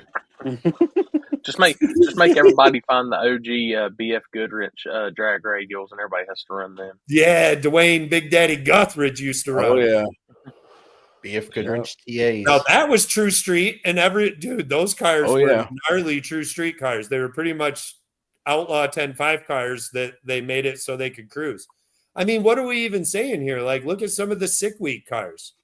They run a Pro Mod right down the street. Like, yep. I mean, this will show my age and what I was into, but like when Nopi was big and Nopi Titan Supra used to run those BFG tires, and that thing was insane.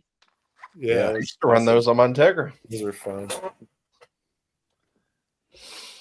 Later, Jimmy Dale. See you, buddy. Yeah, it's just Yeah, I used to run those too, Landon, because my buddy dirt track race. They'd only use them for one race, and he'd sell them to me for like $20, and I would just drive around and do burnouts all the time from parties after like. Man, those were good times. I used to like drive my. Back then, I had a Hot Street Mustang that I bought off Sean Johnson, which he like won NMRA Hot Street with it the year before. It was one of those moments where all my friends were like, "You'll never buy that car." So then I like sold everything I owned just to prove them wrong, and then had to drive it everywhere because I sold my daily driver. And my truck was broke down at the time for the summer, so I like drove this 9-second all motor Yates headed small block Ford around town and shit. So I'd use those dirt track tires. I really think though, man, there's so many people's got soft. Like it just People got scared to lose because of Sure. how much clout and how much internet attention there is Internet. now that everyone, just like earlier, like I'll admit I'm wrong. We hooked the oil lines up wrong. My fault. That's why right. we've been down most of the year. But most people won't do that. And that's another reason I try to tell people all the time. A lot of people ask me, how the hell do you have all those sponsors? Because we don't win like Ryan Mitchell. I'll be the first to tell you that. We don't win like Beaterbaum. What I do is never badmouth anyone. Right. And that's the trick. Like, you know how many parts from sponsors I'm running on my car and it cost me a race? And I don't go to Facebook and say so-and-so cost me this race. I Right. go back. I make a post that says, hey, man, we didn't have it this weekend. Whoop-de-da, I suck. Move on. And then I write the company and say, hey, this is what happened. We need to correct. You're supposed to, if someone is sponsoring you, you're supposed to work with them It's a to partnership. help them make their product better. Yeah. And that's why you're getting free stuff. And it might be a bumpy road until they're established or got this fished out. But once they do, you're in the club. You know what I mean? Like, so many racers have so much ego that they can't tell someone, I just lost because it was me, even though it wasn't. And Oh yeah. See it I every feel like weekend. a lot of reason if people are wondering like how you get help or how people want to help you, don't ever badmouth anyone. Do you know how much shit I've bought that was junk right off the bat? And I wasn't even sponsored by them. I just bought it. It was trash. And instead of running to Facebook to be like, yeah, we lost this race because this shit was trash, I never say a word because I don't want any of the other company to see that I might want to actually sponsor me or hope or pray they do and see that and be like, well, dude, don't sponsor that dude because we give him that brand new product to test and he loses a race. He's going to call us right out and everyone's going to jump on the bandwagon in the comments. Mhm. And people are soft. People have too much ego nowadays and can't just live with losses. Very true. We've done it for a year straight. It's just got our ass kicked and broke and everything else. Like, that's life sometimes. I always tell people you got to love the journey. If you're not loving the whole process where you failed and then eventually win, you're going to get sick of this quick. Yeah. This sport will beat your brains in. That's For sure. one of my biggest quotes ever. Like I love is it's more about the journey than it ever is about the destination. It is. It should be about the relationships and the crazy stories, like when we blew up those barrels at Tennessee or whatever that track is. What is that? English Mountain or whatever. Like I remember those times more than I do when we beat so-and-so or like, honestly, probably my favorite race ever, I lost by an inch. My favorite race ever that I've ever been a part of was me and Callie Nate at War in the Woods. Yeah. Like the build up at the end, like, because it took 20 minutes to figure out who won, all of that, how good of friends we became after that and everything. Like, yeah, that's me being honest. My best memory from racing is a loss. Yeah. I don't know. If you don't look at it that way, then you're probably going to have a lot of rough times in this because it's real hard to win. Extremely hard. And it takes a little luck. Almost. I mean, don't get me wrong. There's every once in a while someone comes in and pitches a no-hitter. You know what I mean? And just everything works out all day. You go right to the final. But like, take this last War in the Woods. Ryan was in the grass first round against Trevor. If Trevor wouldn't have shot for the moon, or Ryan had the wrong draw right there, Ryan don't make it past the first round. Spirit back guy. But instead, he wins it. Yep.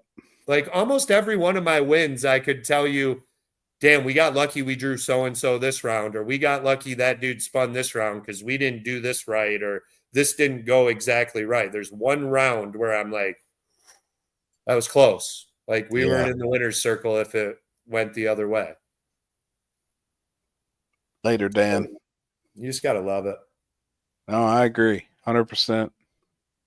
Chris, you up there falling asleep? No, I'm in pain. What's wrong, man? It looked like you was moving around, and it looked like there's drugs for that. Nothing's helping. Is your asshole hurting or something? No. Is it your back?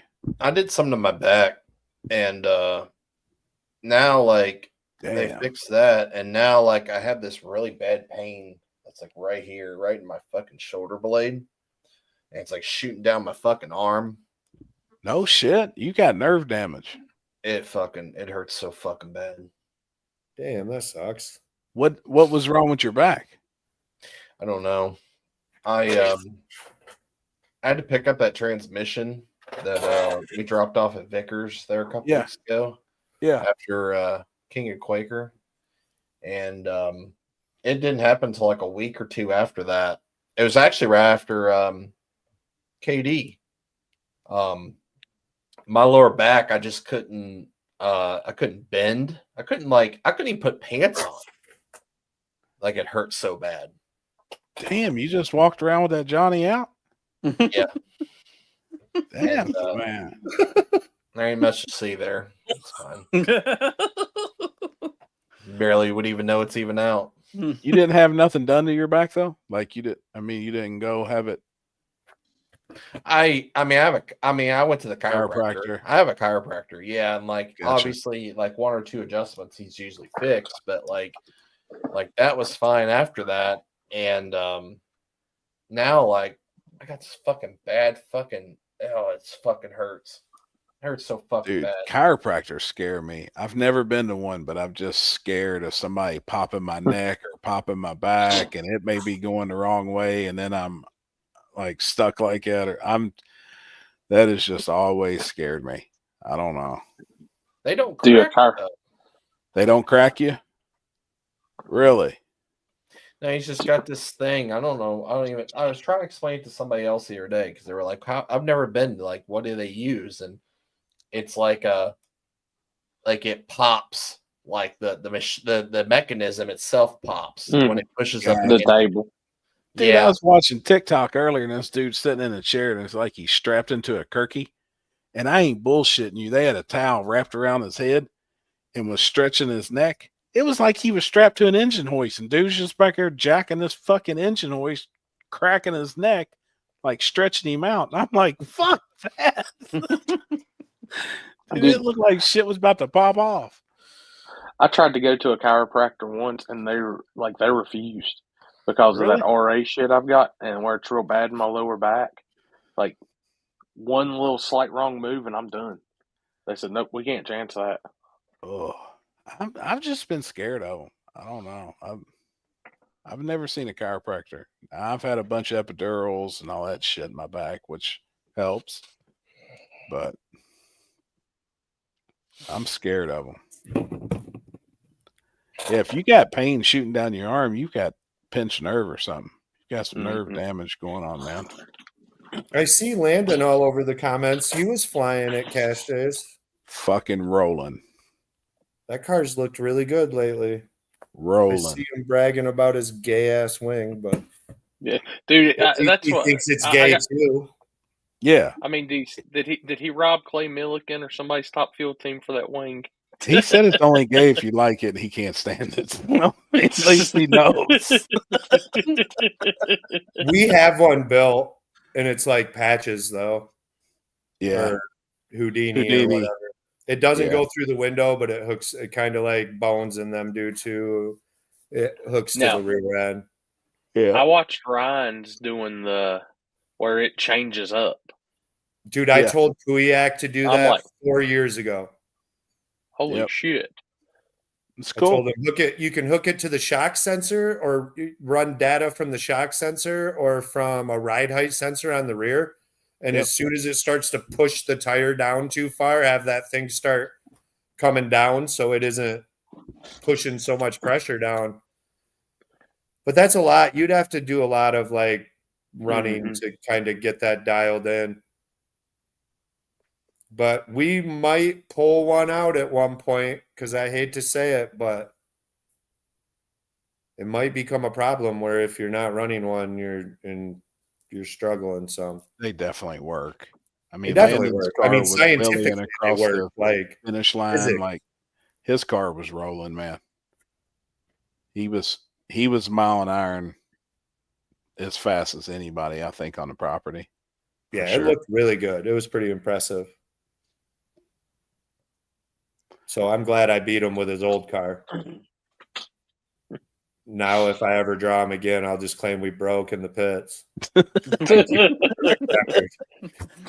got that one on you for Do it. life. Yep. 1-0, baby. Oh, God.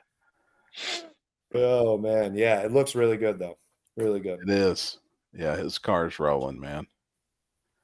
I just hope it picks back up maybe in this fall, the last half of the season. I don't know. I still talk to a bunch of people. They're like, man, my stuff's down. I can't get parts. You know, I'm waiting on this or I'm waiting on that. And I'm like, damn, man. We've been in So, that boat, too. I get it. Most You of the know, year. I really haven't been, dude. Happy knows and Chris knows, you know, we've raced 3 times a month for 6 years now. yeah. Like, I will put it up against anyone, you know, maybe Ryan's raced a little more than me, but like, I will almost say that there's probably like 5% of the racers that race as much as we did in the last 6 years. Yep.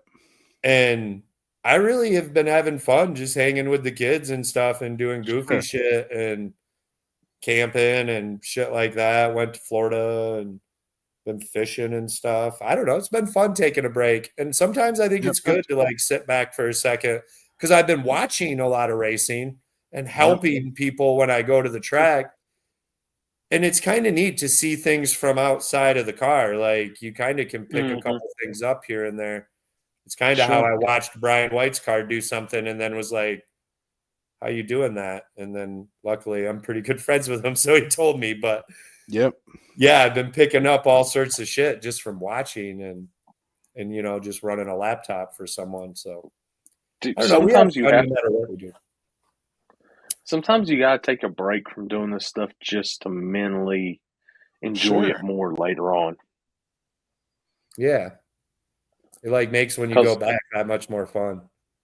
It's like new I'll again. straight up I'll tell everybody with this stuff, like doing it constantly every weekend, just the film and all that. Like it's my job and stuff, but it's like sometimes they'll just like beat you to death to where you don't even want to pick up that camera. You don't care about the cars and all that. And Yeah, you like just That's go how- sit at your trailer for almost a whole event. And that's like when I knew I was starting to get rugged. Yeah. Where like instead of going up to the line to watch my friends or go say hi to everyone through the pits, I was just like rotting at my trailer. So yeah, I can't wait to get back now though. It's been a little too long. But Shit. yeah. Well, all right, guys. I didn't realize that I literally out-talked everyone for 4 hours and it's now 1 You're o'clock. good. There you go. I'm gonna bail out, but I love you guys, and we should be back soon, hopefully. So Dude, everyone thanks have for good coming luck on, this man. weekend. And Oh yeah, buddy. I'll Good tell you to what, always as soon talk as to you you, see man. photos of that car and it's running, you better start telling me where you guys are all at, because I swear to God I haven't been paying attention because it made me mad. So Yep. Oh You yeah. got to let me know where to go, and I'll start heading out to hang with you guys. So But have a good All right, night. buddy. Awesome, man. All right, Appreciate it. man. See ya. see ya. Thanks, brother. See you, buddy. Man, I'm glad Hmm. he's hype. Yeah. Dude, that's what I was about to say. That's really the first since War in the Woods. Like I know, like I knew that, like I've been doing a whole lot of shows, but that's really, yeah. I was wondering with Yeah. Jasper and them. That's cool. It's cool. It is. Like I like seeing that and seeing people hype and ready to get back out and go racing and shit. I just gotta say this. It's just by the looks of it. And I don't know if it's the color of the room or what, or the way Alex is sitting, but it's like he's sitting there taking a shit or something. He's got that stance. That's the way his arms was. Yeah. No shit. I see the mini split behind him. Like your mini split comes missing. Don't look at me. So, I got 3 of them at the house. Hell oh yeah. shit. Well, you won't miss one of them then. I think that's what I'm gonna put in my shop. Do it. I think that's my plan was to put 3. And Yeah. I was talking to a dude the other day. He said on the square footage, 3 should heat and cool it, no problem. What was it I looked up? And it's like that. It looks like the same wall mount piece, but it's not. It's not like it doesn't have the heat pump stuff to it. It's literally just like Just a AC. massive fan that puts out so much it cools it down that quick. Oh shit. And I've been Really? trying to find reviews at how, like, I was looking at them last night. I'm trying to find reviews on how good they really, really work. So the one day that I actually do decide to get off my ass and probably go get an enclosed, like, would that be a better option? Because then you don't have to run them. You just kind of hang it on the wall. And if it does that good airflow, I mean, That'd be they say interesting. it does heat. It does heat and air. So, Really? mm-hmm. Do you have, so you said you got 3 in the house, Alex? Do you have 3 outdoor units or all of those into one unit outside? One big unit. That's I don't what the guy remember. was talking about my shop.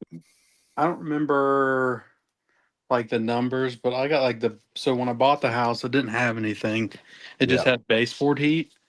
And the way my house is set up, I can't run any ductwork or it'll be all exposed and then look like dog shit. Gotcha. So the system I have for like all 3 units and like the big outdoor unit, I think it was like 10,500. Yeah, that sounds about right. Roughly. Yep. But it'll heat and cool. My house is 1450. Yep. So, but I mean, I'll run it in the summer. Like my house right now is probably 68 degrees. Yep. about 68, 69 degrees. And I'll keep it that through the whole year. And my electric bill will be $40, $50. Wow, dude. It's unreal. Wow. So it's efficient. Damn. Yeah. And so so these are all new. I had an issue earlier this year. Well, I told you my fucking heat went out. Yeah. Well, the system they put in there, they rigged it, and a guy I work with runs like a heating and air deal. Right. And the one thing I can tell you when you do it, is if that company that puts them in is probably going to be the only company to come out and do anything to it. I found out the hard way that no HVAC system or HVAC company wants to touch a mini split system that someone else has installed. Nobody would touch it. Really? Wouldn't come out. They would come out and look and realize that they didn't do it, and then they'd be like, "Well, I mean, they'd want to rip everything out, put everything new."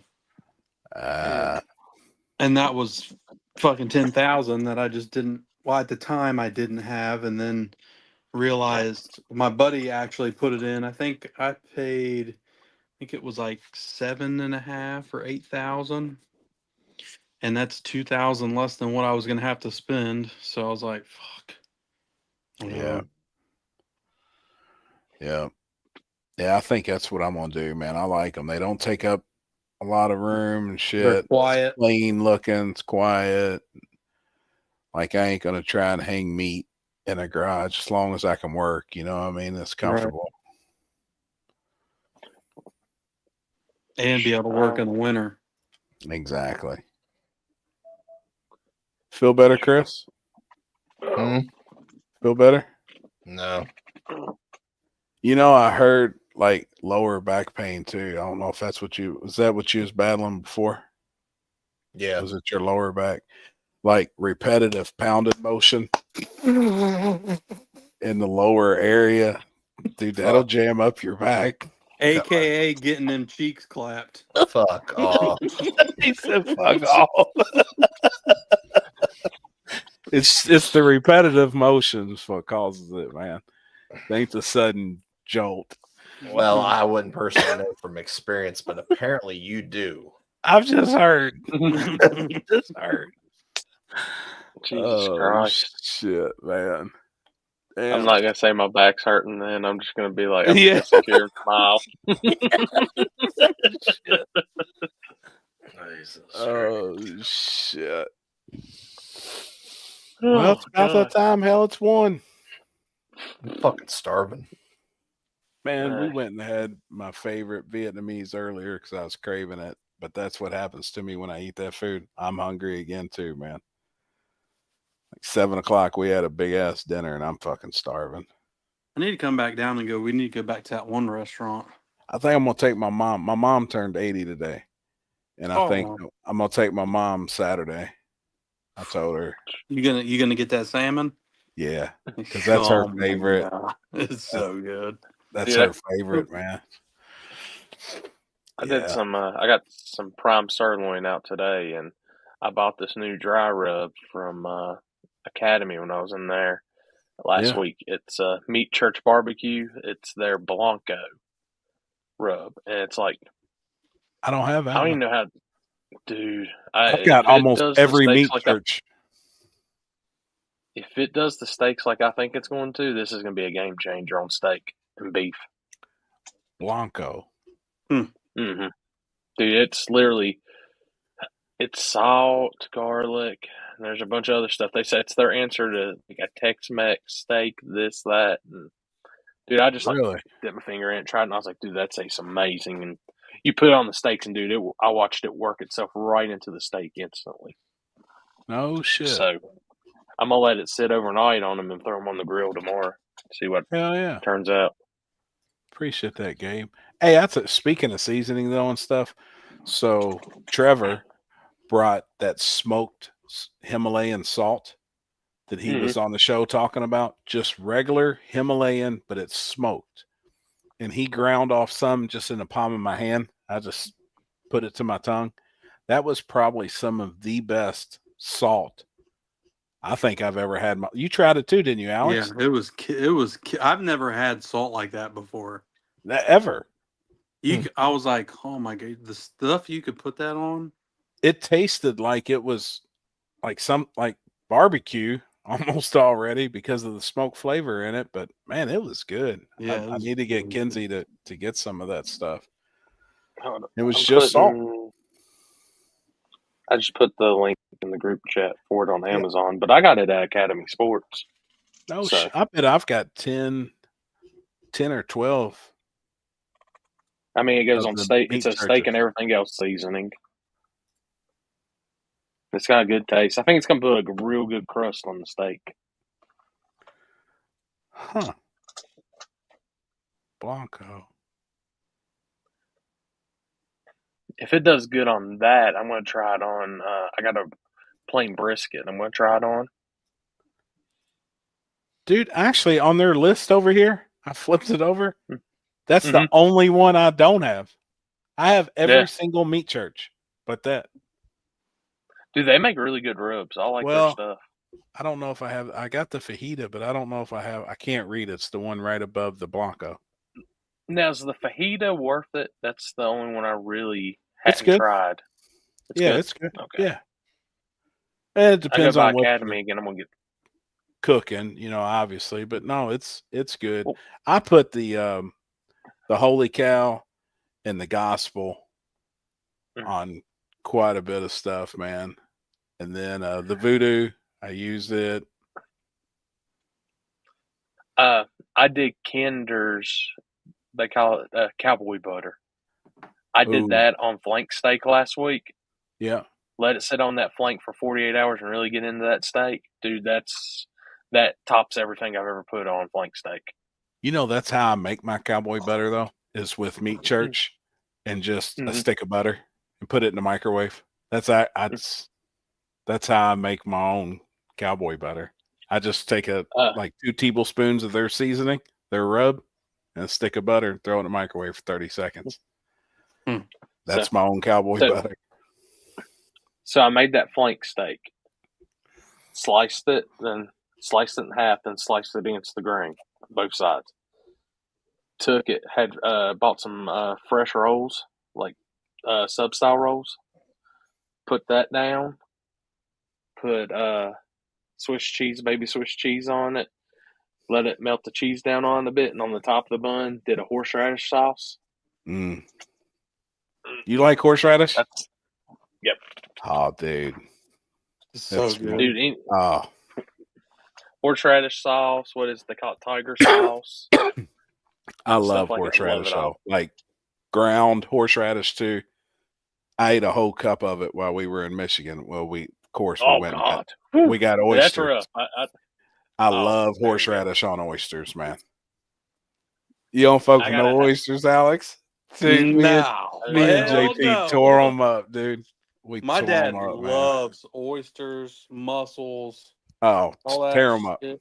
Oh, we ate 2 dozen just for an appetizer for the girls ever even got to oh the no, table. I saw pictures of it. I went, God, what? We was tearing them up, man. I love horseradish. Who was eating them? Just you and me and JT. Jason's eating them? Oh, he's tearing them up. Loves them.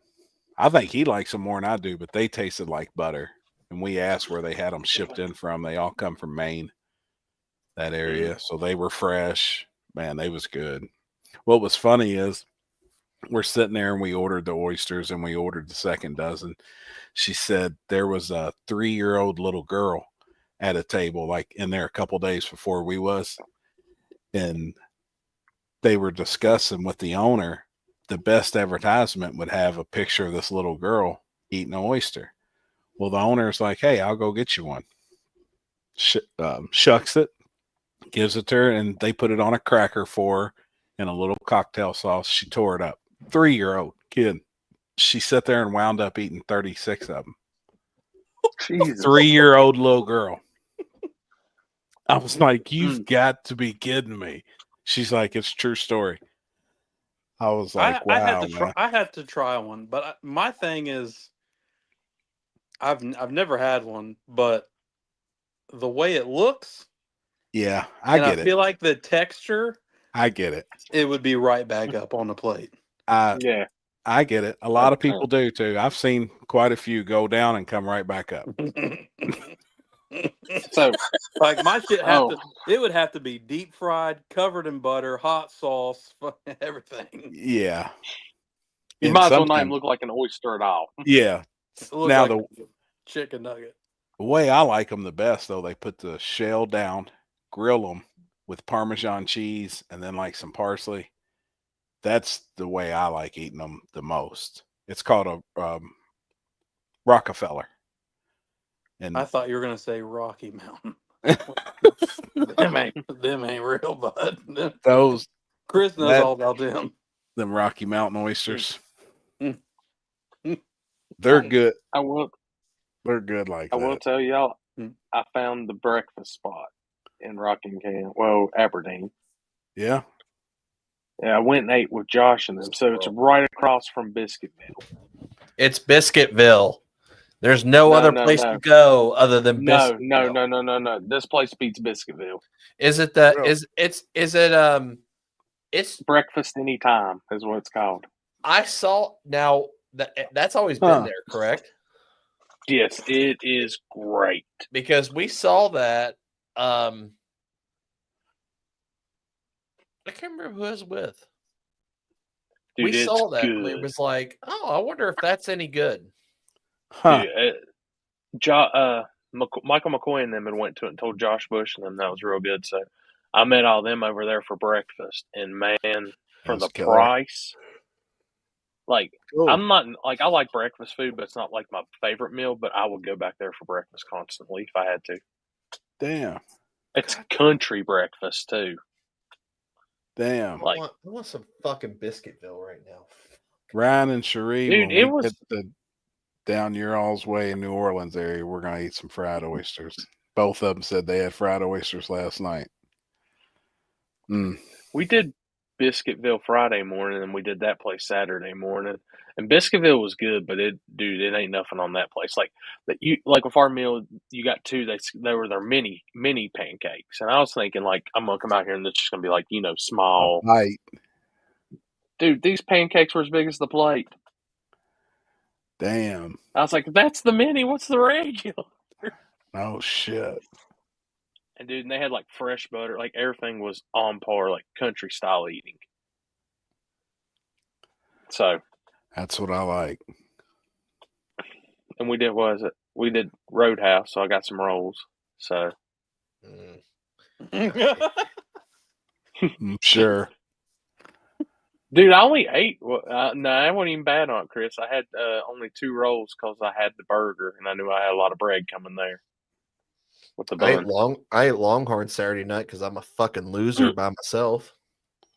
They're putting Thanks a for Longhorn the in invite. Shelby, so we will have a Longhorn by Shadyside now. Chris, one way you can look at it is cheaper. That's true. I promise you it's cheaper. I promise, man. Longhorn's always been solid, though. For a chain steak restaurant, I think Longhorn's probably got it going on over any of the others, honestly, in my opinion. I think it's way better than Texas Roadhouse. I think. I agree. The only thing I don't like about Longhorn, and I wish they had, if they had a bloomin' onion instead of onion petals. Oh, yeah. They've got the bigger, like, scoops. Just those chunks, and you just dip them. Yeah, the dipper. Yeah. God damn, I want fucking bloomin' onion. Motherfucker. Fucking. Dude. Man, Longhorn's fire. What was it Josh and them got? The rattlesnake bites, and I'd never tried them before. And I tried them. They were pretty good. What is it? It's like deep fried cheese, like little cheese balls, deep fried, and it's got like jalapeno and stuff inside the cheese ball. So was it like a cheese curd? Yeah, kind of like a curd, but it had jalapeno and stuff in it, and you dipped it in ranch, and it was good. I didn't really eat any track food, honestly, because, gosh, they marked it up so bad. Well, that's so damn hot, man. You don't want to eat when it's that damn hot. You'd be sick and shit. Dude, it was, and that's God's honest truth. It was so hot. All you want to do is drink water or drink something. Was David I drank Ray more water than soda. Shirt on? Yep. Guarantee it, man. Dude, he even came by. I need a water. You got water? I said, hell yeah, I got you set, buddy. Here you go. I was like, it's rough out here. Yeah, it is right now. Well, we got another month. End of August, they'll start cooling down. But then, I mean, stop and think about it. Hell, race season's going to be over with for too much longer when you really stop and think about it. We only got a couple more months, man. We're done. Unless you go to the Winter Series. I posted up our end of summer showdown race tonight. And I was like, holy shit, I can't believe I just posted that race. Dude, we're about done. I mean, I know we're complaining it's hot right now, but I actually stopped and thought about it earlier. I was like, fuck, we're really over. I mean, it really technically is. Luckily, we're going to go south this winter. But still, like, I think I'm going to try and go to all 3 Winter Series races. I want to go to at least one, which I've already made my hotel reservations for Lights Out. Yeah. And all that. Dude, the Winter Series is fun, man. it was a good race. Like, I mean, it really was. It's a good time, man. I like to go to at least one. So I I don't just got know. to figure out. U.S. Street Nationals. That one was pretty good. Well, I know Snowbirds is always the same weekend as Dig or Die. Yeah, then So right it's next off the to table. PRI, too. They're Yeah. usually a week apart. And then, so it's either U.S., pretty much either be U.S. Street or World Series. And Yeah, I think Snowbird this year, I'm trying to think if it's the week after or the week before. which I talked to Wes a little bit about World Series of Pro Mod. So, I might. I'd like to just go see it because I'd like to see Bradenton. I've never seen that place. So It's cool, man. The surface is cool. The rest of it, though, you'd be like, it's about the same as everywhere else I've been, you know. But the surface, the tire, I mean, that thing's old and raggedy. Now bleachers, they got it going on. They can fit a lot of people. A lot of asses can fit in them stands. But pits wise, dude, we go to places that is nicer, honestly. Now I know Cletus and Victor spending a bunch of money right now. I mean, they closed the track for 2 months to make these upgrades. So they're spending some money down there. But hopefully it getting in and getting out. That's why I know they're working on that road. That sucked. It's one way in, one way out, one lane. If there's traffic, you're Fucking sitting roads in that shit. fucking falling apart. Fucking Falling holes. apart. Big holes. Jesus. You Like thought you going can't in ride your scooter. Yeah. No. You're gonna eat shit. God. Yeah. It's bad. Now the pits and everything though, riding, you're good. You know, all the return roads and shit, you're good. Not a lot of shade. There is no shade. You're in the sun in Florida, and it's hot, even though it's February. You know, you're cooking. You're going to sunburn because you've already got white, really white and pale again from the wintertime. So you're going to burn. But yeah, I think we're planning on going down, trying to make all three. See. Shit. We'll call it on this one. We got some after stuff to talk about as always. So yeah, let's do if it. y'all want in on that, it costs you $49.99 a month. $49.99 a month. Yeah, subscribe. And the only way we're gonna let you in is if y'all can figure a way to make Alex get on Nikon. Good luck. Looks like ain't nobody gonna be paying the $49.99 a month. Oh shit. All right, guys. We will see y'all next week. Yep. Appreciate everybody. Night, donkey balls. See y'all, everybody. Later, y'all. Bye.